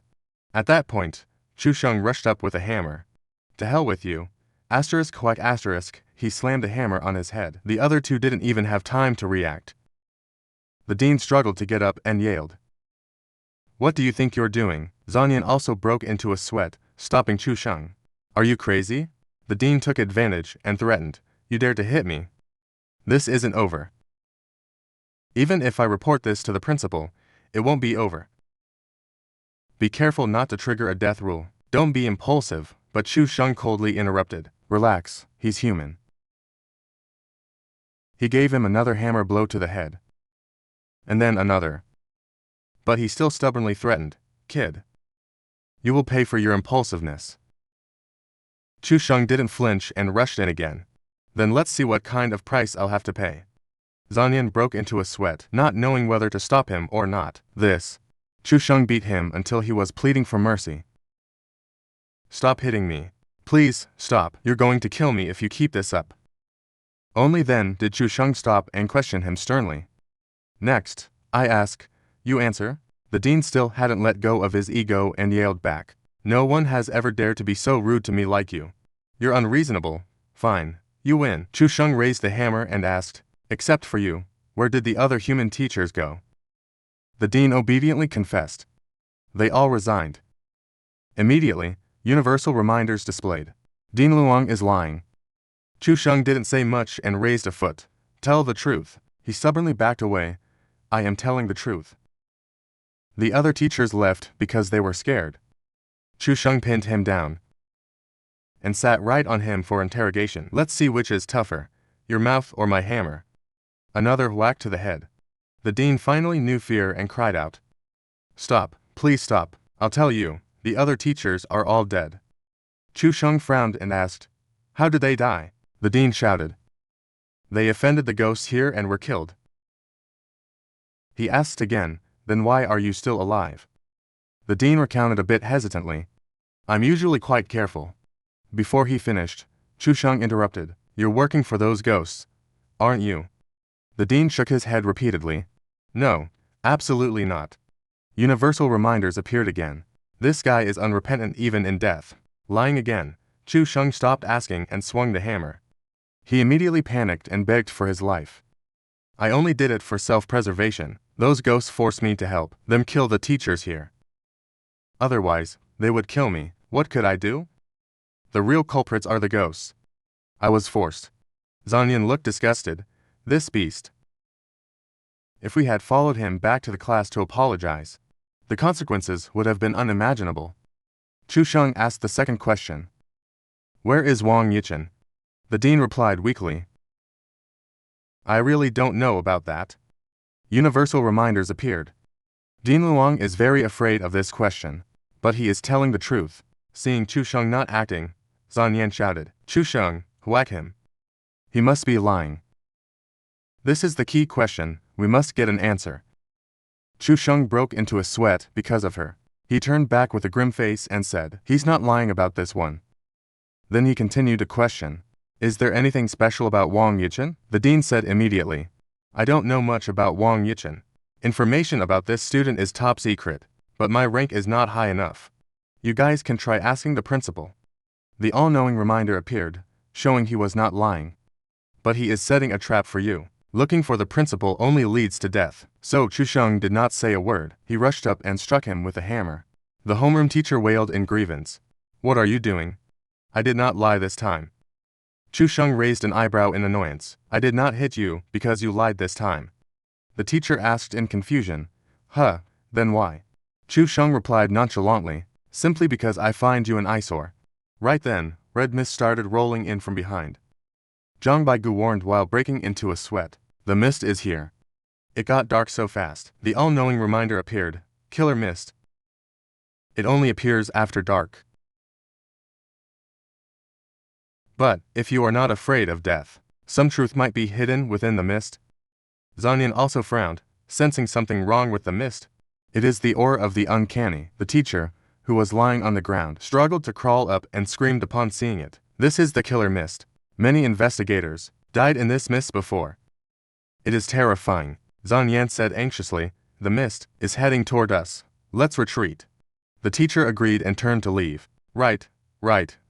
Let's go, quickly." But Chu Sheng locked onto him and shouted, "Stop, did I give you permission to leave?" The teacher turned his head in disbelief. "What? We are not leaving. Are we staying here to wait for death?" While he was talking, Chu Sheng threw the hammer. It hit the teacher's shin. The shin bone broke instantly. The surge of pain made the teacher contort in agony. He clutched his leg and screamed, "My leg." Chu Sheng turned away coldly and said, "You stay here and wait for death." With that, all three turned and ran, leaving the teacher to curse in despair. You bastard. How dare you set me up? No, please. Chu Sheng said while running. This kind of person does not deserve pity. He tried to trap us multiple times. If we let him live, who knows how many more people he will harm. Suddenly, Zhang Baigu looked back and said, "It seems like there is something in the mist." Chu Sheng also turned his head to look back. Zhanyan saw a figure inside and cried out, "It looks like a male student. Is it Wang Yichen?" Chu Sheng did not answer, but silently activated the all-knowing reminder, but the information box did not appear, forcing him to stop and mutter to himself, "I cannot be too far away, otherwise, I cannot receive reminders about this student in the mist." At that moment, the student inside the mist used his blood-red eyes to look toward them. Zhanyan sweated and thought to himself, "He has noticed us." Chu Sheng did not look anymore. He turned around urgently and urged, "Let's go back." The three of them continued to run. As soon as they reached the gathering point, the sarcastic voice of the long-haired woman rang out. "I thought something had happened to you three. And you would not be coming back." Zhang Baigu gasped and shouted, "Quickly, close the door. Something is chasing us." Then he quickly slammed the door shut. He asked Shisheng's group in a panic, "What was that?" Chu Sheng replied coldly, "A man-eating student in the mist? It might be Wang Yichen." The muscular man, pale-faced, agreed. "There is a male student in the mist. In my opinion, even if he is not Wang Yichen, he is definitely related to Wang Yichen." Chu Sheng turned to ask the people there, "Did you find anything on your side?" The long-haired woman said, "I have investigated. The reason there are few students in class during the day is that some students only attend school at night." Zhang Baigu asked back in confusion, "Attending school at night? Is that the night tutoring class the uncanny teacher mentioned?" Meaning they took those students and forced them to attend school at night. Chu Sheng rubbed his chin and muttered, "If that is true, I am afraid many clues can only be found by going out at night." Zhanyan coldly stopped him. "Going out at night? Too dangerous. One touch from that mist and you might die." Lin Du folded his arms and said grimly, "Tomorrow is the third day. As time goes by, it will get increasingly dangerous in the school. Many uncanny things have already begun to appear during the day." Just then, the muscular man peeked out the door and shouted, "The mist is gone." The long-haired woman stood by her point and suggested, "Rest for now. If there are still no results tomorrow, then take the risk and try." Everyone agreed and returned to their rooms. Zhang Baigu saw that Chu Sheng was not sleeping and asked, "Chu Sheng, it is already midnight. Why aren't you sleeping yet?" "I am waiting for someone." Zhang Baigu leaned down, curious. "Waiting for someone? Waiting for who?" Right after he spoke, Chu Sheng turned toward the door and whispered, "Shh, here they come." Outside the door, the sound of tiptoeing footsteps followed. A talisman was slid into the room. Zhang Baigu saw it and stammered, "There is someone outside." Before he could finish, Chu Sheng signaled him to be quiet. "Do not say a word." After waiting a while with no change, Zhang Baigu muttered in confusion, "There is no more movement. The person outside is gone." Chu Sheng timed it perfectly and urged him to change rooms. He stepped down, looking at the talisman on the floor in confusion. "Chu Sheng, what is this?" Chu Sheng peeked outside and replied. This answer immediately terrified Zhang Baigu. "What, damn it? Who would do such a thing? Aren't they trying to get us killed?" Chu Sheng did not seem worried. Staring intently outside, he said, "Who did it? We will know tomorrow. The blind bastard who targeted us. I will teach him a lesson tomorrow." The next day, as soon as the sun peeked out, everyone gathered outside the door. Lin Du grumbled sleepily, "I heard the uncanny knocking on the door again last night." Luckily, the uncanny here has only one killing rule. If you do not open the door, you are fine. Duo looked around at everyone, asking in confusion, "Why aren't Chu Sheng and Baigu here yet?" The long-haired woman urged impatiently, "Don't waste time, we are not waiting for them." But Zhanyan warned alertly, "Chu Sheng has always been very reliable. He should not be this late." Could something have happened? Lin Du frowned, unconvinced. "No way. Everyone knows the killing rules here. What could possibly happen?" The muscular man did not bother arguing, turning away and saying, "I will go check." He approached Chu Sheng's room, opened the door, and screamed, "What?" Everyone immediately ran toward him. What is it? Lin Du rushed in first and asked, Did something happen? The muscular man quickly hid his hand and replied, No, it is nothing. The two of them have disappeared. The others had also arrived by now. Looking around in confusion, disappeared. Strange, where did they go? At that moment, Chu Sheng and Zhang Baigu walked in. We are here. Lin Du frowned and questioned Chu Sheng. Why did you guys change rooms? Zhang Baigu replied in annoyance. If we hadn't changed rooms, we would have died last night. Zhang Yan turned, puzzled. Died? What happened? Chu Sheng immediately pointed and said, Ask this gentleman here. The muscular man stammered in panic. Chu Sheng, why are you asking me? Don't be ridiculous. What does you changing rooms have to do with me? Chu Sheng didn't bother arguing and pulled out his hammer. He rushed forward, struck him once, and cursed. Damn it, you are still acting? The muscular man looked up in anger. You brat. You dare to hit me? The long-haired woman stepped in to stop them. Speak clearly first. Wait, do not hit people yet. Chu Sheng shouted. Take out the ghost-luring talisman. Lin Du understood vaguely. What? Ghost-luring talisman? He has a ghost-luring talisman. This kind of evil ghost item is banned from use. The muscular man clutched his face, acting aggrieved. Chu Sheng, you are talking nonsense. I do not know anything about a ghost-luring talisman. Chu Sheng was not affected by his fake act at all. He approached with a stern face. Stop pretending. While others were fast asleep, you secretly placed a ghost-luring talisman in their room. The uncanny was directly attracted there. They didn't even have a chance to escape. That is how the bald guy was killed by you yesterday. The muscular man still tried to argue stubbornly. This is all speculation. Do you have any evidence? Chu Sheng pointed the hammer at him and said, Yesterday and today, you were always the first one to open the door. That was to enter and retrieve the talisman first. That way, other people would not discover your little trick. The muscular man heard this, clapped his hands, and laughed. Brat, that is a great story, but too bad it is all your invention. Without evidence, I will not let you off the hook. Chu Sheng did not want to waste words either. He turned his head and said, Baigu, bring out the evidence. Zhang Baigu nodded. He walked inside while cursing, You scumbag. We were prepared beforehand. Every single movement in this room. We have recorded it all. Seeing the hidden phone being brought out, the muscular man's face changed drastically. What? Chu Sheng asked leisurely. Now, what excuse do you have left? The long-haired woman also spoke up unhappily. You wanted to kill everyone. In a dungeon like Terror School. And you are still killing each other? I think you have gone completely insane. Seeing everything exposed, he stopped playing dumb and directly admitted it. I acted so carefully. There were no flaws at all. I do not understand. How did you find out?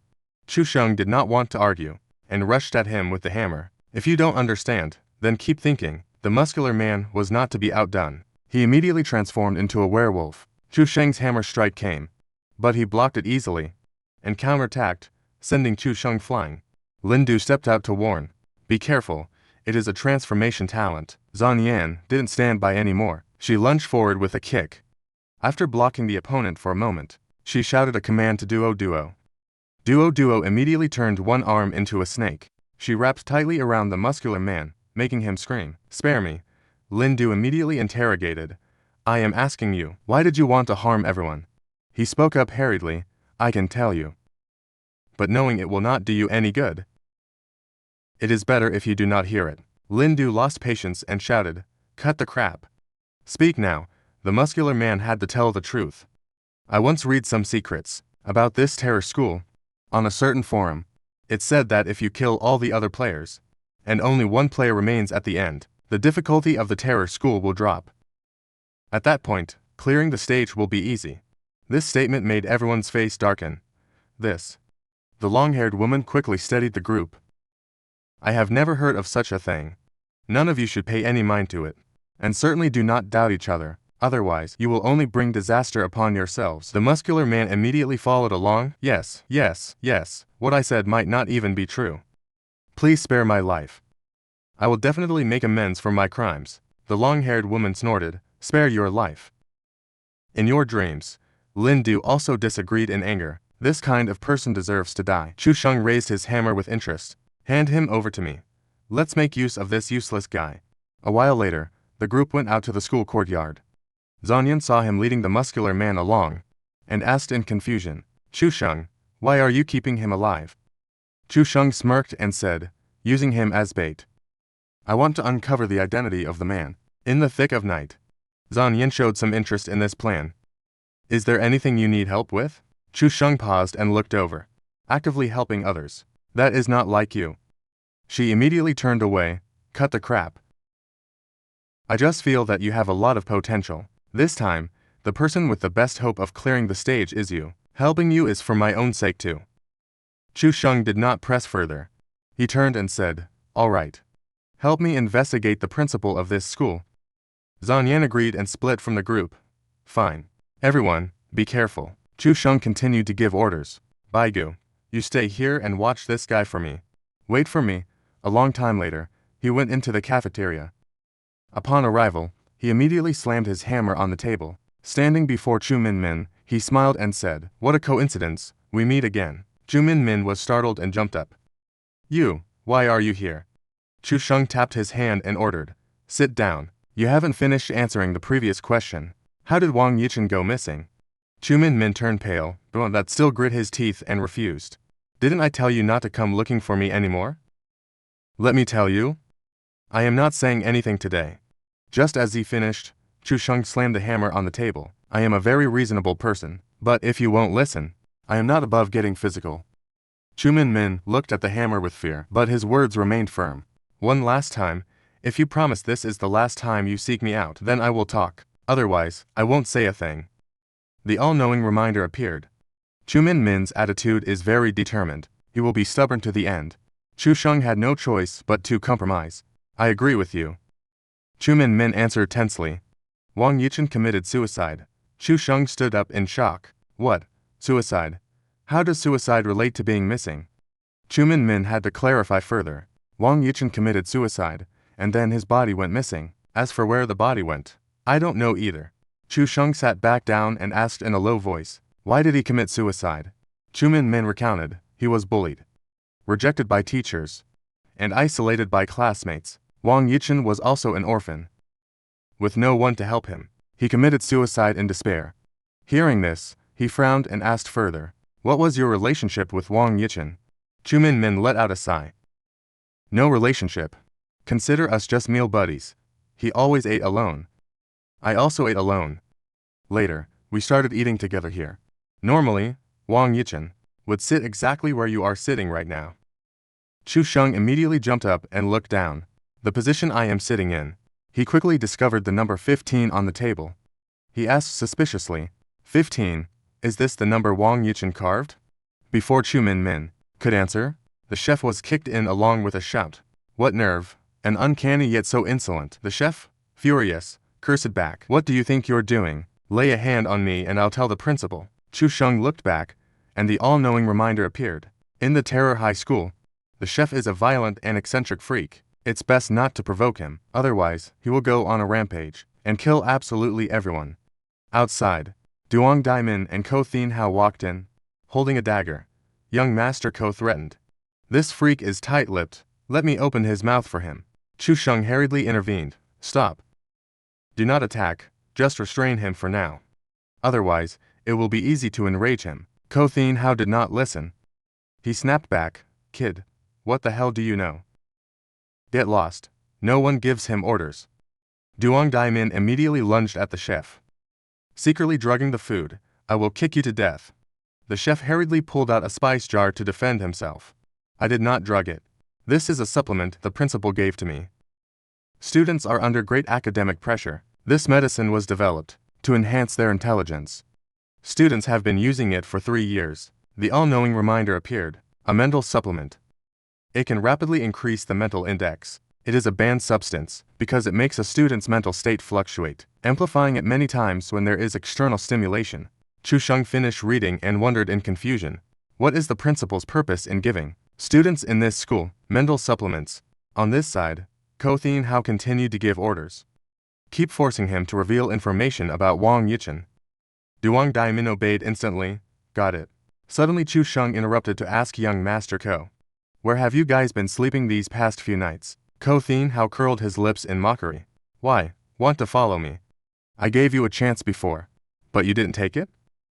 Now, becoming my lackey won't be that easy. Duong Daimin confessed everything without even being hit. Young Master Ko has a talent for finding absolute safe zones. We have been living very comfortably these past few days. With that, he stabbed the chef's thigh. Chu Sheng stopped interfering and asked with folded arms, Young Master Ko, do you have any clues? But he ignored him and sneered back. Even if I had clues, I wouldn't tell you. I want to clear this terror high school on my own. Chu Sheng tried to convince young Master Ko. 5 days are half gone already. Sharing clues will benefit everyone. Ko Thin Hao arrogantly refused.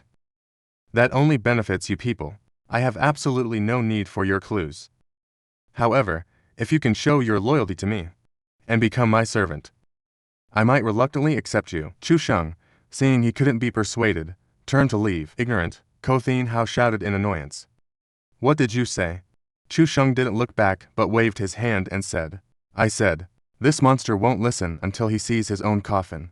You must use brutal torture to interrogate him. These words suited Ko Thin Hao's taste. He snorted smugly. Do you even need to say it? No more talk. Break his arms. Duong Daimin was even more excited. Don't worry, young master, cutting limbs is my specialty. With that, he swung his knife down. The chef was driven to madness and roared. You have truly angered me now. Duong Daimin, unaware of the impending doom, swung his knife again. So, what if you're angry? I am taking your life today. But the chef didn't just lie there this time. He put out his hand to block. His body slowly began to transform into an uncanny form. Duong Daimin's face turned pale.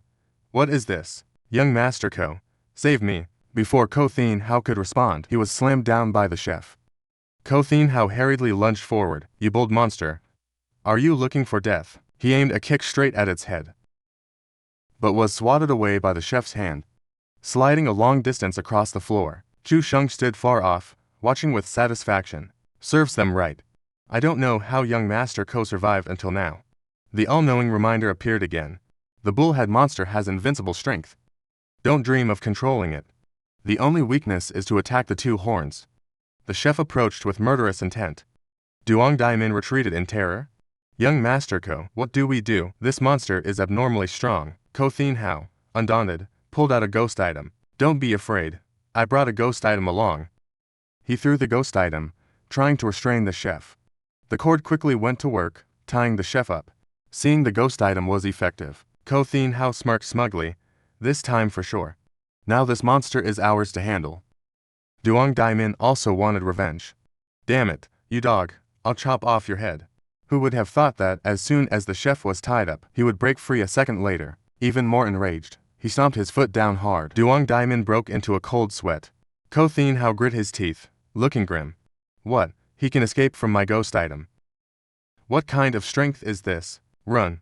No sooner said than done. He ran off, leaving Duong Daimin with no time to react. The chef chased after them in a fury. Ko Thin Hao hissed in anger. Not like this. We definitely won't be able to escape.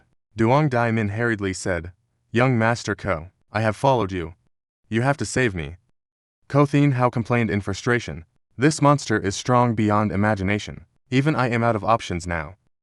Hearing this, Duong Daimin immediately made his move. Oh, you have a way. He threw a knife, stabbing Ko Thin Hao in the calf.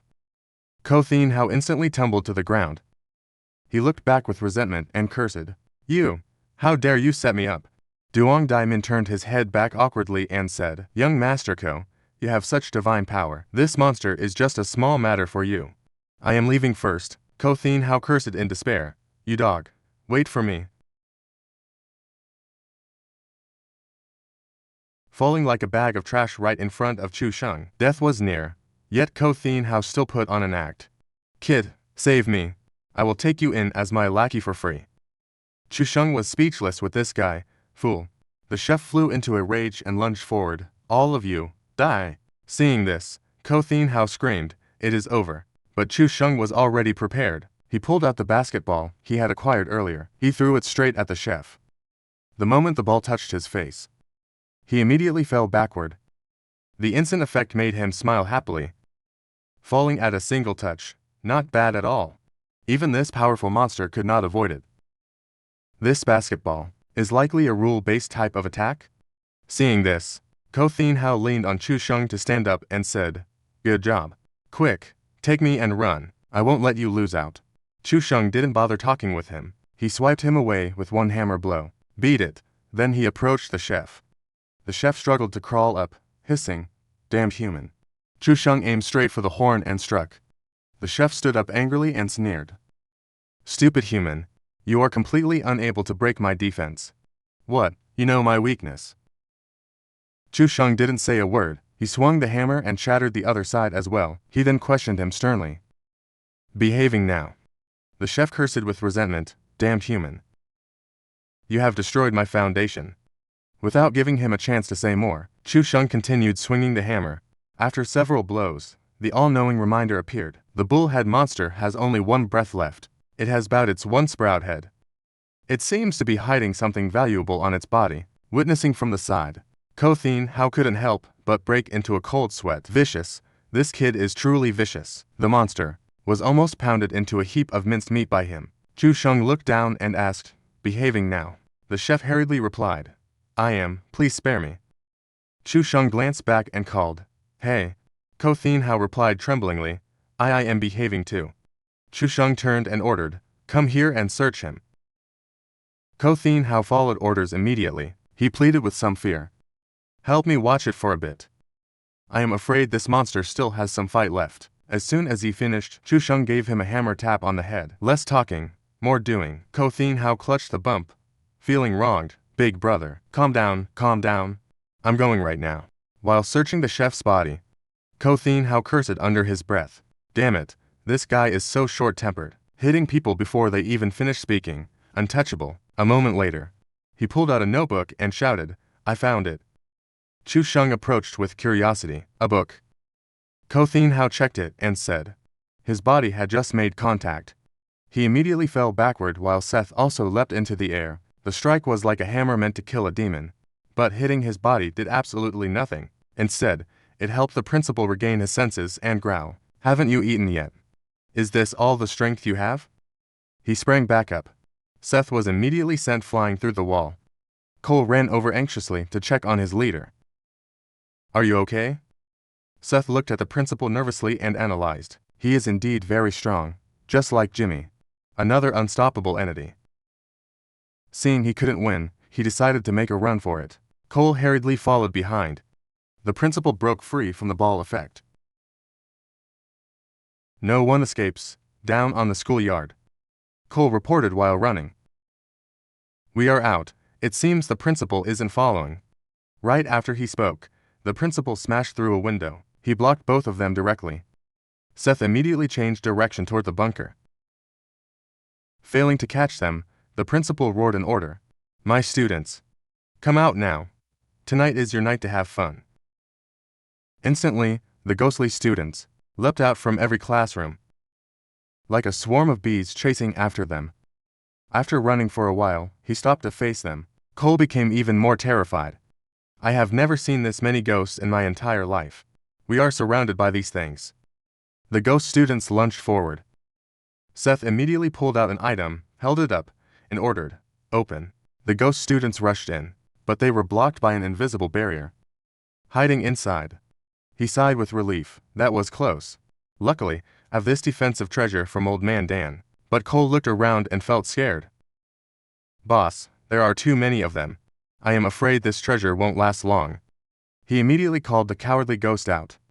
"Cowardly ghost, do you have a way?" It replied hesitantly, "I can use the Wraith Roar. It can temporarily stop these ghosts from moving, but it can only last for 10 seconds. Seth looked toward the bunker and calculated 10 seconds. Maybe we can reach the absolute save point. More and more ghost students were approaching. Cole's face turned pale as a result. "Boss, the protective barrier is about to break." Suddenly, the students outside stopped their actions. Cole turned white and shouted, "Oh crap, no way." At this moment, Jimmy arrived too. Seth had no choice but to grit his teeth and order, "I will count to 3. Get ready to run." Cole repeated doubtfully, "Run." Given the current situation, can we even escape? Seth ignored him and yelled, 3, 2, 1, run." The barrier vanished. The cowardly ghost immediately flew up, attacking everywhere with its Wraith Roar. The ghost students about to lunge were hit. They instantly froze. Witnessing this scene, Cole stood there agape in admiration. Boss still has a backup move. Is he really just a trainee ghost tamer? The two had only been running for a few seconds. Suddenly, Jimmy used his own scream to break the wraith roar. The ghost students immediately snapped out of it and chased. Surrounded once again, Seth had to stop. This is bad. The ghosts were awakened by Jimmy earlier than expected. A few students who woke up first rushed over. He immediately used his hammer to knock them away, grit his teeth and continued to circle around. Seeing the bunker door in front, he shouted, "Get inside now." But the principal had already caught up and swung a punch. "Where do you think you are going?" He turned around again, threw out a bunch of fake ghost tools. The items forced the principal to pull back his hand to block. Cole got inside first. Watching this, he asked in disbelief, "For fake ghost tools, I only brought 3. Boss, how are you so rich?" Seth yelled in annoyance. "Close the door now." They used their bodies to push the bunker door shut. Only when the outside light could no longer leak in did they feel safe enough to catch their breath. "I thought we were dead for sure. I didn't expect to escape by a hair. So intense." The principal, blocked outside, roared in anger. "You damn brats, come out here." After a while of silence, Seth felt somewhat relieved. Even the principal cannot break into this place. This place is indeed an absolute safe point. As soon as he finished speaking, a handprint appeared on the door. Cole fell onto the floor and screamed, "Holy crap! It is Jimmy, he is breaking the door." Seth also turned around, staring vigilantly. If this is the case, Jimmy's strength is even greater than the principal's. The sound of door pounding echoed continuously outside. Handprints kept appearing one after another. Jimmy struck until one of his hands was crushed, but the door didn't budge, making him growl with even more fury. Confirming he couldn't get in, Cole laughed and showed his middle finger. "You moron, come in here if you can." Jimmy was provoked. Nearby ghost students were blown away by the aura. Then they were sucked right into his mouth.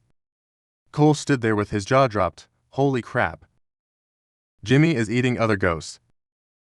After eating those nearby, the aura around Jimmy turned pitch black. His eyes flashed with a cold light. He charged forward with gritted teeth. The door was struck until cracks appeared. They were spreading wider and wider. Cole shouted in disbelief. "How is this possible?" He broke the main door. Seth analyzed with a grim face. After Jimmy consumed the other ghosts, he became much stronger. Outside, Jimmy was frantically punching the door. After a moment, the sound of breaking echoed within the cracks. Golden slime began to flow out. Then a blinding light shot outwards. The ghostly aura on Jimmy's body instantly vanished upon contact. Seth couldn't help but be amazed. Jimmy is terrified and retreating from the golden light emitted by the gate. Cole realized with his mouth wide open, "This golden light ... it is secret gold." He repeated doubtfully, "Secret gold. Could it be the same secret gold that we learned about in the textbooks?" Cole nodded to confirm, "That is right. Secret gold is a precious ghost taming material, naturally meant to suppress ghostly entities. Powerful ghost tamers, when crafting gear, all use secret gold as the base material. The entire gate is actually made of such expensive ghost taming material? How incredibly generous. No wonder it could be an absolute safe point." Not far from there, Logan's group was amazed by the scene below. How terrifying, a ghostly riot. All the ghosts in the school have come out. Daisy murmured anxiously. Facing so many ghosts at once, Seth and Cole are likely in grave danger. But Chad folded his arms and stated firmly, "My brother will be fine. I believe in him." Logan analyzed with some hesitation. "I also hope Seth is okay. But with the current situation, how could anyone possibly survive?" Jane frowned and said, "Regardless of what happened, Seth did it for everyone. When morning comes, we should quickly go out and find them." Inside the bunker, Cole raised his middle finger mockingly again. "Ha ha. Jimmy, come in and fight me if you have the guts." Jimmy angrily punched a few more times. With no results. Sunlight gradually began to shine down. Cole looked through the door crack and reported, "Boss, it is daylight. The ghosts have retreated. Let's go out." But Seth walked further inside, surprising him. "Boss, what are you doing?" He turned his head slightly and asked, "What kind of person would use secret gold for a gate?" Cole immediately replied, "Secret gold is extremely rare, and anyone who can own this much secret gold is definitely not an ordinary person. It must be a super-powered organization." "It is extremely difficult." He asked again, what was their purpose for doing this? Cole's expression turned grim. "There is only one possibility. That is to prevent ghosts from invading, and turn this place into a shelter." Seth immediately interrupted, "There is one more possibility." Cole was stunned and didn't understand. "What?" Seth looked around and judged. "To keep the ghosts from escaping. So they built this place as a prison." Hearing this, Cole was terrified and yelled, "Oh crap, that possibility is actually likely. Boss, maybe we should stop going further." Seth showed his annoyance and scolded, "You hid here for so long before. And you didn't investigate this place at all." Cole scratched his head in embarrassment. "No, this place is bottomless. So, yellow hair, and I didn't dare to go deep." Seth didn't hesitate anymore and went deeper. "Don't worry, if this is an absolute safe point, then there certainly won't be any danger. Let's check it out." A long while later, they reached the end. Cole looked at the door in front of them and guessed. "We reached the end. This place seems to be a room." Seth didn't rush forward. He used the universal insight to check. The room hidden in the bunker is not dangerous. You might discover something. But Cole couldn't see the notification. He nervously advised, "Boss, it is best that we don't go in. I feel a very creepy vibe here." Seth didn't answer and went to open the door. He just walked in, making Cole gasp. "Whoa. There is actually a person here." "No, that is not right. How can there be a person here? It must be a ghost." Seeing this guy making random guesses, he smacked the back of his head. "Stop being scared. Go look." Cole had to muster up his courage to step up. "Excuse me." But before he got close, the skeleton slid off the chair. He observed briefly and sighed in relief. It turns out it is just a mummified corpse. Looks like he has been dead for a long time. Universal insight displayed again. A teacher at Jialan Middle School. And was Ethan's homeroom teacher. Cole didn't see it and kept searching for clues. The clothes on his body are not like a student's. Seth turned his back and said, "He was a teacher at the school, and also Ethan's homeroom teacher." Cole was surprised and leaned in to ask, "Ethan's homeroom teacher? How do you know?" Seth looked at the desk and explained, "There is a diary here." Cole immediately picked it up and read the content. He was beyond shocked. "Boss, you are right. The owner of this diary is indeed Ethan's homeroom teacher?" Seth frowned and said, "Check it out. Are there any clues related to Ethan?" Cole quickly read aloud. June 23rd. The situation changed. The plan is ahead of schedule. Ethan is the most excellent ghostly seed. He can't live anymore, but how could I have the heart for this poor child? June 26th. Ethan committed suicide. In the end, we drove him to his death. In this school, no one is innocent. All teachers and students, no one is innocent. July 3rd. Everything is proceeding according to plan. Ethan will undergo the final transformation. Once the plan succeeds, the consequences will be unimaginable. I don't want to make more mistakes. Reading this, he stopped and turned to Seth. "Boss, reading the diary's content, Ethan was murdered. And his homeroom teacher was also involved. Even the whole school's staff and students participated." Seth remained unmoved and ordered, "Keep reading." Ethan already committed suicide. Why do they still need to perform the transformation? Cole had to obediently continue reading. July 8th. The experiment is almost successful. I decided to sabotage it. I won't let poor Ethan suffer any more torment. At the same time, this is my redemption. I decided to take Ethan's place and bear everything that comes next. July 9th. I sabotaged the experiment. I escaped from the laboratory, but it seems that this matter did not develop in the direction I thought it would. It is chaos. Everything is in chaos. But that is fine. Only this middle school is in chaos. It doesn't affect the outside world. July 10th. I am about to turn into a ghost, and likely a very powerful one. In order not to create more sin, I decided to hide in the underground bunker, while using the secret gold stolen from the laboratory to build a massive gate. to lock myself inside. I will transform into a ghost right there. Cole again looked at Seth hesitantly. Boss, there is a ghost here. Seth scolded in annoyance. What ghost? Can't you see the teacher already turned into a skeleton? Keep reading. He had to shut up and continue. July 10th. I can no longer suppress the ghost in my body. To avoid turning into a form, neither human nor monster, I decided to take my own life. I ripped out my own heart. July 10th. I ripped out my heart. But I also saw the most terrifying sight. My heart is a living thing. If anyone reads my diary in the future, please help me destroy this heart. Don't let it. Cole stopped reading and turned around. Boss, I finished reading. Seth didn't care much, rubbing his chin and muttering. The living heart mentioned in the diary is likely right here. As he was speaking, Cole was so scared that he dropped the diary. Panic-stricken, he pointed behind Seth and screamed, Boss, it is right behind your back. A chill ran straight through Seth's head. He immediately turned his head to look, only to see a ghost that had appeared out of nowhere, growling. Here comes a fresh one. Cole's face turned pale as he cursed, Damn it. This thing can talk. The heart flew closer. Looking at both of them, it licked its lips greedily. It has been a long time since I smelled a living scent. So fragrant, I will eat you all up. Cole was so scared he wanted to retreat. Boss. According to the records in the diary, this must be a very formidable ghost. Let's get out of here. But Seth stood motionless, telling himself, something is wrong. Before entering, Universal Insight said this place was not dangerous. Universal Insight appeared again above the heart. Ghost embryo. It is quite safe when it hasn't found a host to parasitize. While he was reading, the heart suddenly lunged. Let me feast on you. Cole didn't wait for Seth's order and turned to run away. Seeing Seth standing still before its mouth, he panicked even more. It is over. Boss is paralyzed by fear. He can't move anymore. Suddenly, Seth struck. One hammer blow sent the heart flying backward.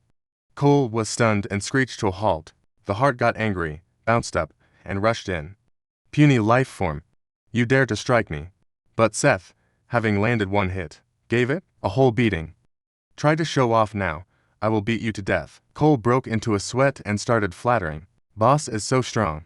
He dares to take on any ghost. Over there. The heart was being beaten into a panic, flying around. Stop hitting me. Stop hitting me. He stopped and mocked, scared now.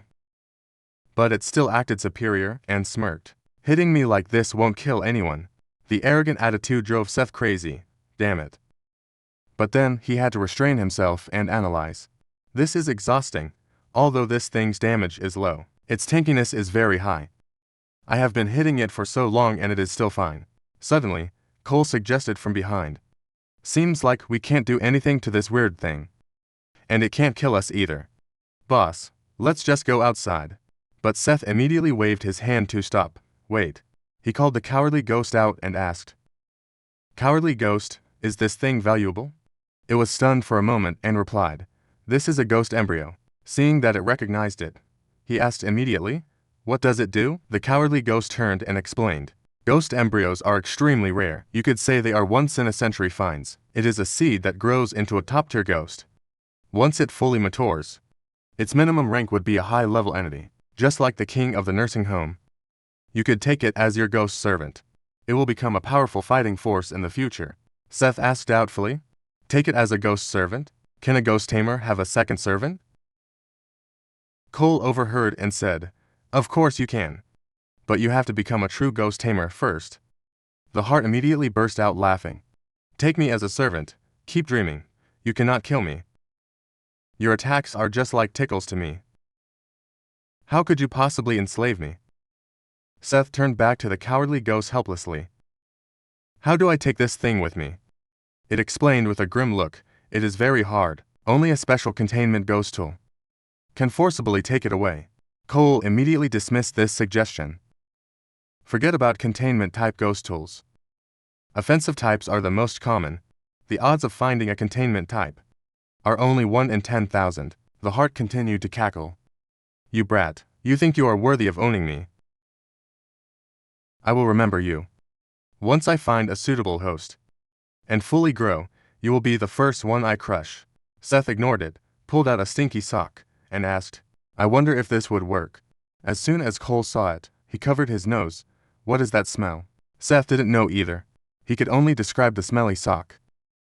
I still don't know what it does. A previous notice said it has an unexpected effect on the head. I wore it once, but I didn't feel any change at all.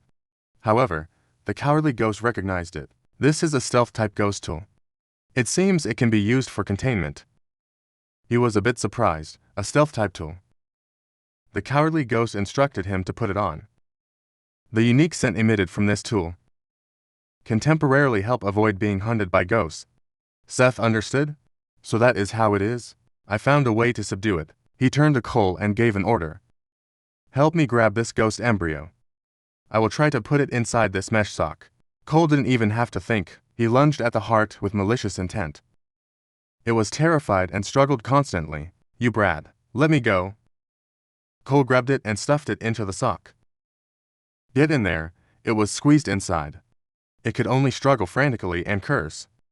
Let me out right now, and I can act like nothing happened. This is the last chance I am giving you. After waiting a bit with no issues, Seth was secretly happy. It seems the mesh sock can hold it. The heart struggling became weaker and weaker as it coughed. It stinks. Let me out. Seth calmly laid out his condition. Agreed to be my ghost servant. It refused immediately without hesitation. Dream on.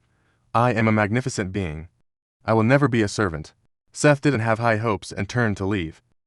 Fine, then stay in there. Let's go, we are heading out. But before the door, Seth stopped. Wait, this secret gold gate is a treasure. Let's take it too. Cole didn't know what to do. He analyzed with hands on his hips. This is indeed a treasure, but how can we take it? It is too heavy to carry. He turned to ask the cowardly ghost. You said you live in a ghost servant space. Can you put this block of secret gold in your space? The cowardly ghost bowed its head sadly. I can't. Secret gold suppresses ghosts. I cannot exist in the same space with it. Seth didn't need to hear more and switched plans. Then put the gate inside the mesh sock. The sock can block auras. It might work. Cole broke into a sweat, looking worried. But the ghost embryo is also in there. Won't the secret gold kill it? Unexpectedly, Seth took the risk. A moment later, the gate was completely covered by the sock. Seth waved his hand. Cowardly ghost, take it in. It obediently followed the order and sucked it in. Meanwhile, outside, Chad's group was discussing uneasily. We have searched everywhere. There is no sign of Seth or Cole. Logan sighed. I am afraid they are in grave danger. Chad immediately objected to those words. No way, keep searching. But the long-haired woman stopped him immediately. There is no time to waste. Only half a day left of the 5-day limit. Within half a day, if we don't find Ethan, the mission will fail. Everyone will die here, Jane muttered grimly. Right now, we have no clues about the underground laboratory. Half a day is not enough time. If only Seth were here. He must have gotten important information last night. Just then, Seth's group returned. Cole waved and shouted, You guys are all here. Hearing the voice, the whole group turned in surprise. Seth, Chad rushed over happily and patted his shoulder. Great, I knew you would be okay. Jane asked urgently. Seth, how did you guys survive last night? Cole immediately puffed his chest to take credit, thanks to me finding an extremely safe place. Of course, in the end, it was the boss who turned things around. The long-haired woman didn't care at all. She asked Seth directly. Time is running out. Do you have any clues? He replied with a smile. Yes, I do. I found the location of the underground lab. Jane's face lit up with joy. That is great. Let's go. We need to get there now. A while later, the whole group entered a classroom. Logan looked around and remarked, No wonder we couldn't find it. The lab entrance is actually inside a classroom. Seth didn't answer. He knelt down and tapped each floor tile to check. After a while, he stopped and said, Pry it up. The other two followed and asked each other doubtfully, Do you smell anything? The long-haired woman stepped forward. The smell of decay. I am afraid what is below is not simple. Jane also walked over and concluded, The mission ends in 3 hours. Even if it is a mountain of blades or a sea of fire. We must go in. No one objected. The group entered one by one. Going down below, Universal Insight showed an electronic alloy door. Not dangerous, but don't let it close. The group stopped for a moment to observe before summarizing. The door is open. There shouldn't be any danger in there. The long-haired woman turned back to lead. After walking for a while, the group arrived at a pitch-black laboratory. Cole looked around and remarked, "This lab is extremely advanced. Everything is high-end. Even many pieces of equipment here can be bought even if you have money." Jane also assessed the scene. The corpses have already dried up. These lab technicians have been dead for a quite long time. So Sin approaches a person. An instruction immediately appears above his head. Lab staff member died during the breakout riot. Reading this, he turns to voice his suspicion. Perhaps it was caused by Vuong Nathan's homeroom teacher, according to the records in his diary. He sabotaged the laboratory, causing a riot to break out here. Tryon frowns in confusion. What kind of riot was it? Is it mentioned? He replies tensely. The diary does not mention it. But it surely involves the supernatural. The group stops again and looks around. After a while, the long-haired woman cries out, "But I don't see a single supernatural entity here." Lamdu offers a guess with the door being open. Could they have all run outside? So, Sin is also at a loss and can only warn that he is not sure. Anyway, everyone proceed with caution. Suddenly, Trong Baikot checks the computer and shouts, "Everyone, look over here." Everyone turns in anticipation, asking if he found something. Trong Baikot then says, "Inside this computer, the experimental logs of this place are recorded." The group gathers and urges him on. "This is important information. Check it. What kind of experiments were they doing here?" He follows the search. A second later, the results appear. January 1st, after the selection process, among 3,000 students in the school, finally found a suitable supernatural vessel. Vuong Nathan. January 5th, Vuong Nathan has been an orphan since childhood with a tragic past. The most pitiful student in school. From now on, Vuong Nathan will be the target of harassment by all teachers and students, bullied until he collapses from torment. January 20th, Vuong Nathan was stripped naked and humiliated in the restroom. Testing shows Vuong Nathan, who was originally resilient, has fallen into a state of depression. January 29th, Vuong Nathan was repeatedly humiliated by teachers. His mental state is plummeting. Suffering from severe depression. Reading this, Trong Baikot slams the table and roars, "These bastards!" Vuong Nathan was already so pitiful. Yet they still wanted to torture him. But the long-haired woman calmly says, "Read on." The content on the screen changes. June 3rd, Vuong Nathan was lured into a confession by a male student. After being toyed with, his spirit broke on June 5th. After half a year of continuous torment and abuse, Vuong Nathan's mental energy surged to 10 times that of a normal person, capable of becoming a host for the supernatural embryo. Ko Thin Hao looks at So Sin in wonder. Torturing Vuong Nathan like that was to make him a suitable host for the supernatural embryo. The computer screen continues to change. June 26th, Vuong Nathan committed suicide, plan complete. June 27th, it must be said that Vuong Nathan is too exceptional. Even without the supernatural embryo, he could be nurtured into a powerful entity. July 1st, plan proceeds as usual. Vuong Nathan has brought to many surprises, to us, such a perfect supernatural entity on July 3rd. If taken over by the supernatural embryo, I dare not imagine what Vuong Nathan will turn into. July 4th, after 2 years of experiments, we are about to succeed. July 8th, the supernatural embryo is now implanted into Vuong Nathan's body. Everyone is very expectant. July 9th, chaos, everything is in chaos. A teacher betrayed us. Vuong Nathan has broken out. Checking for a while longer but finding nothing, Trong Baikot looks up and says it is over. So Sin speculates grimly. 1. Combined with the diary of Vuong Nathan's homeroom teacher, it can basically be determined Vuong Nathan was used as a test subject by the school, intentionally making teachers and students bully him. His spirit collapsed, finally meeting the experimental conditions, implanted with the supernatural embryo. But everything was sabotaged by Vuong Nathan's homeroom teacher, causing chaos in the laboratory. Lamdu asks indifferently right away, is Vuong Nathan still in the laboratory? This question makes the group fall silent instantly. Trong Bai Kot replies unhappily. In the last diary entry, it said Vuong Nathan had broken out. Tryon Non also loses interest. Let's go on. Let's see what is ahead. Lamdu does not hurry but advises. Everyone be careful. The experimental log said. Vuong Nathan, even before the embryo implant, had already been transformed into an extremely powerful entity. Walking a bit further, a door with an omnipresent curtain appears before them. A reminder is displayed. Blood-stained curtain, with extremely high contamination after infection, will turn into a supernatural entity within 5 minutes. Seeing Tryon Non step forward, he quickly stops her. Wait. There is a problem with this curtain. Do not touch it. Burn it. As soon as the fire catches, the screaming sound of the curtain echoes. You all deserve to die. This scene terrifies the people behind. Holy crap.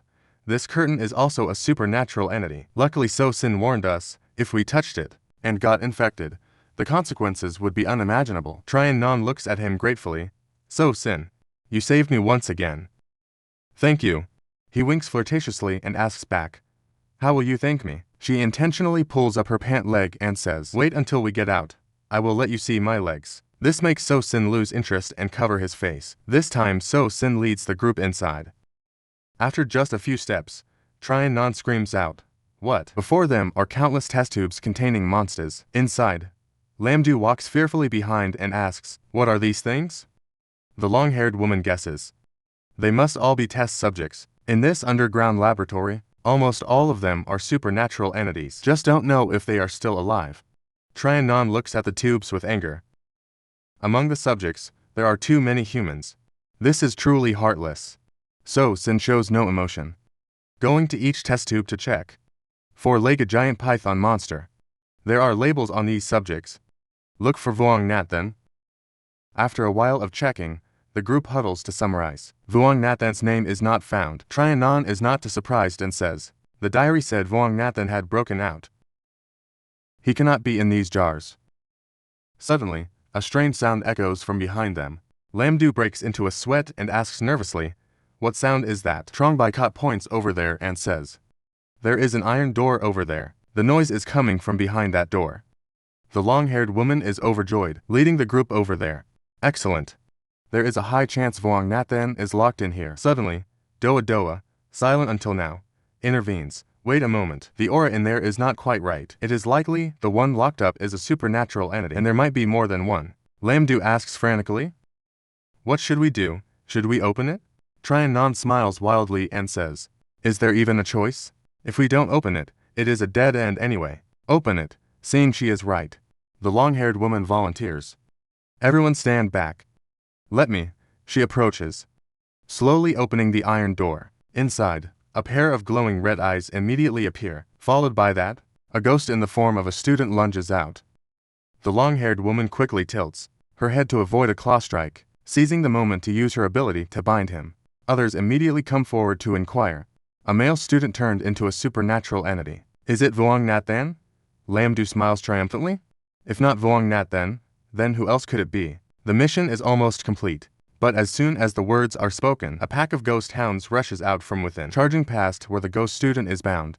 Tryon Non quickly delivers a kick and shouts, be careful. So-Sin also swings his hammer, crushing one's head, urgently shouting to the group, take action. Handle these monsters.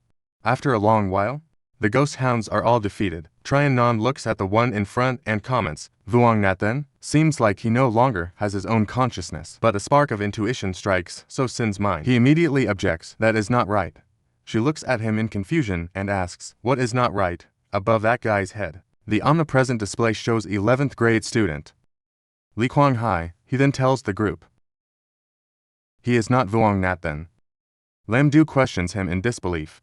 No, he is not Vuong Nathan. So-Sin, how can you be so sure? The long-haired woman is also full of doubt. We have searched everywhere here. If he is not Vuong Nathan, then we will never be able to find the real Vuong Nathan. Tryon Non agrees with him. The mission completion notification has not appeared. There is a high chance So-Sin is right. So-Sin stays silent for a moment and analyzes. The diary once mentioned, Vuong Nathan is extremely powerful. This male student was caught by us without any effort. He cannot be Vuong Nathan. Seeing this, Lamdu loses patience, draws his blade and steps forward. Let me try killing him. Li Kuang-hai struggles violently. Lam Du closes his eyes and takes a reckless chance, shouting, "You are asking for death." With those words, he swings and takes off the head. He dazedly mutters to himself. He is dead, yet there is no notification. Trong Bai Kot is startled and frightened. The supernatural containment jar has cracked. Everyone looks in horror at the snake that just escaped. Oh my god, the monster in the jar is still alive. So, Sin hurriedly shouts, "Something is wrong, run now." The monster breaks the glass jar and escapes. The long-haired woman quickly retreats. Be careful, the monsters are rushing out. Trian Non immediately lunges and kicks the demon snake's head. No effect, it flings her away. Other beasts continuously break free. A werewolf grabs Lam Do's head and slams him down. He screams in terror, "Save me." Ko Thin Hao yells, "Run fast, the monster's here." So, Sin runs over, knocks the monster away, and saves Lam Do. Every single one is super strong. Run, everyone runs in a panic. The long-haired woman encourages everyone. The exit is just ahead, speed up. Trian Non grits her teeth. This is bad. The door is closing, he shouts urgently, "Hurry up." We absolutely cannot let the door close. She is startled and warns, "Be careful behind you." Everyone is trying to fight off the monster tentacles.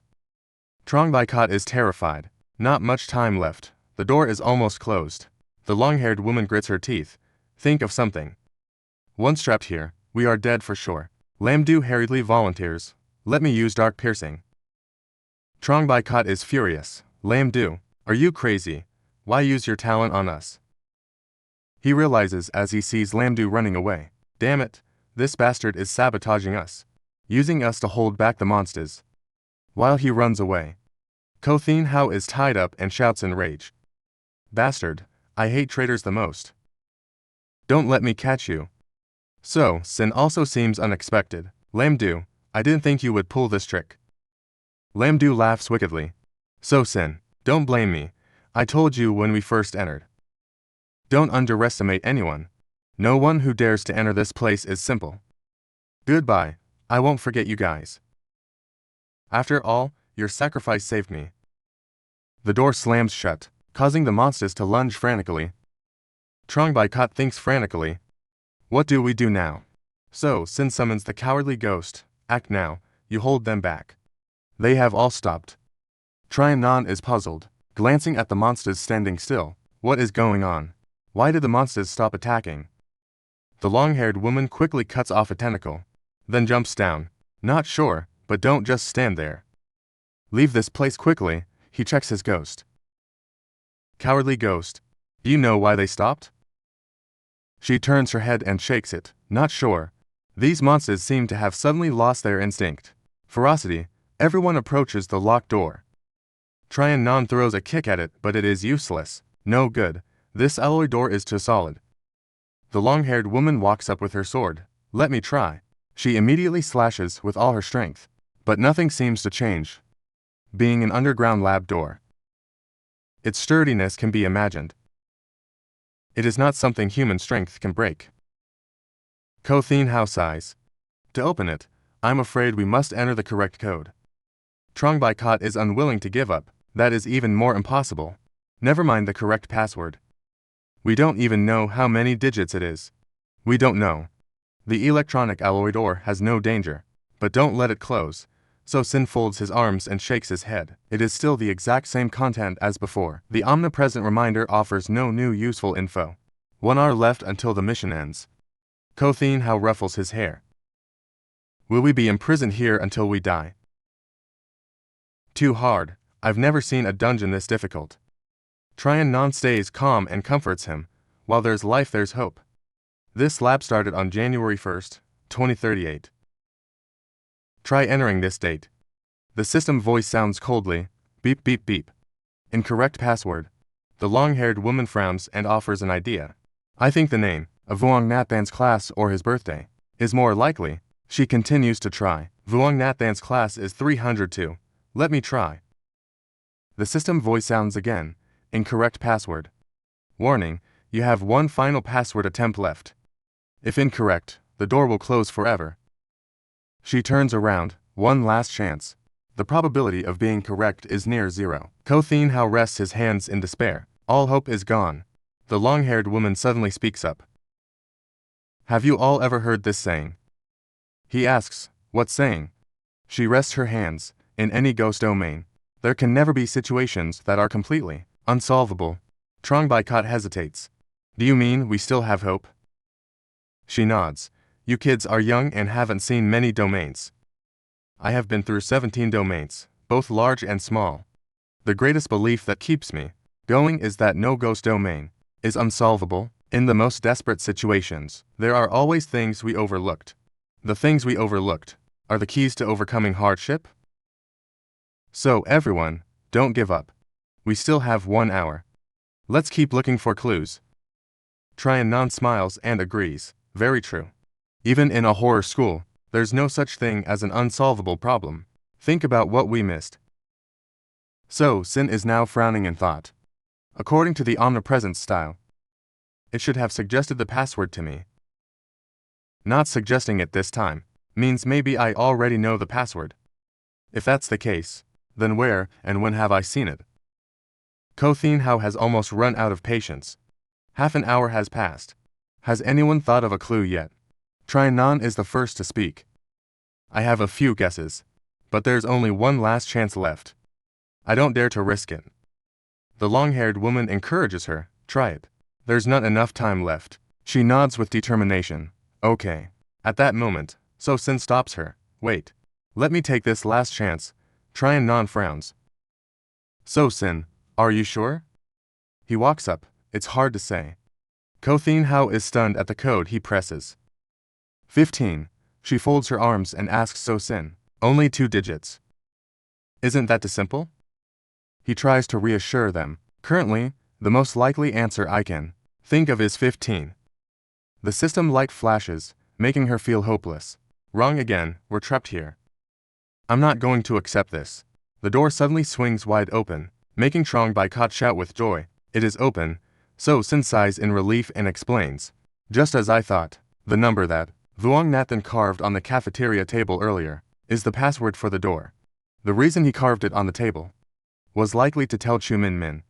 Ko Thin Hao excitedly puts his arm around him to flatter. You are the best, boss. He smiles and walks out. Hurry, let's get outside. In the schoolyard, Ko Thin Hao looks at the sky moved. Finally outside at last. Earlier, I thought we were all dead for sure. The long-haired woman crushed his hopes. Do not rejoice too soon. Right now, there is less than half an hour left until the mission ends. If we do not find Vuong Nat then, we can hardly escape death. Tryon is frustrated. In the laboratory, underground, there was no Vuong Nat then. I keep thinking, but cannot figure out where else to look. Trongbaikat also frowns. Every single corner, every inch of ground in this school, we have searched it all. I also do not know where Vuong Nat then would hide. So Sin finally speaks up. There is one place we have not searched. She quickly asks back, where? He says sternly, the dormitory building where we stayed. Trongbaikat suddenly realizes. That is true. We only stayed in a room on the first floor. We have never been to other floors. In fact, we have not even checked all the rooms on the first floor. Ko Thin Hao is worried. Could it be that the supernatural entity in the dormitory is Vuong Nat then? Tryon quickly denies it. Probably not. If the entity in the dormitory was Vuong Nat then it would be too simple. So, Sin nods seriously. It truly cannot be Vuong Nat then. She hesitates. So, what do you mean? He talks to Ko Thin Hao. Ko Thin Hao. Check if the dormitory is now an absolutely safe location. He quickly looks up. Yes, let me see. That is right. The shelter is no longer an absolutely safe location. Now the dormitory is the only absolutely safe place in the school. So Sin leads the way. Then it must be just as I predicted. Get to the dormitory quickly. The long-haired woman wonders. So, Sin, Vuong Nathan is not here. Why do we have to come here? What are you looking for? He says a name softly. Chu Min Min. Ko Thin Hao is startled. What? Chu Min Min? No way. Is he hiding in the dormitory? So, Sin does not answer but asks back. I ask you, when we first arrived at this horror school, was the dormitory an absolutely safe place? He shakes his head. No, at that time only the shelter was safe. He smiles and guides the thought. So, why did the dormitory become an absolutely safe place later? Ko Thin Hao suddenly has a theory. Could it be because of Chu Min Min? So Sin shakes his head. Wrong. There must be a reason why it became absolutely safe. The shelter had that secret alloy door, and the dormitory has it because of Chu Min Min. She frowns. I still do not understand. Chu Min Min is an extremely powerful entity. He shrugs and confirms. Chu Min Min is indeed very powerful, but his transformation clearly has limits. He can only transform into an entity at night. During the day, he is just an ordinary student. Tryon Nan also speaks up now. So, Sin's guess is likely not wrong. During the day we searched the whole school, and still did not find Chu Min Min. The biggest possibility is he is hiding right before our eyes. He waves his hand. By day Chu Min Min hides here and cannot manifest. He is no threat to us. But against the supernatural, in this building, he exerts an effect. Suppression. That is why it can become an absolutely safe place. Ko Thin Hao nods. Very logical analysis. The long-haired woman is still not satisfied. There is still a loophole. If that is true, then, why at night? Doesn't Chu Min Min kill us directly in the dormitory? So, Sin holds his chin and gives his bold guess. Perhaps this is the second limitation. Chu Min Min cannot kill people inside the dormitory. This is the biggest possibility I can think of. Start searching from the first floor. Do not miss any corner. Tryon Nan reports everything is searched. Nothing here. So Sin's face becomes serious. Search upstairs. The long-haired woman goes up the stairs first. The last floor now. If we still do not find Chu Min Min, then we are out of time. A shout comes from across. There is noise here. She runs over happily. Finally found Chu Min Min. Everyone gathers in front of a room door. Should we storm in? He orders to open the door. Tryon Nan immediately kicks it, making the door fly open. A demon inside hears the noise and lunges, but she dodges it. Strike as soon as it faces the light. Its whole body catches fire violently. Tryon Nan retreats alertly. No need to strike anymore. This entity fears sunlight. It cannot operate during the day. This is likely the entity that knocks on doors at night. Pity it is not Chu Min Min. At the same time at the city border station. Teacher and frowns at the scene before him. The human head balloons are increasing, 3 times more than last month. The shop owner agrees. Supernatural entities in these numbers, I fear, will create a massive ghost domain. By then it will be very hard to clear. Mako folds her arms and laughs coldly. You guys have been investigating here for a long time. Still haven't traced the source of these entities. Teacher and shakes his head. No certain clues. These balloons spread like a virus. The number is increasing faster and faster, only by finding the first human head balloon. Can we determine the supernatural source? She smiles mockingly. Do you want me to act? The man does not deny it. That is right, Mako. Your Ghost Tamer squad has the specialty of tracking and investigation. Only your squad can resolve this matter? Mako smirks. Fine, if you want me to act, have old Deern beg me. The old man beside her shouts, in your dreams, even if I fight to the death with these monsters, I will never beg you. She shrugs. Then go ahead and fight your death match with them. Right at that moment, a human head balloon glances over. Teacher and warns alertly, be careful. The human head balloon is looking this way. Mako proudly summons her Ghost Tamer. Small fry entity, I will teach you how to be a ghost. The Ghost Tamer quickly dashes over there, tearing the human head balloon into pieces. Teacher and cannot help praising the scene. Top tier, Mako's ghost servant strength is no less than a normal ghost king. But at this time, the human head balloons surround the ghost servant. Its body also begins to be corroded. Teacher and quickly turns to warn. Careful, these balloons are starting to contaminate the servant. She reluctantly orders it to return. The ghost servant lunges back into her body. Looking at her own condition, she assesses it all. Infectious entities like this are indeed rare. Suddenly Teacher and inquires, according to Mako, the source of these entities is related to which power in the ghost world? She stays silent, then says a name. The King Sanitarium. Teacher and nods and analyzes. Lately the King Sanitarium has been aggressively invading the human world, secretly performing all kinds of experiments. Indeed, they have the greatest connection to this. Suddenly, a voice calls out, Grandpa. QQ runs over from a distance. Shopkeeper Darren hurries over to check on QQ. Why are you here? The little girl doesn't answer, but hugs Mako affectionately. Grandma Mako, you have become even more beautiful lately. Mako praises her contentedly. QQ is always so well spoken, not like your grandfather. All day long, his mouth is like he ate trash. He cannot say a single decent thing. Embarrassed, Shopkeeper Darren coughs and asks QQ, weren't you participating in the Ghost Gate trial? Why are you back? The little girl sighs deeply. Don't even mention it. Initially, I planned to bring the 108 ghost artifacts you forged.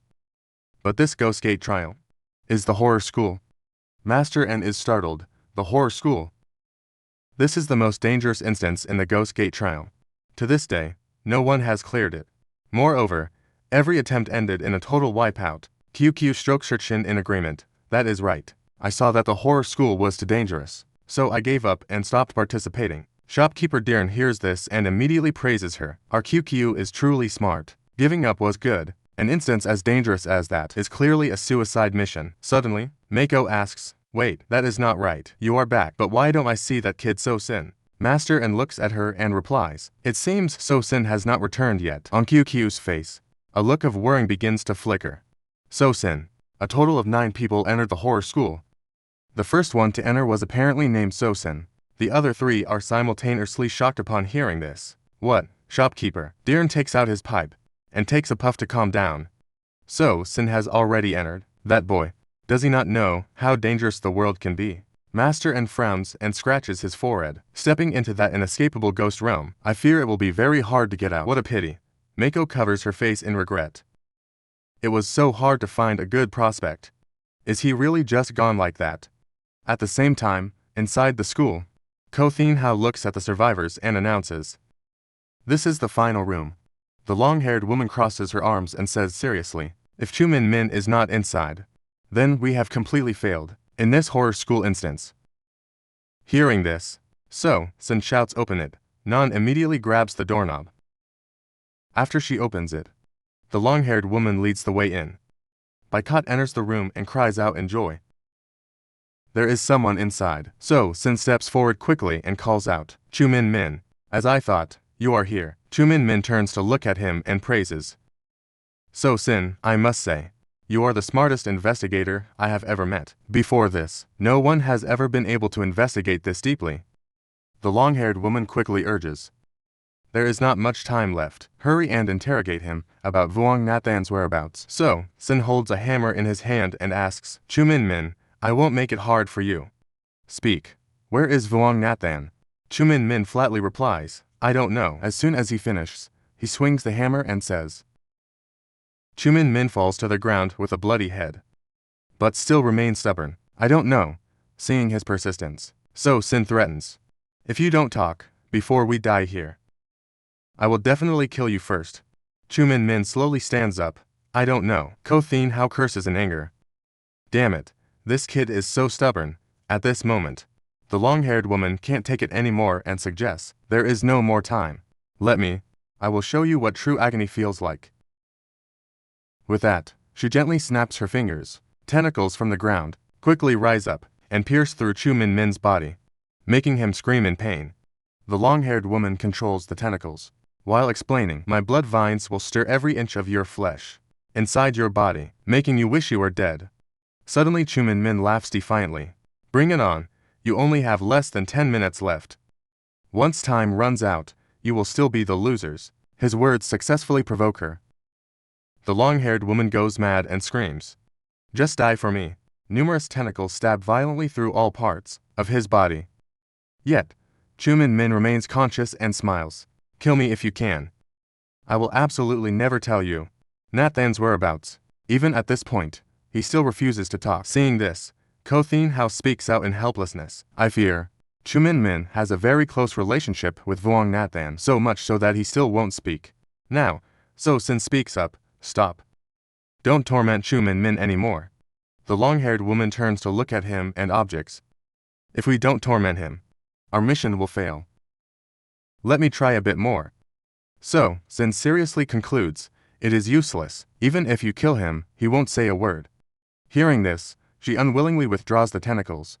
Chu Min Min collapses on the floor, coughing repeatedly. So, Sin looks at his miserable state and speaks. Chu Min Min, you may go. He looks up in surprise. You aren't going to kill me. He stands there looking down and says, Vuong Nathan is a pitiful person. The fact that you protect him like this. Proves that you aren't a bad person either. I don't want to kill an innocent person. Chu Min Min slowly stands up and looks at him with gratitude. So, Sin, you are very special, completely different from those previous investigators. Unfortunately, because doing so would be detrimental to him. Suddenly, So Sin is curious. Do you like Vuong Nathan? Chu Min Min's face immediately turns bright red. What are you saying? He instinctively looks toward Ho Ho. It seems I guessed right. Ko Thin Hao scratches his head in confusion. What the hell is going on? Chu Min Min likes Vuong Nathan. Hey, he likes boys. So, Sin immediately interrupts. Who says Vuong Nathan is a boy? Ko Thin Hao drops his jaw. Huh? Isn't Vuong Nathan a boy? Trian Non holds her chin and exclaims. From the very beginning, we assumed Vuong Nathan was a male student. But from start to finish,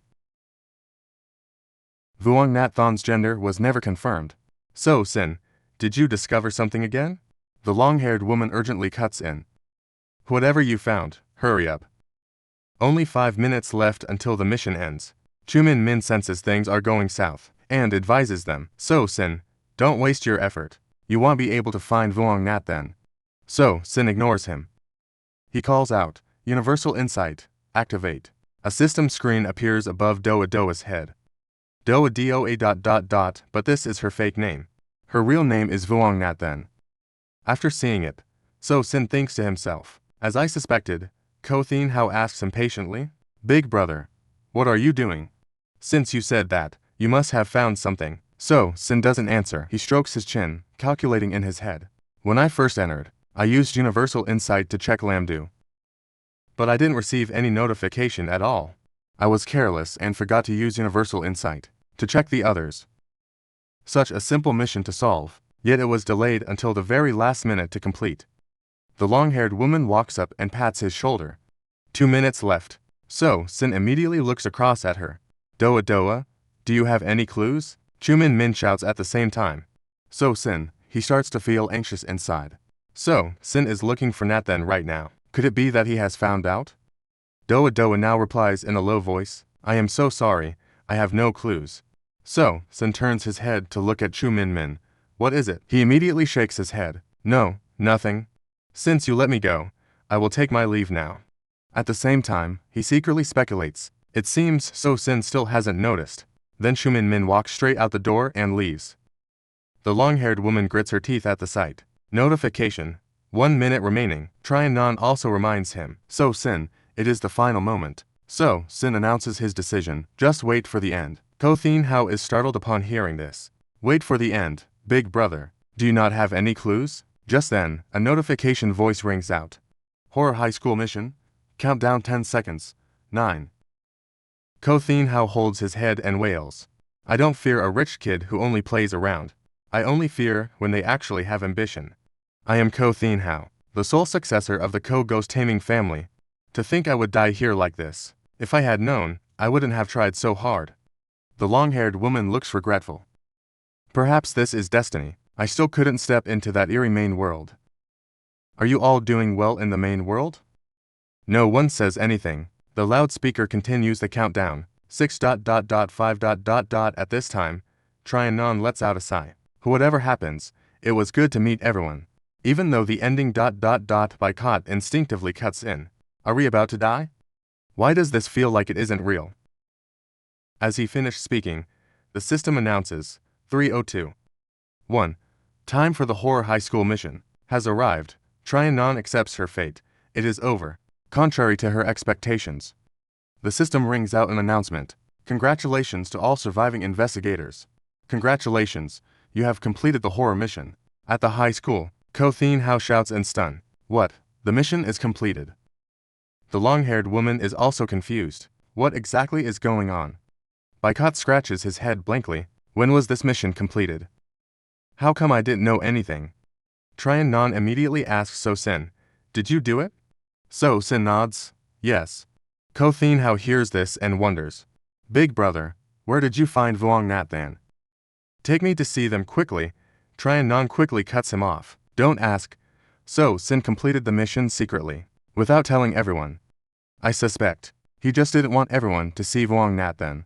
Hearing this, So Sin announces, Vuong Nathan is currently not allowed to reveal her true form. I hope for your understanding. The long-haired woman doesn't mind, if that is the case. Then let us head back first. So Sin, you are the most talented ghost investigator I have ever met. If you need help in the future, I will definitely lend a hand. Trianon also leans in playfully. So Sin, I will keep my promise. Remember to find me after we get out. He looks at her suspiciously. Promise. She replies as she disappears. To show you my legs. Suddenly someone lunges and grabs his hand. Kothin Hao flatters him. Big brother, I am a bit reluctant to leave you. So Sin immediately pulls his hand back. Get lost. He smiles awkwardly at that. Big brother, I will take my leave first. If you have the chance, come to the co-house as my guest. Baikat also speaks up at this time.